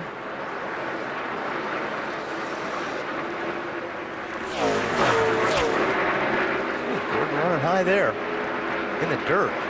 Now let's check back on the guys with fresher tires. Dale Earnhardt Jr. Here he comes.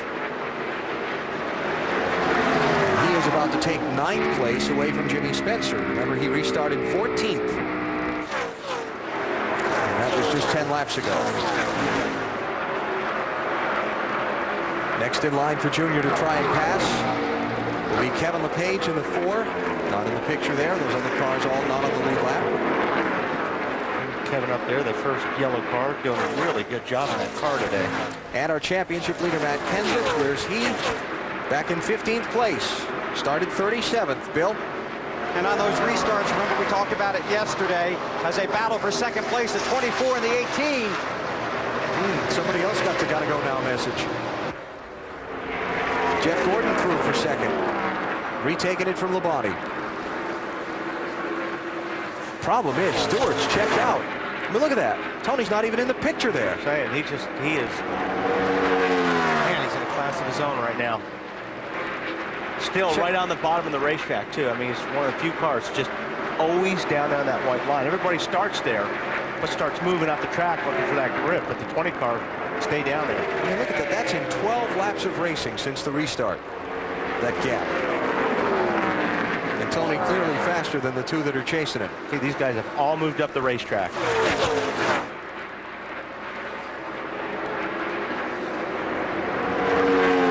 Faster on the bottom if you can stay there. It's just hard to get a car to handle that'll stay down there all day long.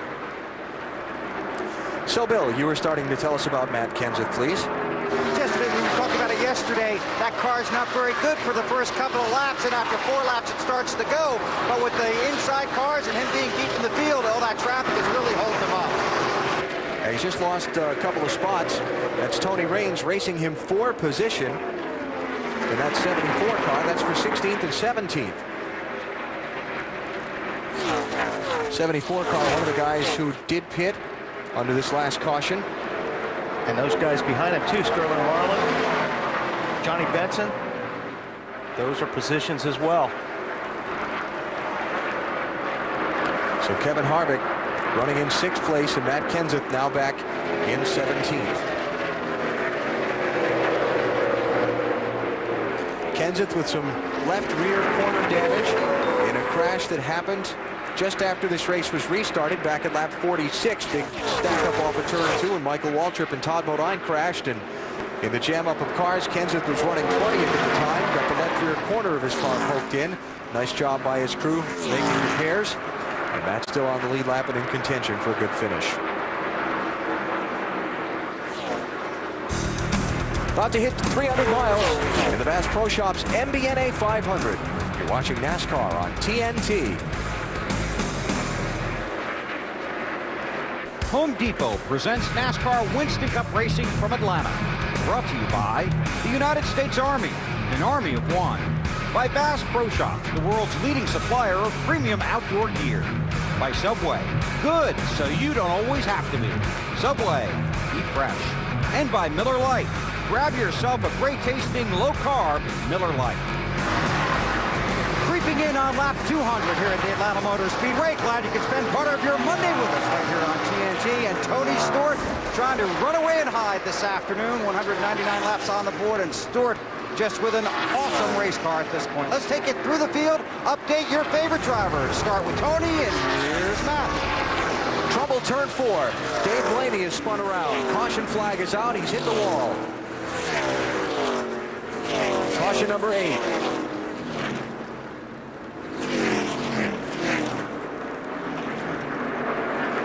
And that wet grass down to the inside going to be tough to get out of. Yeah, he's a dirt tracker. Yeah, that's true. Get out of it. So 77 car in some trouble here, and it puts out the caution. Ooh, Kevin Harvick, get a piece of that. Looks like some damage there. I don't know if that's from the 77 car, but it could be.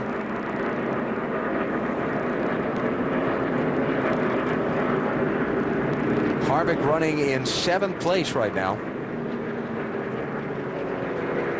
And Jeremy Mayfield is going to be your lucky dog. Let's find out what happened to Dave Blaney. Yep. Yes, he did.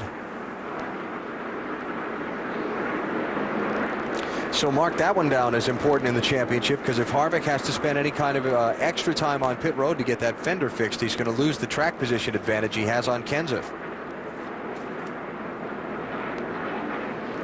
Oh, and it just happened right in front of him. Yeah, Harvick had no place to go. Nice job by Joe Nemechek to get down on the apron and avoid Blaney's car. Blaney in for repairs. Now, this is with 125 laps to go. So that really puts fuel in kind of an interesting thing. If people come in and take on gas here, if they can run 65 laps, they're good to go on one more stop, but not everybody can do that. Right. This too shall factor in. Here come leaders to the opening of pit road as Blaney leaves. Tony Stewart, Jeff Gordon, Bobby Labonte, Kurt Busch, and Bill Elliott, your first 5 in. Go ahead, Bill. Gordon with a great race car, said it got just a little loose. He adjusted for that with his driving style. They're going to try and add a piece of tape to the front of the grill because it's running a little cool. It's 4 tires and fuel, and they said pack it, Matt. Tony Stewart stopped short for an easy exit around the 9-car Bill Elliott. Jeff Gooch Patterson already makes the wedge adjustment, a slight wedge adjustment. The car was free, Marty. Tight end loose off for Kurt Busch in the 97 car. A 1/4 pound in the right rear tire. Half round up on the track bar. Dave? Dale Earnhardt Jr. said absolutely nothing on the radio since diving on pit road that last time. This time he merely said, car's good, give me 4. Wow, Stewart. 1st to 4th for Tony Stewart. Yeah. He saw Dale Jr. there flying out into the middle of that traffic. Bill? Well, they're working on the left front of the 29 car at Kevin Harvick. A big tape bandage being put on there. And now a second one going on. Looking at the right front too. Pulling the sheet metal away from the right front tire. Obviously, he's got this nose damage. More tape going on. So this car is not going to be nearly as good as it was just before this incident. Matt? When they put the left front tire up on the hub, a lug nut fell off, costing Mike Lingerfelt valuable time. That's why they lost the lead on pit road.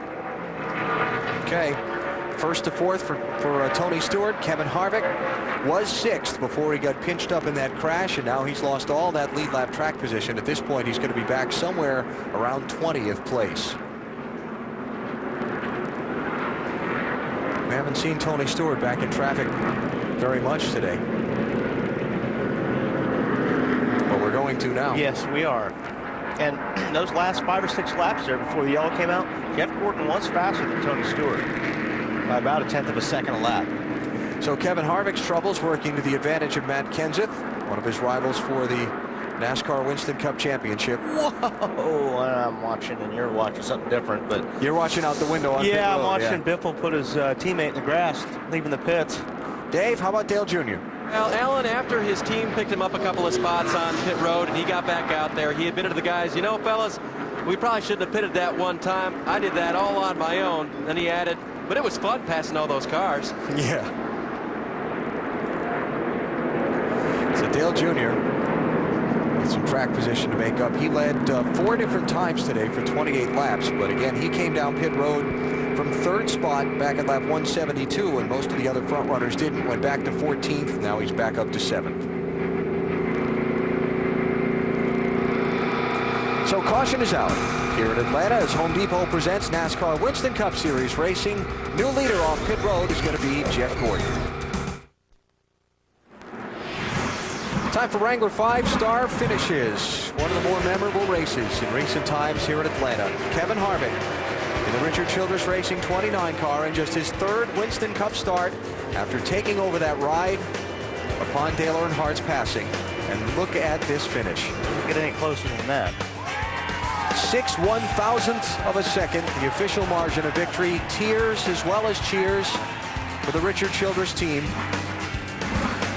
Wonderful day here in Atlanta. For more on Wrangler 5-star finishes, log on to NASCAR.com. Talk about just thinking back to that day, a group of guys who needed to know things were going to be okay, and they found out that day. Whether you believe in fate or help from beyond or whatever, Kevin Harvick winning that race did a lot of good for a lot of people. Bill, he needs a lot of people to do him a lot of good right now. They've been working hard. Todd, how's your car? Car's pretty good now, I think. You know, a side of the fender's getting beat up on the thing, but you know, we got it fixed back now, and we just had got the thing going back the right direction. So we'll see. Probably have to overcome a few more little things on chassis-wise now because we don't know how to calculate these front fender differences we got, but I think it's going to be pretty good. Okay, Kevin told him the toe is okay. Harvick said, all right, now we're going to put on a show for him. And Richard Childress jumped on the radio, the car runner, said he got 120 laps to do it. Harvick now going to be back in 20th place. Matt Kenseth in 13th. 240 was the gap starting the race. Between those two, you see Earnhardt Jr. as they run now will slip past Harvick into 2nd. And Mayfield was the lucky dog. I'll tell you what, you better keep an eye on him because he's got a fast race car. He'll be up front before this is over. Jimmy Spencer led for a couple of laps under caution. He missed his pit when he came down for his stop. Now just came back in to get his service. He's back in 21st place, last on the lead lap. Jeff Gordon, Bobby Labonte, Kurt Busch, and Tony Stewart, the top 4.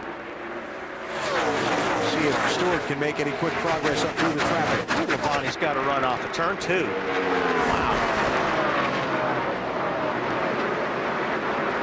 Look high. For the race lead, Bobby Labonte and Jeff Gordon fought for the win in the March race here. Labonte with an outside pass on Jeff Gordon with about 11 laps to go to get the win. I wonder if Gordon had any problem with that carburetor like Bill Weber was mentioning earlier on that restart. The stumble when he hit high gear? The stumble in high gear, because I'll tell you what, off of turn 2, Labonte was a lot faster than 24 car Jeff Gordon. I didn't hear him say anything that time, Wally, but I'll go double check for you. And for 3rd place, Tony Stewart, Kurt Busch trying to work their way around Rusty Wallace. 2-car, the first one a lap down. He's in 22nd place. Matty. As Bobby Labonte has that clean air, he is still trying to work on that race car on that last stop. They shuffled the air pressures in the front. Bobby says the car just has no grip on entry, no grip on exit. If that's a car with no grip, I'd hate to see it if he finds it. Because he's going to make a mockery of the field if he does. Bobby Labonte looking for his 7th NASCAR Winston Cup Series win here at Atlanta Motor Speedway. Labonte's been out in front 3 times today, now for 10 laps. Jeff Gordon still hanging with him, though. Yep, and closed the gap a little bit that last lap on Bobby Labonte. We got Kurt Busch in third. It's interesting when you watch these cars enter the corners from above, if you use that white line as a reference, the different ways drivers enter the corner, especially down in turn 1. Guys have different ways of getting to the bottom or not. Yeah, you can make a very late entry here, or guys can go in low and get to the white line early. Jimmy Johnson, 48 car, trying to muscle his way through some lap traffic. Around Ward Burton in the 0, 23rd place car. And Ward is racing with Rusty Wallace for the Lucky Dog Pass, so he can't afford to give up any ground. That's right.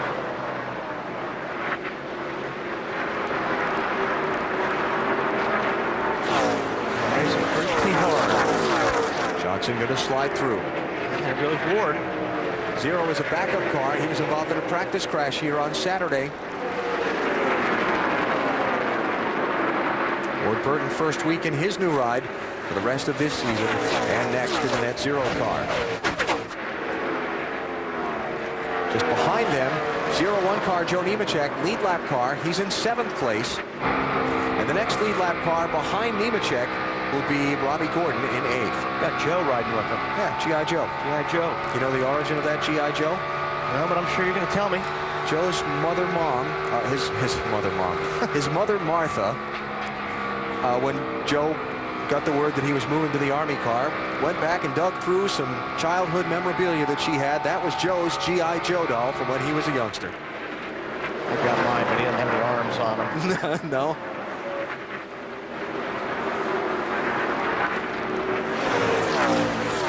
Nemechek from 36th to 2nd here last fall, led 57 laps.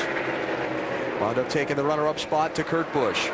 This getting busy back here. Matt Kenseth in the middle of the traffic jam. None of those cars around him are on the lead lap. Ooh, he doesn't want to be there. See, he's racing with Ryan Newman in the 12 ahead of him, and Sterling Marlin in the 40 behind him, Bill.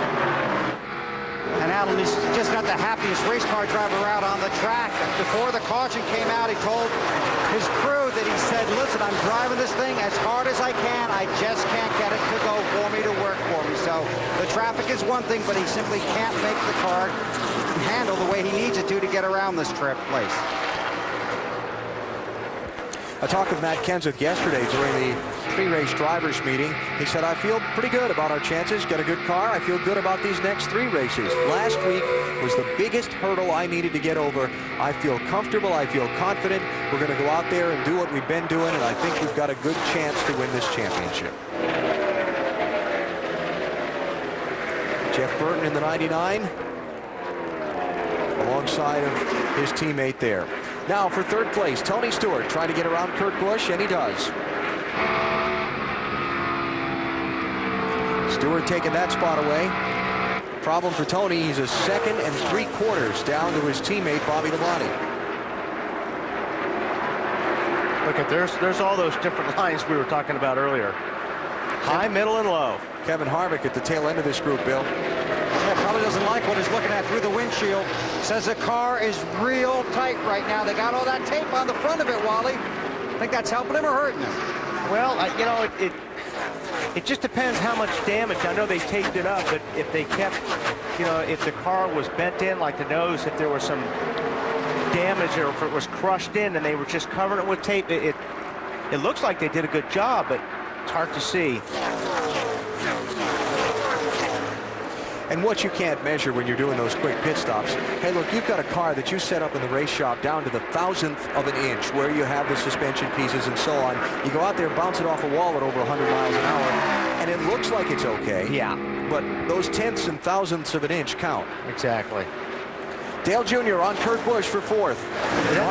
Go ahead. I was just going to say the 97 looks tight, but I don't know if it is, but Marty will tell us. Yes, he will. I will, Wally. He's better into 1 than he is going into 3. And my question to you, Wally, yes, he is tight, but my question is there a big difference when you go into 1 than when you go into 3? Kurt said it is for him much tighter going into 3 than 1.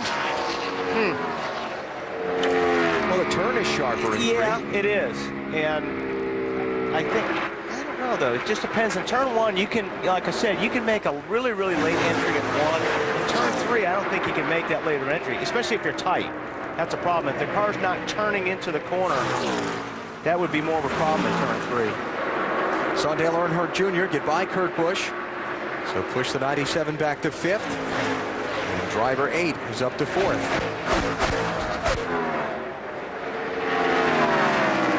Dave? And now he's not real happy with the car. He says all day it just feels like it's dragging down the straightaway. Team wondered if they could do anything for him. He said, no, it's felt that way all day. Just, next time. So basically, got to live with it. Yep. Earnhardt Jr., remember, gave up 3rd place for a pit stop at lap 172 when most of the other front runners didn't. Went back to 14th. He's digging his way out of that hole now. As you see Tony Stewart work on Jeff Gordon for 2nd place. Checking our Little Debbie lap leaders, Tony's been the man so far today as far as time out in front, more than twice as much as the next driver. 109 of the 220 laps that have been run. He's gobbling up Jeff Gordon right now. Gordon looked like he got a little bit loose that last time in 3 and 4. Stewart, Harvick, and Earnhardt Jr. Other leaders today: Bobby Labonte, Ryan Newman, Kurt Busch, Jeff Gordon, Jimmy Spencer, and Elliott Sadler.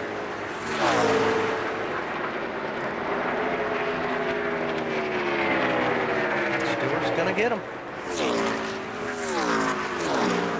The 4 car just all of a sudden looks like it's sliding the rear. But again, Tony, like we've seen all day. Yeah. Better later, more laps on the tires. Been racing now for what? We went back to green at lap 205. So 17 laps.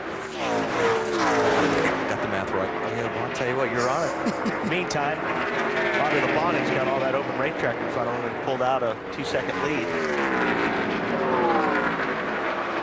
How about that leader there, Matty? Well, he is motoring away. I talked to Fatback this morning. They really look at 2003 as 2 seasons. From Daytona through Daytona, 10 top 5 finishes, but their momentum shifted at Chicago when they lost the car that won with here in the spring. We got a crash. Turn 1 and 2. Steve Park with a heavy impact. Earlier in the race, Park had a fender rub on his left front tire, though we hadn't seen it smoking lately. Boy, he shortened up the right side of that car. Yes, he did. I see broken rotors and pieces like that sliding down the racetrack.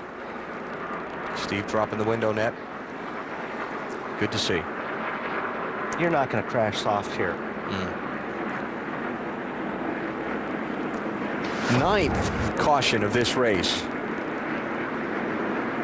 Something definitely broke on that car. Hard to tell from that angle, but the car shoots up the racetrack like that. I think we would see some sparks there before he hit the wall. Go on board Ken Schrader's car for another look. He and Steve racing for a spot here. Okay, he has hit the wall hard. Yellow's out. Left front tire. On your outside, clear all around. The left front tire was either flat or something happened, and that's where that rub was earlier in the race. Here come the leaders with 101 laps to go. Bill? Gordon's on, just a little loose. Quarter round down on the track bar. 4 tires fuel. He'll be on his way. Matt, an easy stop for Bobby Labonte. So the car was just a tick free, but it's been the best that it has been all day. So no changes for the 18, Marty. Started tight, little loose. Now for Kurt Busch, they put the quarter pound back in the right front. He is not happy with the engine, however, Matt. Dave? Junior said we're getting a little better. Car is good. Same thing, guys. What happened on the 20? And Tony Stewart's been in there for a long time. Look, we still haven't seen him yet. That's Tony way in the back of the field, just coming towards you now. Yeah, right there. Find your hit out. I know. Well, you didn't put it back when you used it last. I'm sorry. They had problems in the left rear, it looked like. So way back in the pack will be Tony Stewart. And we'll follow up from his pit and find out what happened there in just a minute. That's on the case for us. Off the pit lane, Jeff Gordon beat Bobby Labonte out. All right, Matty, what happened? A slight miscue on the previous stop on the left front. This stop, a slight miscue on the left rear. Costly for Tony Stewart, giving up valuable track position. Well, it really is, because now he's got to come through all those cars. Check the race off pit road, and you'll see that the 24 team gets their man out first. This guy's been kicking butt in the pits today, 24 team. Yeah, good work. Look at Robbie Gordon, going to get out fourth. Bill Elliott, is that Bill Elliott there? Yeah, that's Bill, Jimmy Johnson, Kurt Busch. Here comes Elliott Sadler, then Ryan Newman and Matt Kenseth. Tony Stewart way back in line, checking the scoring.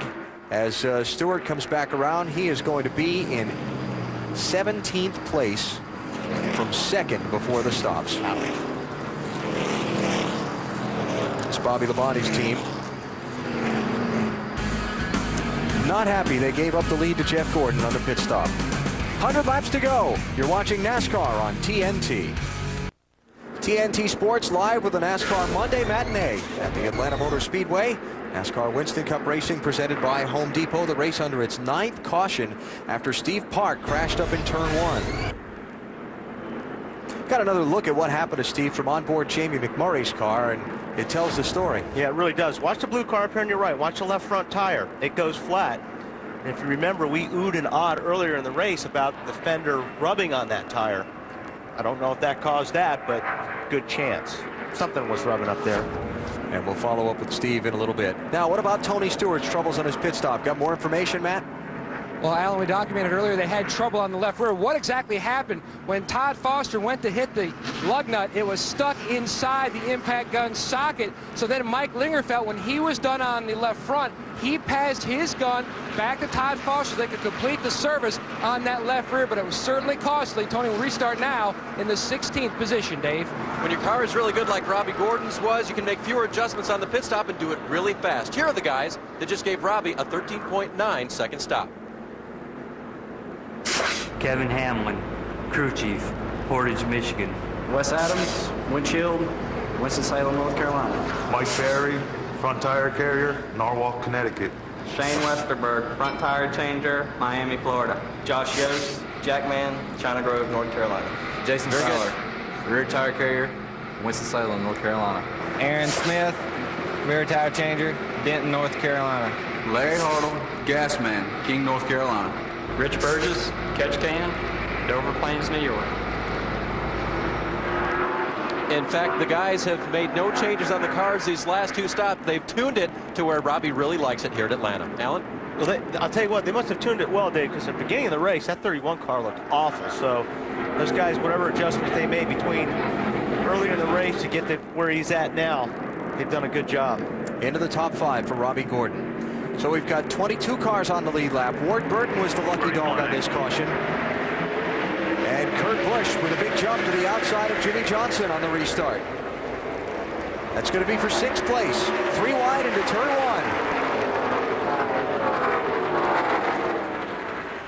Jeff Gordon leads. Bobby Labonte 2nd. Dale Earnhardt Jr. 3rd. Robbie Gordon 4th. Bill Elliott is 5th. Then Kurt Busch and Jimmy Johnson racing for 6th. And 7th, followed by Elliott Sadler, Ryan Newman, and Matt Kenseth, 16th to 10th on his pit stop. Tony Stewart restarted 16th. Boy, he's got a bunch of cars in front of him right now, run side by side. Cannot get through. Matt? Wally, right before that restart, Tony Stewart keyed the mic and said, boys, get a good seat on the wall. You are about to see a heck of a show. We're going to the front. He did. He just split 2 cars coming off turn 2. Driving in anger. So Tony Stewart there, past Dale Jarrett. That'll move him up to 13th.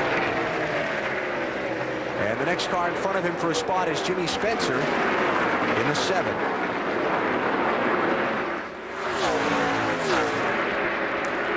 As we look at the race for the lead, Bobby Labonte with a peek inside of Jeff Gordon. Got him. And here comes Dale Earnhardt Jr. Bonnie's got to go because he knows his teammate's got a really fast race car, and he knows it's fast at the end of the run. I don't think he's worried about his teammate yet. He's got that red car right in his rearview mirror that's come back through traffic.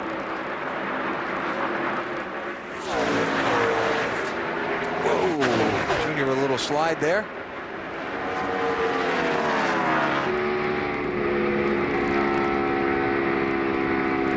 Driver 8 finished second here in the spring race of 2002. His last 4 Atlanta finishes for Dale Jr. 7th, 2nd, 5th, 3rd. He's led them all. He started 37th in March when he finished 3rd. Goes to the bottom. I don't think he's going to have enough. Nope, falls back in line.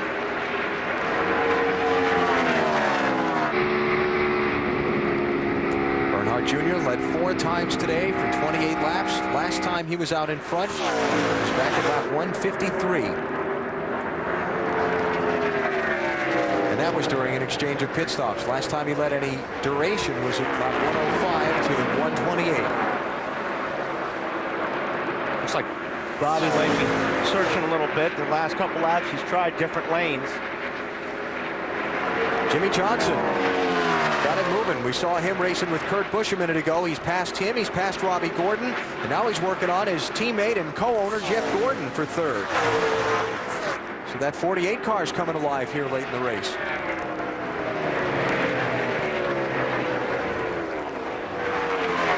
Really haven't talked a whole lot about Jimmy Johnson today, Dave. Kind of been a stealth race for him. And remember when he was out on the tail end of the lead lap, staying ahead of Tony Stewart for so long, the car was very good. The last pit stop, just a little bit tight but fast. They made a minor air pressure adjustment to help him.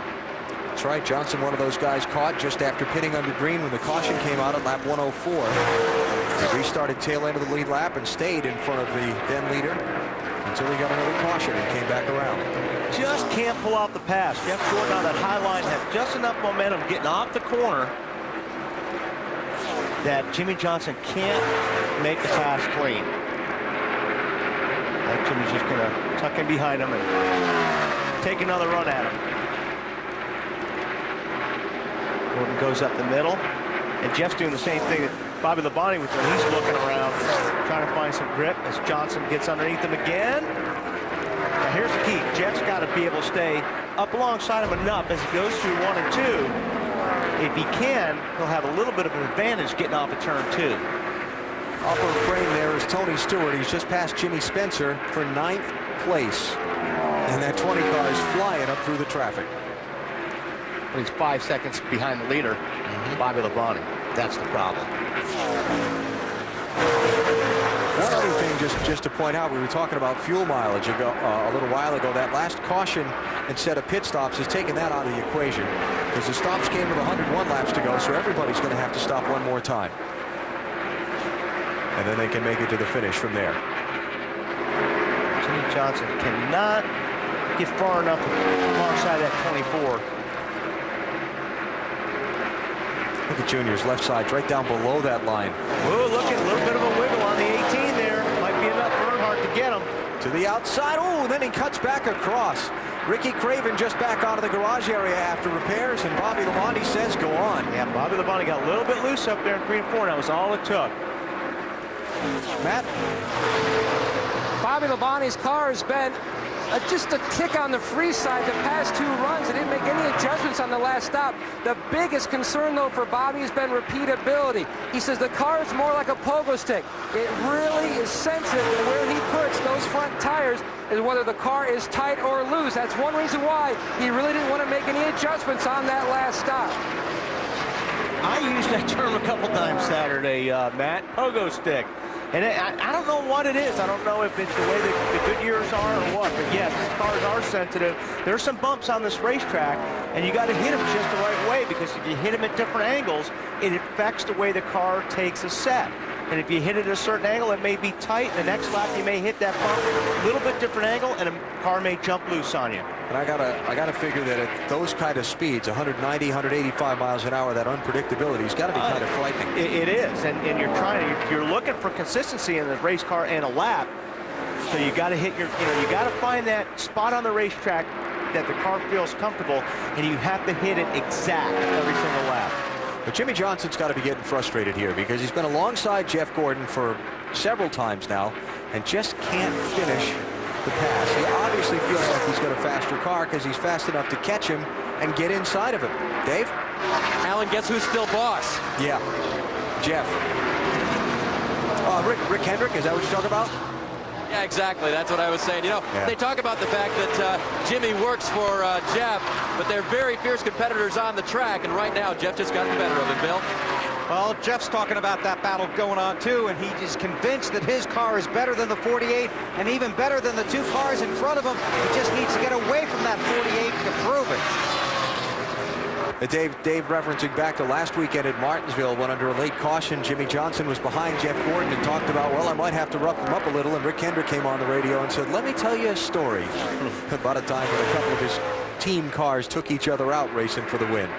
Basically saying, pass him clean, but don't rub him up. Bobby Labonte taking a look on the low side of Earnhardt. Looks pretty good. Well, he was able to hold that thing low off the corner. Yes, he did. And it looks like that 18 car can run wherever he wants. He's been up the top, he's been in the middle, he's been on the bottom. So Bobby Labonte reassumes command. Junior back to second, Jeff Gordon and Jimmy Johnson closing in as the 2 cars in front of them went side by side for that half a lap. And what about Tony Stewart? Mentioned he passed Jimmy Spencer for 9th place. Let's check the gap from the leader there, Bobby Labonte.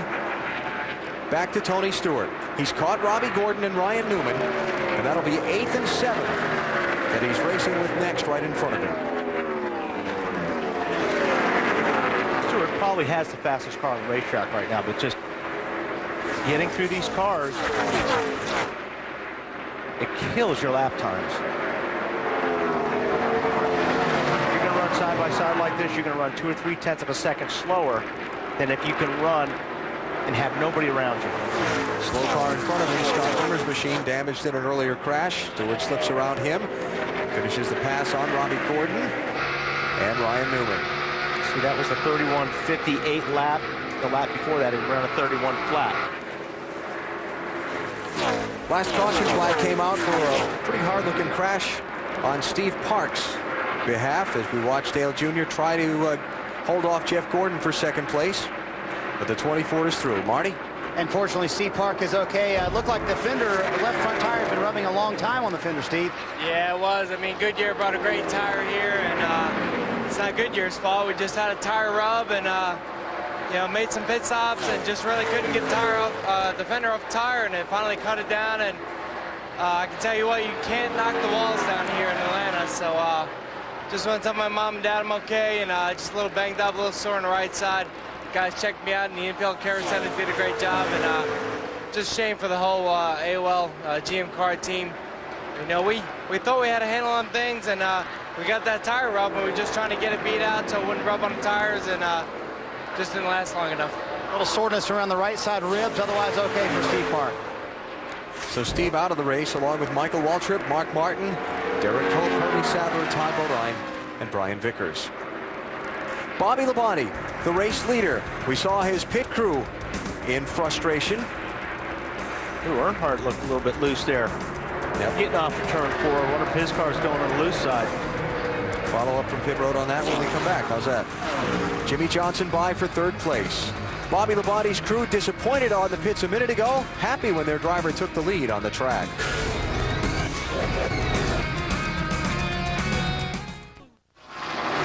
Bobby Labonte in the 18 car, that green car right there with Jeff Gordon in the orange 24, beating down on him, trying to rope him in here at Atlanta. 2 guys that know all about going to victory lane at this 1.5 mile track. We're ready to take you through the field. Let's start with the guy up front. That'd be Bobby Labonte, and Matt Yocum's had his pit all day. From Daytona through Daytona, Bobby Labonte had 10 top 5 finishes, but their momentum shifted in that fiery crash in Chicago when they lost their Atlanta winner. They're trying to get that back. Bobby hasn't said anything on the radio, even after that little bobble with the 8. Fatback said, just get back in your rhythm, and that's exactly what he did, Bill. Jeff Gordon hasn't said a word in that 24 car since he cleared the 48. He knows the car is good, has been good on long runs, just trying to catch, then pass Labonte. Dave? Jimmy Johnson thought maybe his boss should have let him by a little bit earlier. He thought he was faster. He thought maybe he should lead, pick up some bonus points. He was only 6 points out of 4th coming into today. Car is pretty good right now. The 8 car, though, has gone backwards. Junior radioed in just a second ago, chattering the right rear. It's sliding, or it's, he said spinning all the way off the corner. Matt? in 6 of the last 8 races. One of Ray Evernham's red cars have finished in the top 5. That's right where Bill Elliott runs now, 5th. They backed up on their adjustment they made in the previous stop. The car a little tight in and a little free off. Meanwhile, Tony Stewart, man on a move, already though managing his race, looking ahead to that next pit stop. He wants to go with a wedge adjustment, Marty. Kurt Busch just a little free, Matt, back in the 7th position. He said on the radio a moment ago, I have never had a better car here ever. I thought he won the race here last year, Dave. Ryan Newman's car has felt to him like it's been on top of the racetrack and tight. They made a track bar adjustment last time to try to help him. He hasn't made a lot of progress forward. Matt? And after the day that Jimmy Spencer has had, it's starting to look like things are turning. He's back into the top 10, currently running in the 9th position. The car was a little tight. They made a track bar adjustment on that last stop, trying to give Tommy Baldwin, who turns 40 today, and Alan Best McMahon, actually 37, a good top 10 run, Dave. After his guys have given him a great pit stop, as now he is going to be passed by the 19 of Jeremy Mayfield. Robbie Gordon's car has gone tight. He's doing all he can, but he just wants to push in the corners. Marty?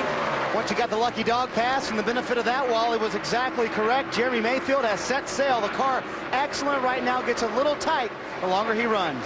Alan? Those are the top 11 cars, and we have 22 on the lead lap at this point. 67 laps to go here in Atlanta. Let's continue going through the field. Joe Nemechek with a solid drive today, Matt. Currently running 12, trying for his 2nd career Atlanta top 10 finish. He says that the car is a controllable, out-of-control car, but the car is very fast. You know, the 4 car of Kevin LePage has gone through 9 drivers, 2 crew chiefs, 2 team managers all year long. This is a great run for them, and they need it. Matty? Ward Burton, the first run in that net zero car, runs in the 14th position on their 2nd car this weekend, bouncing back from that Saturday practice crash. So the car is not bad, just not great, Marty. Jamie McMurray driving the car he finished 3rd with at Indianapolis. Splits a couple of cars there, battling with Matt Kenseth. The car has gone now loose for Jamie. It was tight earlier, Bill. Last pit stop for Matt Kenseth, 13.25 seconds. The car was loose, went a half turn down on the track bar. Now the car is too tight as he looks inside the 42. Matt, it's not been Dale Jarrett's weekend. Really hasn't been his year since that win at Rockingham. Still looking for his first top 5 finish since February. He said the last set of tires made the car tighter, but overall it's not bad, Marty. In the last 4 races, Johnny Benson that's had 3 finishes of 34th or worse. So this is a very nice run for this race team, running in 18th position right now. Thinks he might have a left front tire going down, Matt. Sterling Marlin runs 19th, was running in the top 10 earlier. After that helmet swap, the team can hear him, he can hear the team. The car, though, he says, is aero tight, something they can't really fix here at the racetrack, only in the fab shop. Meanwhile, the 38 car of Elliott Sadler, much like his teammate on the 88, Elliott says his car is just way too tight, Marty. Brand new race car for Tony Raines, and it's been very, very solid today, Matt, back in 21st. They've been fighting a tight car for most of the afternoon, but overall pretty happy and a nice run for those guys. Bill? Well, Kevin Harvick was the happiest guy when the rain was coming yesterday because it was so fast on the racetrack. Thought he'd have a good car today, but right now with that front end damage, they stopped twice under the last caution, including fixing a piece of sheet metal to the front. But from Kevin, I can't go anywhere now. The car's just too tight. Upstairs to you guys. Championship opportunity. And he's about to go a lap down here in a few laps because Bobby Labonte is not far behind Kevin Harvick. So Kevin Harvick going from leading this race now to struggling, hoping to stay on the lead lap. Want to go back and look at Tony Stewart. While we were doing through the field, he caught, passed, and left Bill Elliott for 5th place. Now he's trying to reel in the top 4. He is 4.6 seconds behind Bobby Labonte. Last lap, 0.3 of a second quicker than his teammate, the leader. Definitely the fastest car on the racetrack. And in fact, it was only about 3 or 4 laps ago. He's 5.2 seconds behind. He's coming. Speeds at the line. Jimmy Johnson. Tony Stewart. Stewart knocking another couple tenths of a second off Bobby Labonte's advantage that lap. 61 laps and another round of pit stops to go here in Atlanta. Here is TNT Sports brings you live NASCAR racing from the Atlanta Motor Speedway. We're into the final 100 miles of this 500-mile race. Jeff Gordon beginning to stalk Bobby Labonte for the lead. Behind them, Tony Stewart has taken 4th place away from Dale Earnhardt Jr. and is trying to close on the front 3. Jeff Gordon runs right on the bottom in 3 and 4 and right up along the wall in 1 and 2. And when he moved to that, when he started doing that, he really started catching the 18. See if he does it this time. Yep, up to the top. And right here, off of turn 2 is where he's getting a big run. Yeah. Got a lot. He's carrying a lot of momentum off of turn 2. He's not binding the car up when you're up high like that.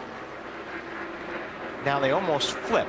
18 runs in the middle of the racetrack, and Jeff Gordon runs right on the white line. But that's what I was saying earlier. You have to search. You know, there's all different combinations to find out what looks the best on the watch. But it's so great to have a racetrack where you can do that. Yeah, I mean, this, you know, Atlanta, you can, obviously, I mean, the groove is not a foot off the wall right there.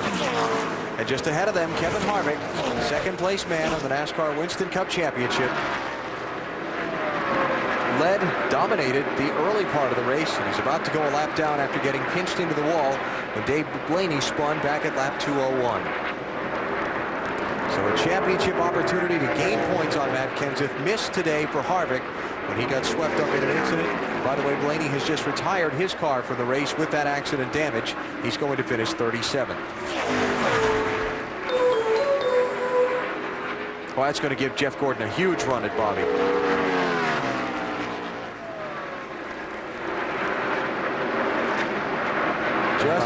Just getting hung side by side with Harvick exiting turn 2. And also, he picked up a big draft off of both those cars. 2 cars running side by side down the backstretch. Puts off a big draft. So for the race lead, Gordon going to look down low. Where he had been running high the last 4 laps.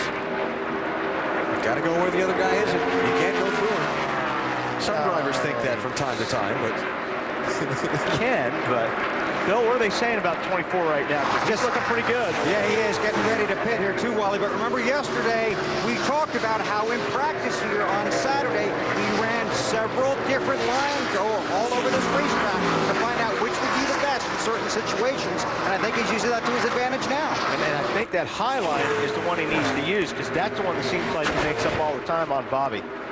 If you're the 18, if you're Bobby, how much of the line you're choosing is purely based on your car? How much of it's based on what's going on in the mirror? Oh, I don't think you're really worried about the guy in your mirror. Well, he's not going to be in his mirror anymore. Jeff Gordon with the nose out in front at the start-finish line. 50 laps to go. But he hasn't finished the pass yet. Well, Bobby Labonte will pull back ahead now, going down the backstretch, because he's got the momentum.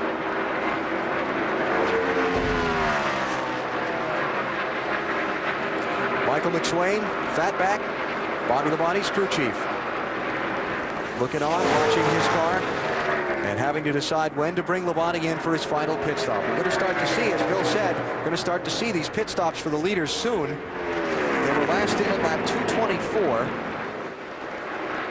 And what little changes they're going to make. They can't make big changes because they can't spend a lot of time on pit road, especially if it's under the green. So I'll probably see a lot of tire pressure changes. Maybe a track bar. Gordon looking for the lead again to the inside. Has he got it this time? Yep. Jeff Gordon back out in front. Matt? We are between 11 and 14 laps from the 18 making their final stop. Bobby Labonte hasn't said a word on the radio. No thought yet on what to do to that race car on that final stop to make it just a tick better. We need to be talking about it pretty soon.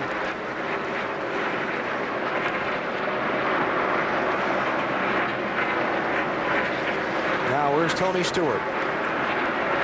Check back from those top 2. There's Jimmy Johnson in 3rd. Ooh, he caught up in a hurry. And here comes Tony. Go ahead, Matt. Bobby Labonte's been quiet on his radio, and now back in 2nd. Tony Stewart running in 4th. He has been talking to Greg Zipadelli over the past few laps. They want to back up a wedge adjustment they made on their previous stop. He feels like that's what he needs to push that car over the edge and put it back into victory lane.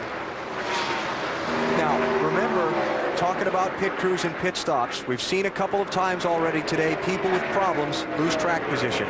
It's never more critical than on that last stop, especially if the race goes green to the finish. Absolutely, because that one little hang-up or 2 extra seconds in the pits, that's a straightaway on this racetrack. We're, as you heard Matt say, 10, 12 laps away from leaders pit stop, so let's take a break here. We'll come back and cover those final critical visits to pit road. TNT Sports back live at the Atlanta Motor Speedway as Home Depot presents NASCAR Winston Cup Racing. Bobby Labonte's really lost the handle on his car. Jimmy Johnson and Tony Stewart have both just passed the 18. So Johnson is second, Stewart third, and Labonte's back to fourth behind leader Jeff Gordon. Final round of green flag pit stops just getting underway for some of the lead lap cars. Jeremy Mayfield has been in. Jimmy Spencer's been in.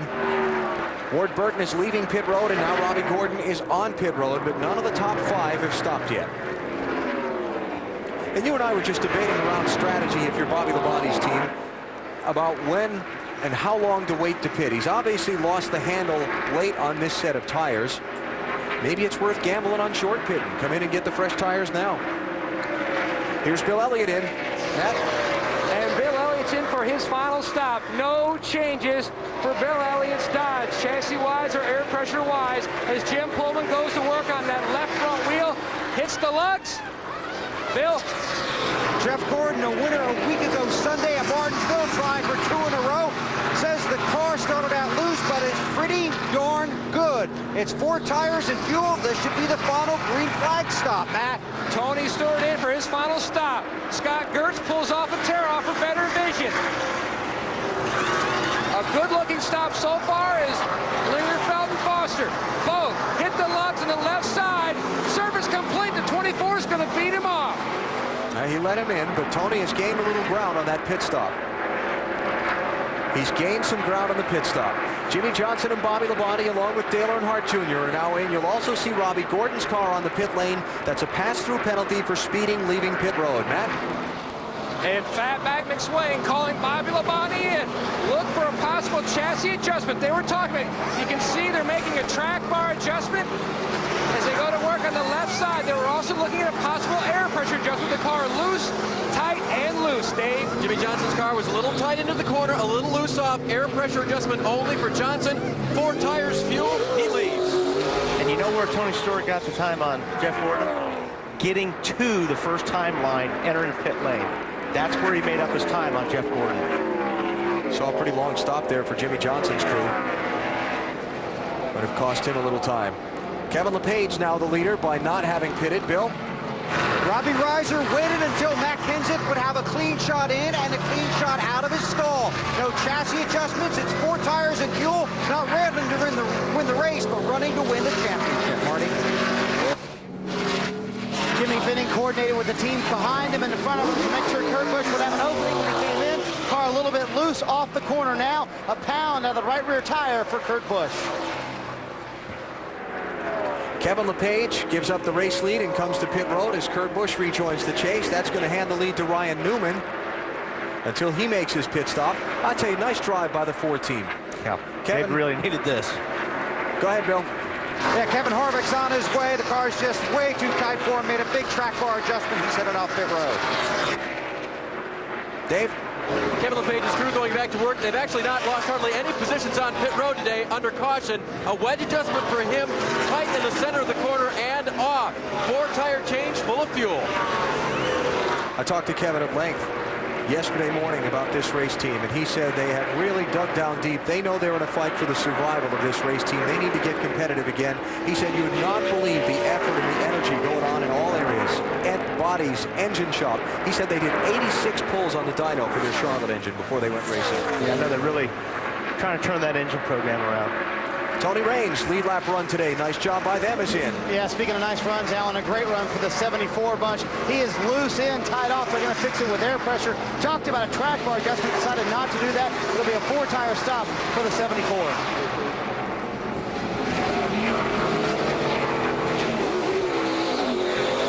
So Raines rejoins the race. And the cycle of pit stops basically complete for the leaders. Jeff Gordon leads Tony Stewart by 1.1 seconds, Bill. But the message to Jeff Gordon was this: you have Stewart coming hard, Jeff. Get all you can. Well, as we've talked about several times, the longer you run on a set of tires, the better against the competition Tony Stewart seems to be. 34 to go. If they all run under green, Jeff Gordon better get all he can. Yeah, Stewart's car is very fast right now. Jeff is working the bottom lane. He normally does that right after a pit stop. Then he starts looking a little bit higher up the racetrack in the corners. Here's the race for 4th and 5th. Bill Elliott, good work by his pit crew to get him a spot in the exchange of stops. Now Bobby Labonte trying to take it back. Haven't talked a lot about Bill during the course of this race, but he started 5th. He's really never drifted that far back. He's just been kind of running just outside the top 5 all race long. Looking for his 6th Atlanta win is Bill Elliott. A lot of speculation on what's up with Bill's future. A lot of rumors going around that Bill will not run the full NASCAR Winston Cup schedule next year. He'll cut back to a limited effort. Bill said here in Atlanta this weekend, well, if I had something to tell you about what I'm going to do next year, I'd tell you, but I haven't made up my mind, so there's nothing to say. He doesn't know. Ray Evernham says that Bill has all the time he wants to make up his mind, that he has his ducks in a row, as he told me. For whatever Bill decides, if Bill decides to come back and run the full schedule, or if he decides to cut back, Evernham says we're covered. Jeff Gordon's lead on Tony Stewart. Now 0.3 of a second and shrinking. Yep, it's dwindling.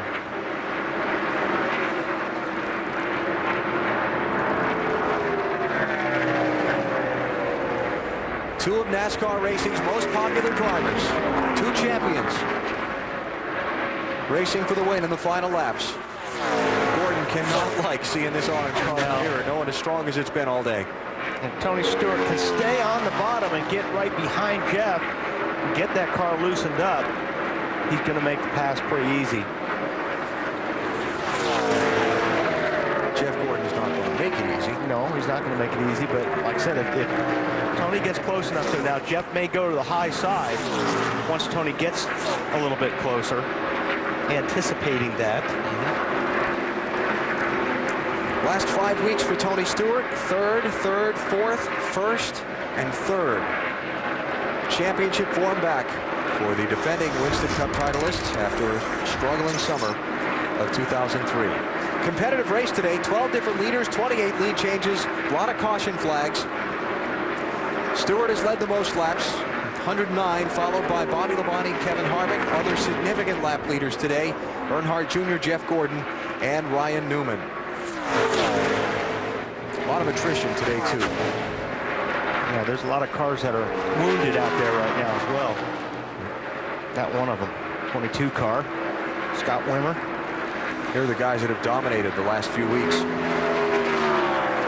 Gordon, Stewart, Johnson, done a lot of leading.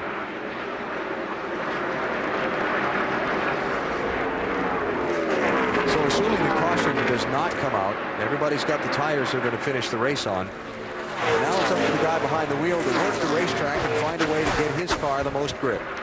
Well, that 24 car looks like he needs a little. It looked like he got loose again. Marty Kurt Busch has had a day. Right now he finds himself at 11th. If nothing else, Alan, it's been a little eventful. The car's a little loose now for Kurt Busch, and Ford has 16 modern era wins at the Atlanta Motor Speedway, but when they reconfigured the track back in the fall of '97, took a long time for Ford to find victory lane then. In fact, it wasn't until this race last year when Kurt went to victory lane that Ford broke into victory lane here at the Atlanta Motor Speedway in the reconfigured track. If you haven't looked at Ford lately, look again. Here's a race for position. Ryan Newman and Dale Earnhardt Jr., and that's Newman taking a spot away from Jr., and Jr. trying to get it back. 7th and 8th. Dave? Yeah, Ryan radioed in before that last pit stop. Still feels like it's on top of the track. A little bit tight in the middle, a little loose off. They made a track bar adjustment and lowered the air on the left side to try to help him. Yeah, on top of the racetrack, that turn means it's not getting grip. So it never feels like you're getting into the racetrack, so that's probably what he's trying to relay.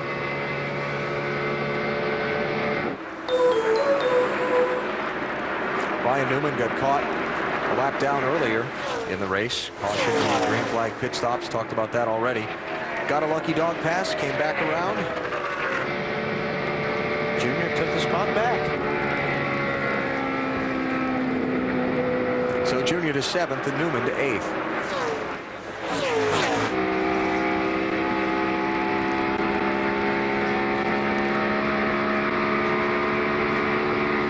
Jeff Gordon's coming up on some traffic. Could be interesting. Earnhardt Jr. going to take over 2nd spot as they run if they finish now in the championship. Junior running 7th, Kenseth 12th, and Harvick now back in 23rd. Here's that traffic you were talking about. Yeah, he's got quite a few cars ahead of him right now. It's Casey Mears they just went around. And all you have to do is catch one car the wrong way, and all the work you've done trying to keep Tony Stewart behind you goes away. And Stewart's hoping that Jeff catches that one car the wrong way. Oh, Earnhardt Jr. upper box with a little wiggle and wobble. Ryan Newman's going to try him again for 7th spot.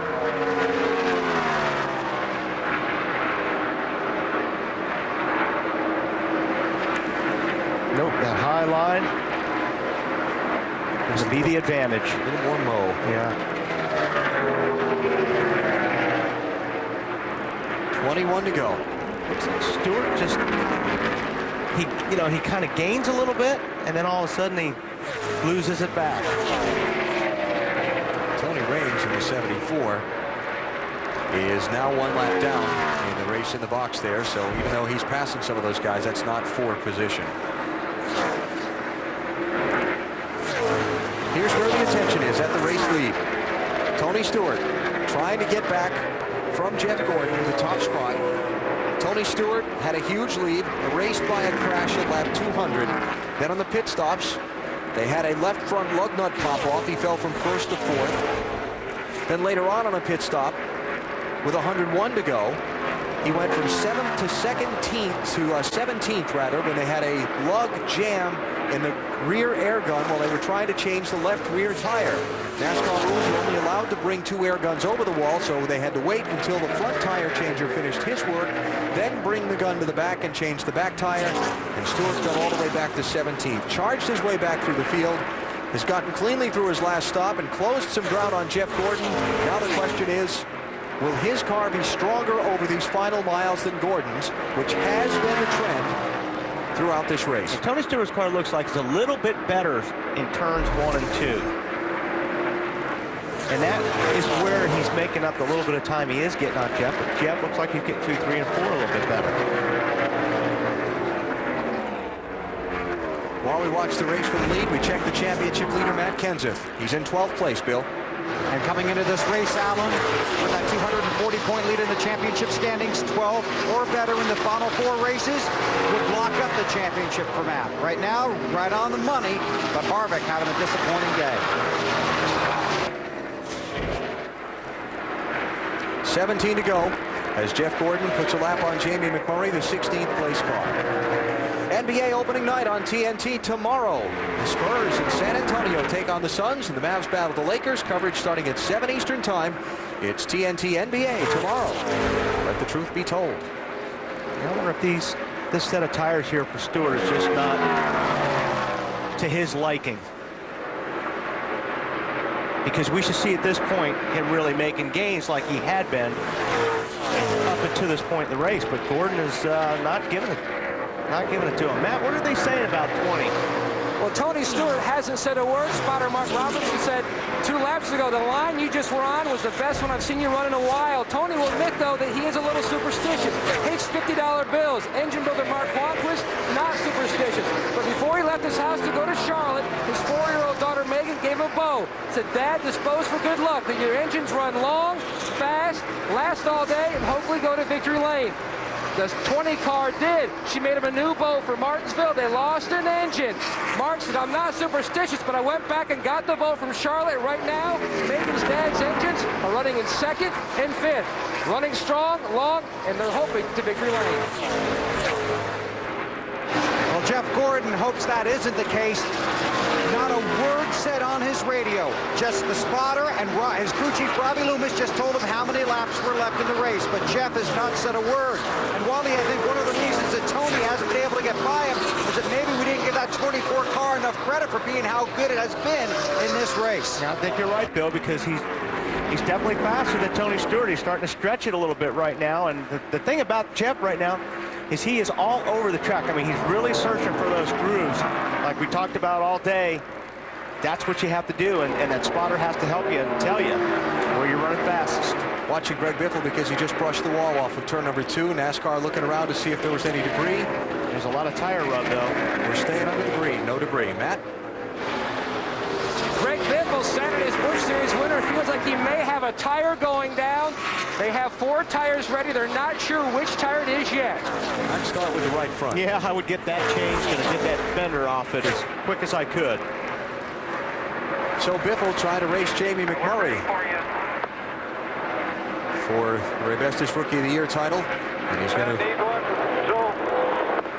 go by pit road again. They were up, but they were smoking a little bit. Let me look one more time, but 24 is coming to 5.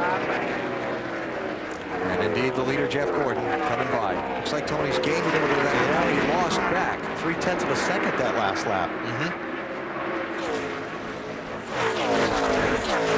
Tony Stewart spoke earlier this week in Washington, D.C. before a meeting of the National Press Club. Along with NASCAR Chief Operating Officer George Pine, he was only the second race driver ever to speak there. The other was, naturally, Dale Earnhardt in 1998. Tony took questions about racing and his championship and the sport in general. He'd like to be taking questions in the press room here in Atlanta about a half an hour from now. He's got to get by Jeff Gordon first. Jeff Gordon, to him. Yeah. Jeff Gordon trying to win back-to-back races for what would be the 18th time in his Winston Cup career. That's that out earlier. That's more heavy traffic up ahead. Gordon finishing second here back in March. 3-time Atlanta winner. Now, it's important here for the spotter, if Jeff Gordon, to go to these other cars and say, listen, my driver wants to pass you here. So that means, you know, if Jeff's car's working really good up on the high side, then they're going to ask those cars they're coming up on if they'll get down on the low side. Check speeds at the line. Compare Gordon and Stewart. Clear. Tony a little bit faster. And Jimmy Johnson faster than both of them.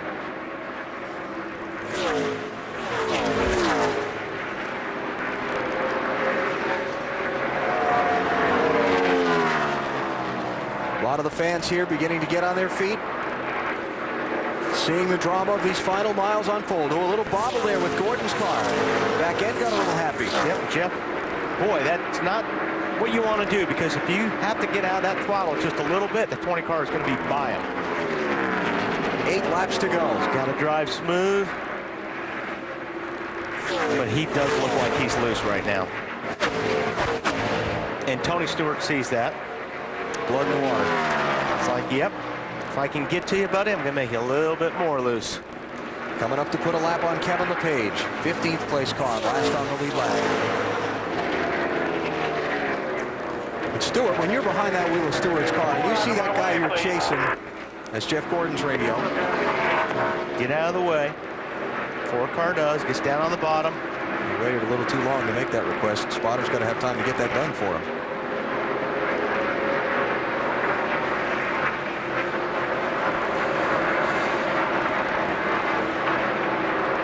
What I was starting to say before, when you're in Tony Stewart's car and you see that little wiggle in front of you, oh yeah, that's like, you get a little smile on your face. It's like, oh yeah, okay, good.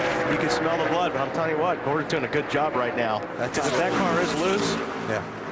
That time it was Stewart who had the slight bobble. Yeah, I mean, Jeff's driving the heck out of that thing.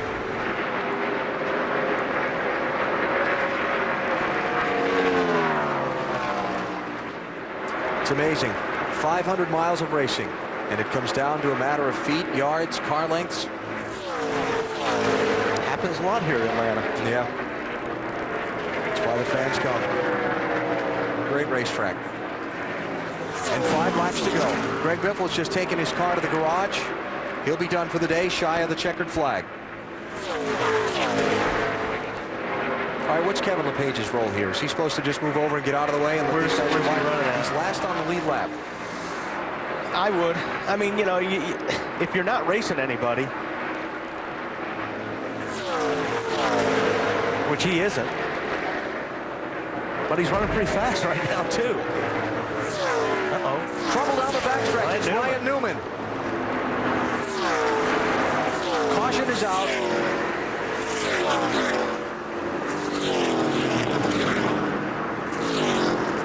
And Newman's in trouble from 6th place.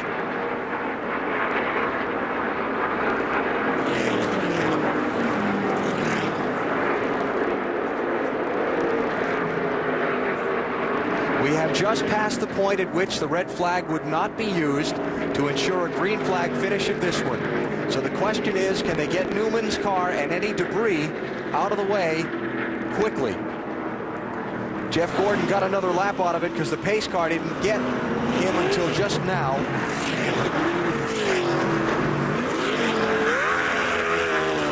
And Newman's got enough damage on the left side of his car that he's not going anyplace. Dave? Ryan radioed in that he was okay. Then they said, can you fire it up? And he said, yeah, we're running. The problem is he's not turning. Yeah, he's got some pretty big damage to his left side. He's trying to get that car off the track so they can go back green. He's racing with Dale Earnhardt Jr. He just got aero loose right there in front of the 8 car. He slid up in front of the 8 car and the air got off the rear spoiler and turned himself around.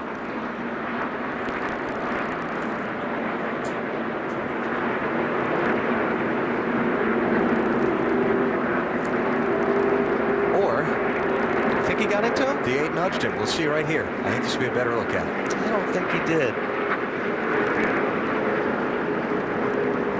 Nope. He was loose before the 8 got air loose there.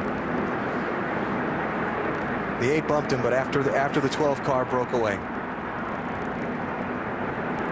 Now this is the seat you don't want to be riding in right now. Let's go on board Ryan Newman. Looking to the high side. On your corner. On your corner. On your corner. You got it.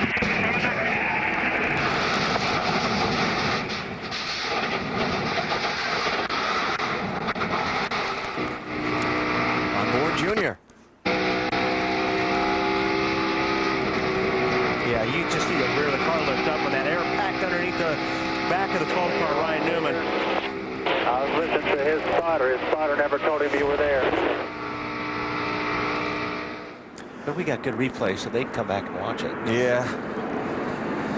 Just wondered if Ryan was going to express his displeasure or if he was just going to walk to the ambulance, but it looks like he's going to go take the trip. And so this race is going to finish under caution because the yellow came out after the point at which they would use the red flag to ensure a green finish. And that's a happy man because of it. Yes, it is. Tony Stewart never got a chance to mount a final charge, though he wasn't. Well, okay, maybe he is going to express his displeasure.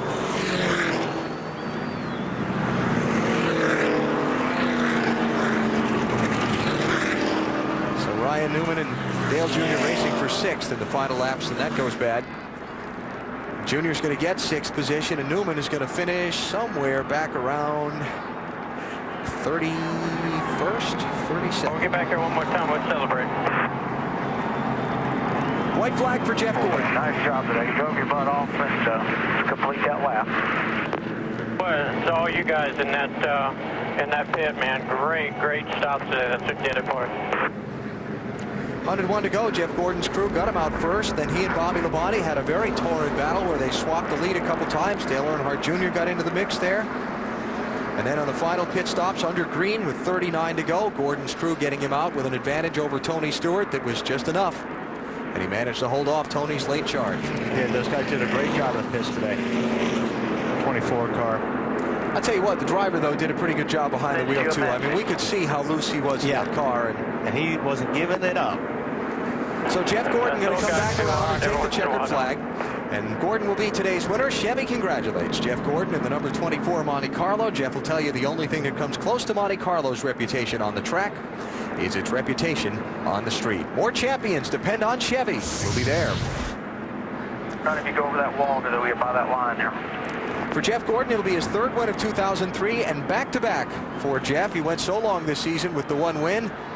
Got one at Martinsville a week ago and then picked up another here in Atlanta today. His 6th straight top 5 finish. And Gordon locked in that very close fight for second in the final NASCAR Winston Cup Championship standings. Helps his cause today with maximum points for winning. Jeff Gordon is the winner in Atlanta. Yeah, baby, 2 in a row. Come back 18 times. You are the man. 64th NASCAR Winston Cup win for Jeff Gordon. Tony Stewart finished second, Jimmy Johnson third, Bill Elliott fourth, and Bobby Labonte fifth. And Matt, that 24 pit crew, we were just talking about them. Great job today. A lot of high fives from all the pit crew guys. Robbie Loomis, the guys did it over the wall just as well as your driver did it on the racetrack. Congratulations. Yeah, the pit crew's been incredible. We've had a guy come in here, Shane, from the engine room working with us with Shane on the rear, Jeff Cook on the jack. Those guys have been on fire. And Brian Weitzel, the job he's done, you know, this year, I got to thank God. We've been through so much this year. It's built a lot of courage and strength in this team. But we're fighters. And like say hello to Mr. Hendrick back home. Thank DuPont for all their support. Jimmy Johnson, Lowe Chevrolet coming in third. Good day for Hendrick Motorsports again. 6 straight top 5 finishes for Gordon. The 18th time in his career, he's backed up one win with another. And we'll hear from Jeff in victory lane in just a moment or so. The race ending under caution after a tangle while the race for 6th place was going on in the final laps. We saw Ryan Newman walk up the racetrack and gesture to Dale Earnhardt Jr. This was on board from Junior's car.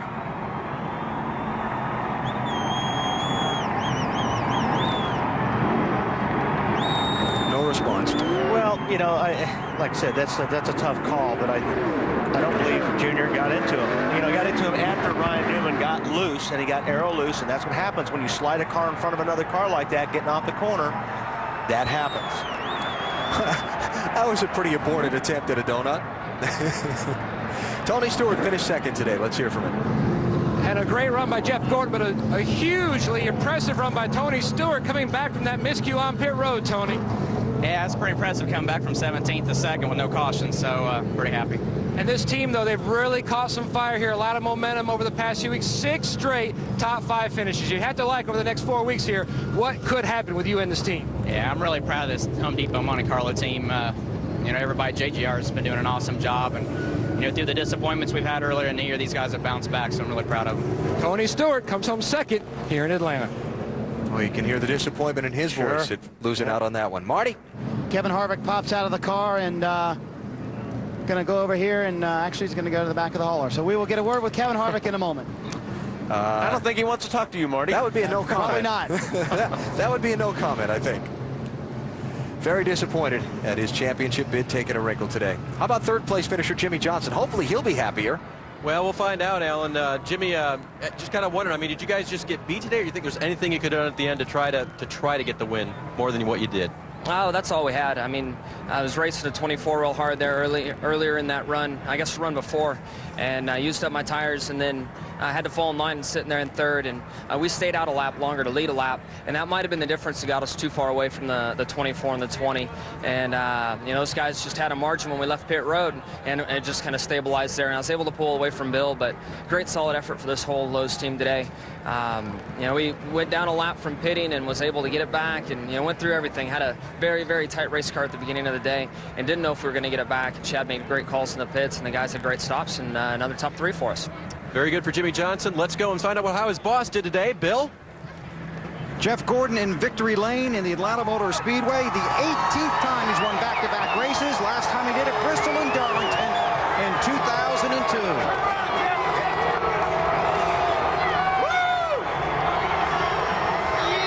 And here's his crew chief, Robbie Loomis.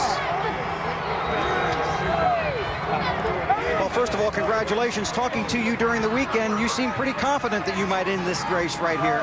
Well, I felt like we had a great race car, and we certainly did, you know, but we had an awesome pit crew today, and that's what got us into victory lane. What an amazing run for these guys in this DuPont Chevrolet. I mean, you know, we didn't have the best car on new tires. Bobby and Tony, maybe even Jimmy were a little bit better, but on those long runs, we were really awesome. And you know, I knew it was going to be tough to hold off Tony in the 20 car, and I'm kind of surprised that we did, but I learned a few things in that last run before that really helped me out and get by Bobby, and I just tried to run that line and, you know, get through lap traffic the best I could.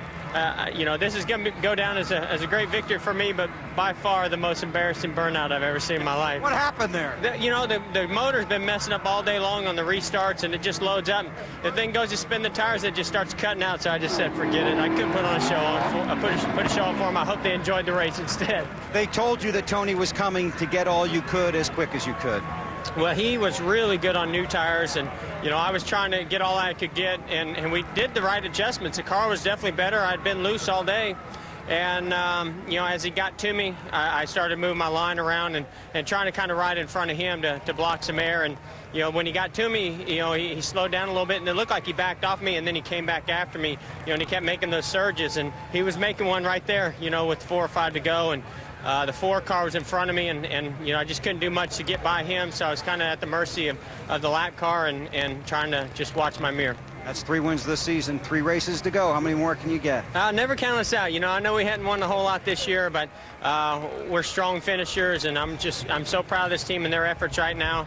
You know, 5 straight great runs, or 6, and you know, we're going to keep it going. Congratulations. All right, thank you. Jeff Gordon celebrates in victory lane at Atlanta. Dave? Bill Elliott's finish of 4th today is his 4th straight top 10. I mean, you guys had it together, but just not enough at the end, huh? Now, you know, we started out decent, but we just couldn't make up no time. I mean, a couple of those guys could really sprint out there and run good, and then there was a section there I could hold my own. Then I'd be a little worse, and I'd be a little bit better. But I mean, all in all, our Dodge ran well. You know, I'm very pleased with where Ray's at with the program. I mean, all the guys have really worked hard from here to the racetrack to back of the shop. They've done a heck of a job. And I found another happy guy, Marty. Matt Kenseth is a pretty happy guy. Let's go through your day. First of all, the left rear damage. How much did that hurt you, Matt? I'm not sure. I didn't even look at it yet, but when that caved in and the crush panels got knocked out, I think that put some drag in the car, and that hurt us. And then we ended up breaking a header somewhere in the middle of the race. And these exhaust systems are tuned, and it broke the header right off the head, and it lost a lot of horsepower. And it was just an uphill battle to keep it where we could run up front. But we just did all we could with what we had and got a decent finish out of it. Were you aware of the 29's problems? Well, I mean, he was running by me on the track at times, so I seen him pitting under yellow and knew they had some sort of problem. So with these 2 scoreboards here, you kind of know what's going on most of the race. So I wasn't really, you know, that worried about him. I mean, like he always says, he can only control his own car, and we can only control our own car. So I feel good about where the points ended up after today with 3 races to go, obviously. But, you know, wish we would have not had some of the problems. Wish we would have ran a little bit better. But the positive is we finished probably as high as we ran all day, so that was good. Did talk to Kevin Harvick. He declined comment. He said, quote, "It's over." Matt? For the first time since Daytona, Bobby Labonte knocks down a dominating top 5 finish. Bobby, not the win, but that race car looked very fast. Thank goodness that was July of Daytona, not February of Daytona. Exactly.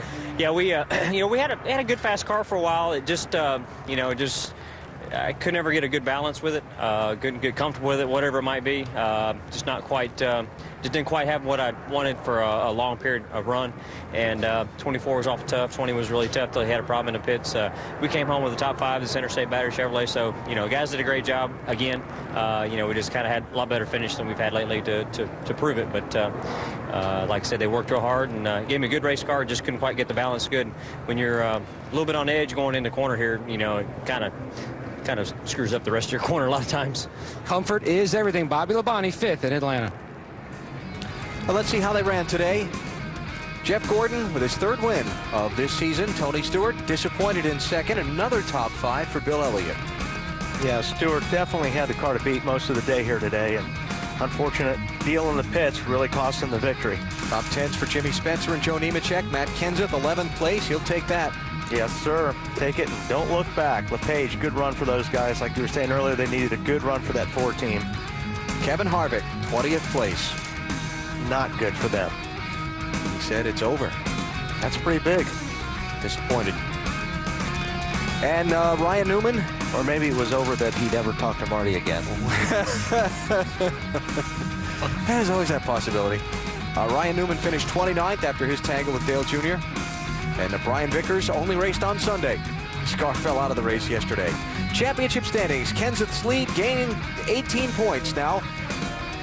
Earnhardt Jr. taking over second, Jeff Gordon up to fifth, and Ryan Newman dropping 2 spots in that tight race for second. We'll be back.